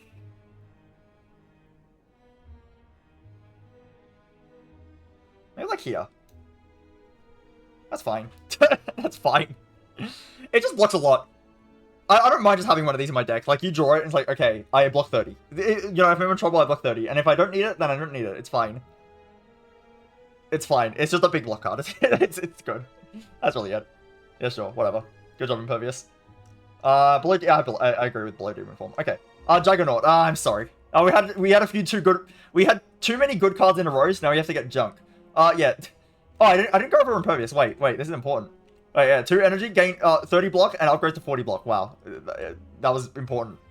Oh, okay, I'm doing that because in case people are watching without looking at the screen. Like, in case they're, like, just listening to it. That's why I want to say the cards. Just in case they don't know, but it's probably not relevant, but I'll do it anyway. Anyway, Juggernaut. 2 energy. Whenever you gain block, deal 5 damage to an enemy. Upgrade to 7. It's fun. It's very fun. When was the last time I played Juggernaut? Not in a long time, because, you know, fun is not necessarily good, unfortunately. So, you know, if I'm trying to actually win, but, yeah. Is it F? It's not quite that bad. Is it that bad? It's not... Is it that... Wait. Why would I ever add Juggernaut? Can I think of a scenario where I would add Juggernaut nowadays? Because, like, okay, like, let's be... No, I'm being completely real for a second. I'm not going to actually put it in F tier. I might, but I'm being completely real for a second. Rampage. I add this if I, like, really need Hexaghost damage or something. Fire Breathing. I pick this if I need to go into Slime Boss, and I don't have a Slime Boss answer. This is my Slime Boss answer. Cleave. It's actually okay in, like, Gremlin Leader or, like, Act 1 enemy fights. Havoc. You can take this upgraded, and it does something. And you can, like, Headbutt it, and it actually does something. Right? Like, I can give examples for why these are good. Or do something. What does this do? This is 2 energy. 5, like, at base. Okay, Combust. 1 energy at base does 7 to all. Or 5 to all, actually. It's 5 to all. 1 energy base does 5 to all every turn. For this to do 5 to all, it would have to, like, I guess against 1 enemy this would do more, but it's also more expensive.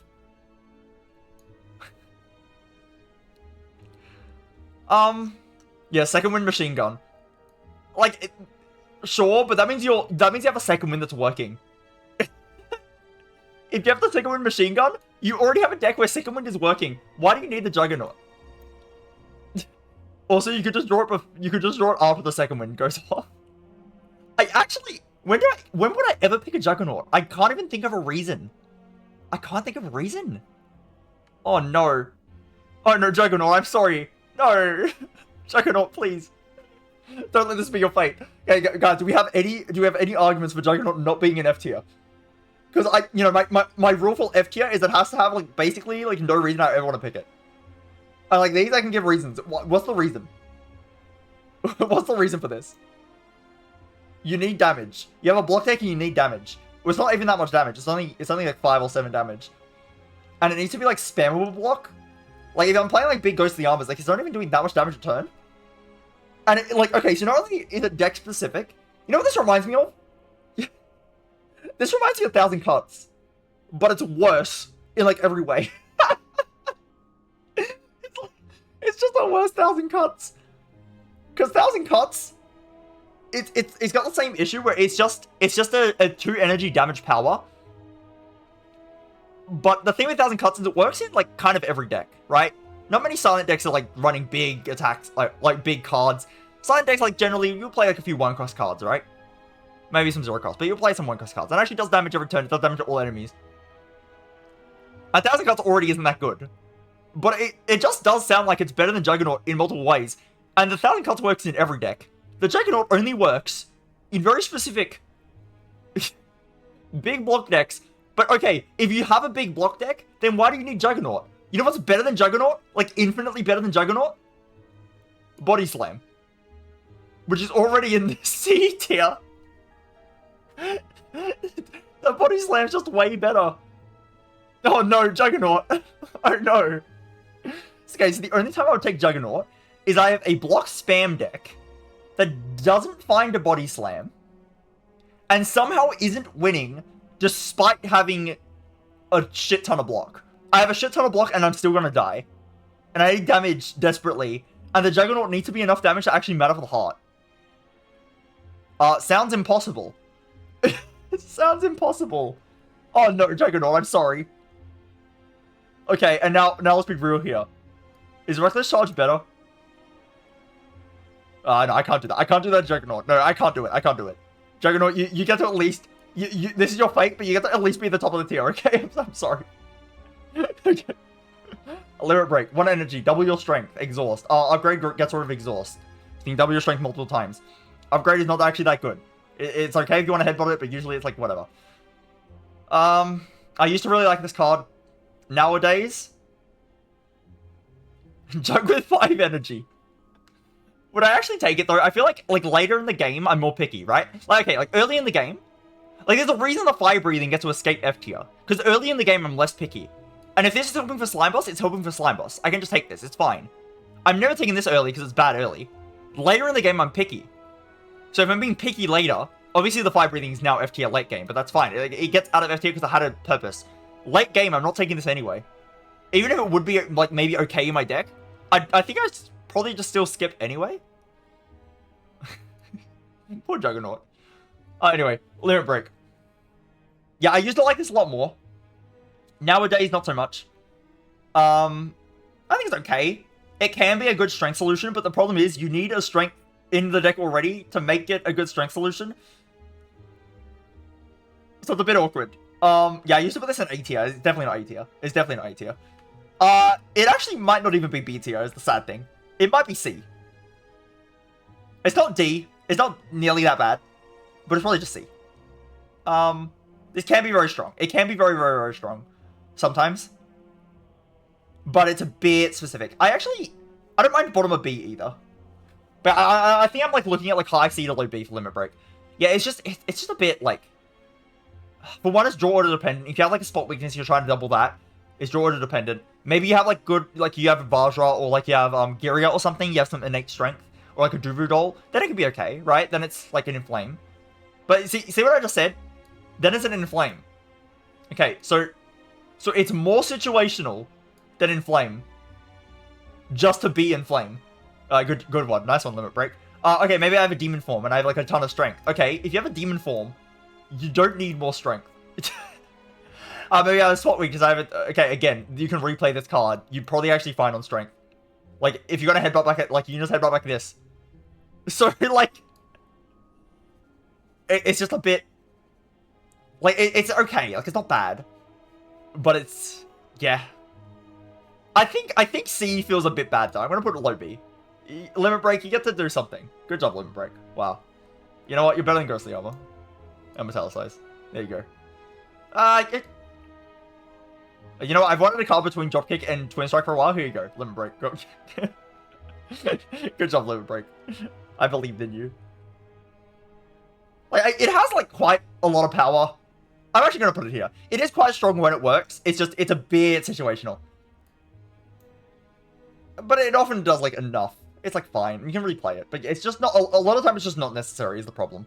But sometimes it's necessary, sometimes it's a lot. There you go. Good job, Limit Break. Offering. Yeah, 0 energy. Lose 6 HP. Gain 2 energy. Draw 3 cards. Upgrade to draw 5 cards. S tier. Now, where in S tier? Is it above or below Shockwave? I think it's definitely below Feed and everything because these other cards are giving you, like, output. I think it actually might be better than Shockwave. I think Shockwave is, like, barely in this tier. I think it is better than Shockwave. It speeds you up so much that it's worth the 6 HP you lose because it just speeds you up that much. But it's not giving you, like, max output like the Corruption and the Dark Embrace and the Inferno Pain and the Feed are doing. The Shockwave does give you a bit of output, but it's a bit clunky to play, so that's one thing bringing it down. And the Offering gives you speed. I think Offering is better than Shockwave, but yeah, it's S tier. Very rarely do you skip Offering. Yeah, there's not a card where it's like, oh, a super high output, that's the reason it's good. No, it's just good because it makes you get a really big turn. That's good. The next turn is good. It's basically Vault. This is basically Vault. Look, you draw like most of your cards back, and you get most of your energy back. It's Vault. Okay. Reaper. Okay, this is one actually where I didn't have it in S tier on my previous list, but I've come to see the light. This is busted. In fact, wait, I didn't even consider. I kind of forgot. Okay, Reaper. 2 energy, deal 4 damage to all enemies, heal HP equal to unblock damage, upgraded as 5 HP, 5 damage, and you heal whatever. Yeah, actually, I actually kind of forgot about this. This is actually kind of massive. Is it actually better than Feel No Pain and stuff? Oh god, wait, I actually kind of forgot that Reaper is going to be in US tier. I kind of forgot. Huh. Yeah, because I used to not realize this card was as good as it is, but it is in fact very, very, very good. Oh, it's so good. You need strength with it. Kinda, yes. Even without strength, it is surprisingly okay. Even without strength. But if you have strength, then it's busted. The thing is, with like the Fear No Pain, the Dark Embrace, and the Corruption, these are all kind of like, you kind of need to build into the synergy to make them do anything. Which is kind of similar to the Reaper in the sense that, like, yeah, the Reaper kind of needs the strength to do a lot. Vulnerable also works on the Reaper. Like, Vulnerable's good enough as well. You don't need strength. Vulnerable's... Or even just AoE fights. You walk into an AoE fight, you heal a bunch. And then, yeah, you have, like, so long to get a strength solution that just gives you a bunch of health back. There's so many ways to just get a ton of health. And then you can also exhume it to heal again. You can do quite a few things with the Reaper. Okay, I think it's definitely better than Offering, at least. How much higher does it go? It's somewhere in the top 5. It's for sure somewhere in the top 5. I'm just not sure exactly where it is.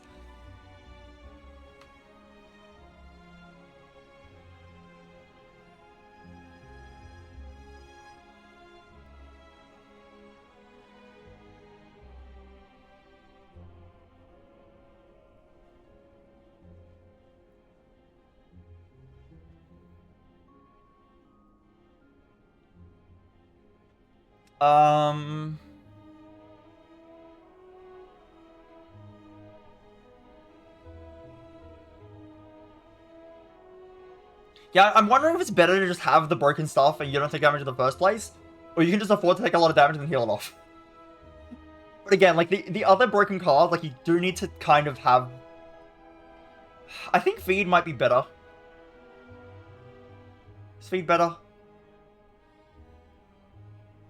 Is Feed better?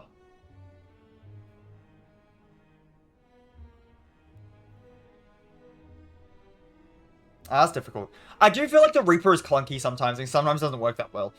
I feel like it's more consistent that the other card's, like, broken, while the Reaper is kind of, like, can be hit or miss, but sometimes it's extremely strong. But I feel like if we're going to talk about sometimes being extremely strong, then the other cards are also sometimes extremely strong, and then that's all you need. I do think Reaper's probably the worst of them. But it is very, very, very good. That's my list, I think. I mean, that's it. Okay. Now let's compare, okay? Let's compare. It's the fun part. Let's see. Let's see what horrendous things I did when I was on A6. Okay, so the S tier is looking fine. S tier is looking fine, right? It's looking fine. I don't have... Oh, Reaper's actually pretty high. Okay, wait, no. To be fair, Reaper and Shockwave are still pretty high. Okay, I agree with that then. That's good enough. Right, I didn't do anything too stupid. Immolate is also high, correct? Okay, where did I put Blood for Blood? I put Blood for like a full tier lower. That makes sense, because I did... My opinion of Blood for Blood did fall a fair bit. That makes sense. Demon Form is high. I put it a bit lower. But it's in the same tier. It makes sense. Battle Trance. Bloodletting's a bit higher than before, but that's okay. I'm seeing some weird stuff here. Can you explain Wild Strike? It sucks. I'll get to Wild Strike. I'll get to Wild Strike again. Yeah, I mean, most of the stuff in AT is actually pretty similar. Disarm's here, Impervious is here. Limit Break is... I put this higher. I used to like it more. Headbutt I had a bit more lenient on A tier, which, I mean, it's not even that much higher. Like, it's fine. That makes enough sense. Pommel Strike's in a similar spot. Uppercut's in a similar spot. Yeah, so most of this is actually pretty similar. It's Exhume that's out of place, and Limp Break's out of place.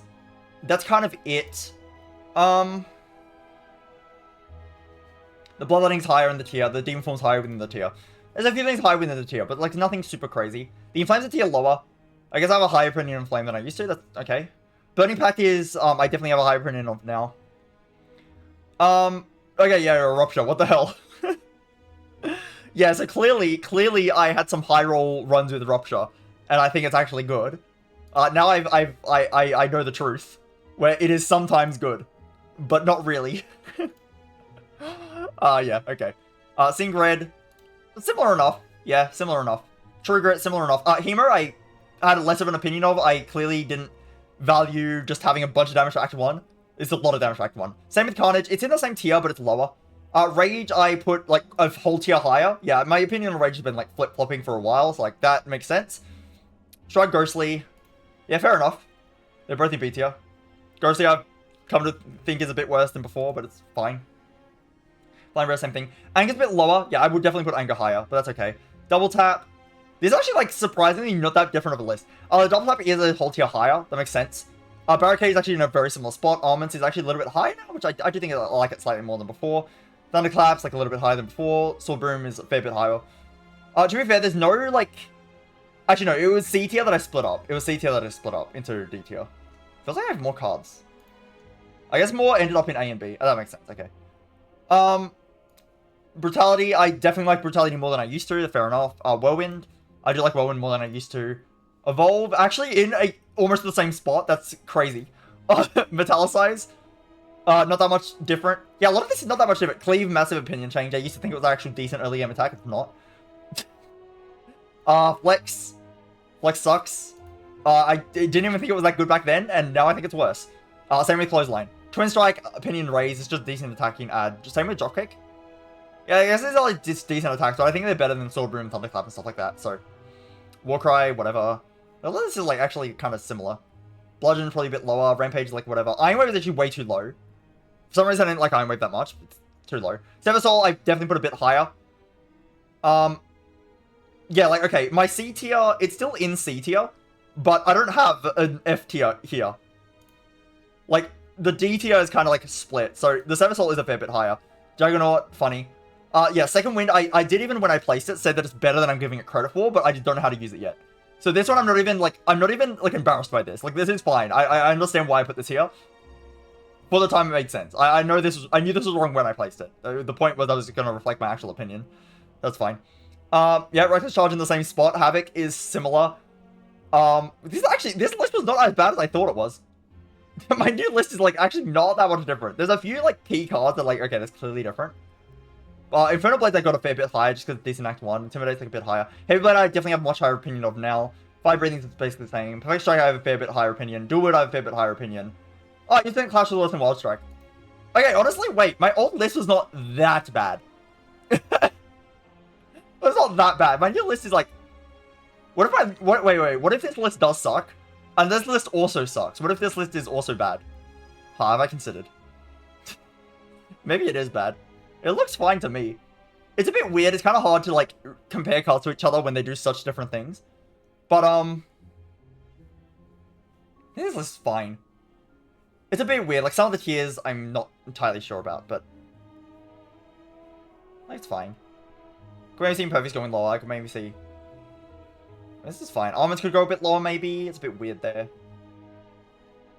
Ah, it's a fine list. It's okay. It's okay. Sure. Okay, Wild Strike. Here's why Wild Strike sucks, okay? Here's why Wild Strike is the worst card in the game, okay? There's no card worse than Wild Strike. So, that sounds like I'm joking, and I kind of am, but also I'm... okay, Wild Strike, right? Bad. That's it. That's my final argument. Oh, no, okay. So, yes, it is a lot of damage. If you take it and upgrade it, it's a lot of damage. The problem is that, it's making your future draws worse. So it's not really anything you're gonna want to play later. Like the Hemo Plus, if I take a Hemo and upgrade the Hemo, I'm gonna want to play this later. Like 2 HP, whatever. I can play 2 HP. Who cares? Same thing with like Perfected Strike. Like this might be weaker when I remove my strikes. That's true, but it still plays. It still does damage. There's no big downside other than it being a dead draw. This is a dead draw later. Like 17 damage, it's a dead draw later. Who cares? Yeah, it's a dead draw later.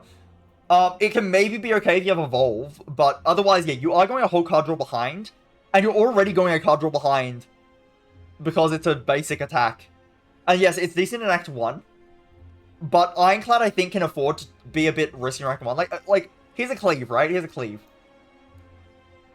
I don't know when Dagger Spray goes on silent, but Dagger Spray is probably not D tier on silent. Dagger Spray is probably like a C tier somewhere, right? This card, they're the same card. But on silent, you actually need attacks. Like, your Act 1's kind of scary. You need to take things for shorter term. The reason Cleave's not that good on Ironclad is because it's Ironclad. You have Burning Blood. You can get through Act 1. You don't really, if you want to, if you can afford to, you want to avoid a crappy card like this that is bad later. Hemo is at least still good for, like, quite a bit. Quite a while. But this just is kind of just bad. Yeah, it's also costing the upgrade. It's also doing less than Hemo. Like, there's a few reasons why it's worse than Hemo, obviously. Yeah, you're taking this and upgrading it to have a dead card in your deck. I don't know. I think there's just better things you can do on Ironclad. I'll take this on Desperate, but I feel like most other damage solutions are probably just better than the Wild Strike. So I just don't know when I would ever click this. I'd have to be like so scared of Act 1. Like, so scared. But I just don't think that happens. I think if you're taking the Wild Strike, then something went wrong already. I think you've made a mistake. I think you skill issued at some point. If you need this card for Act 1.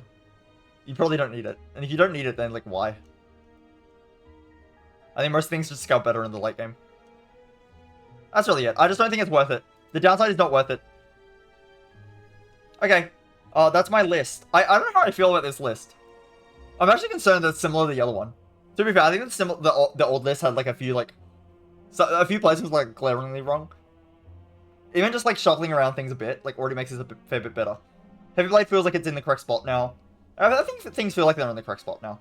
Maybe like some things you could definitely change. I could see like maybe these going higher than whatever here. That's probably fine. It's like these, like, some of the tiers are weird. Like, A tier looks a bit weird to me, but it's fine. It's a fine tier. B tier. I mean, S tier, like, I'm pretty confident in. This is S. I'm pretty confident this is S tier. Yeah, A tier looks good as well. B tier, I got some weird cards like Exhume here, but, like, it's fine. I got some weird cards. Like, it's fine, though. C tier, yeah, I got some even weirder cards. Weirder card. Cards that are, like, okay, that I'll take them, but they're not, like, my favorite thing to take. Like, anyway, like, sure, it's fine. I'll take it. Thunderclap, yeah, sure.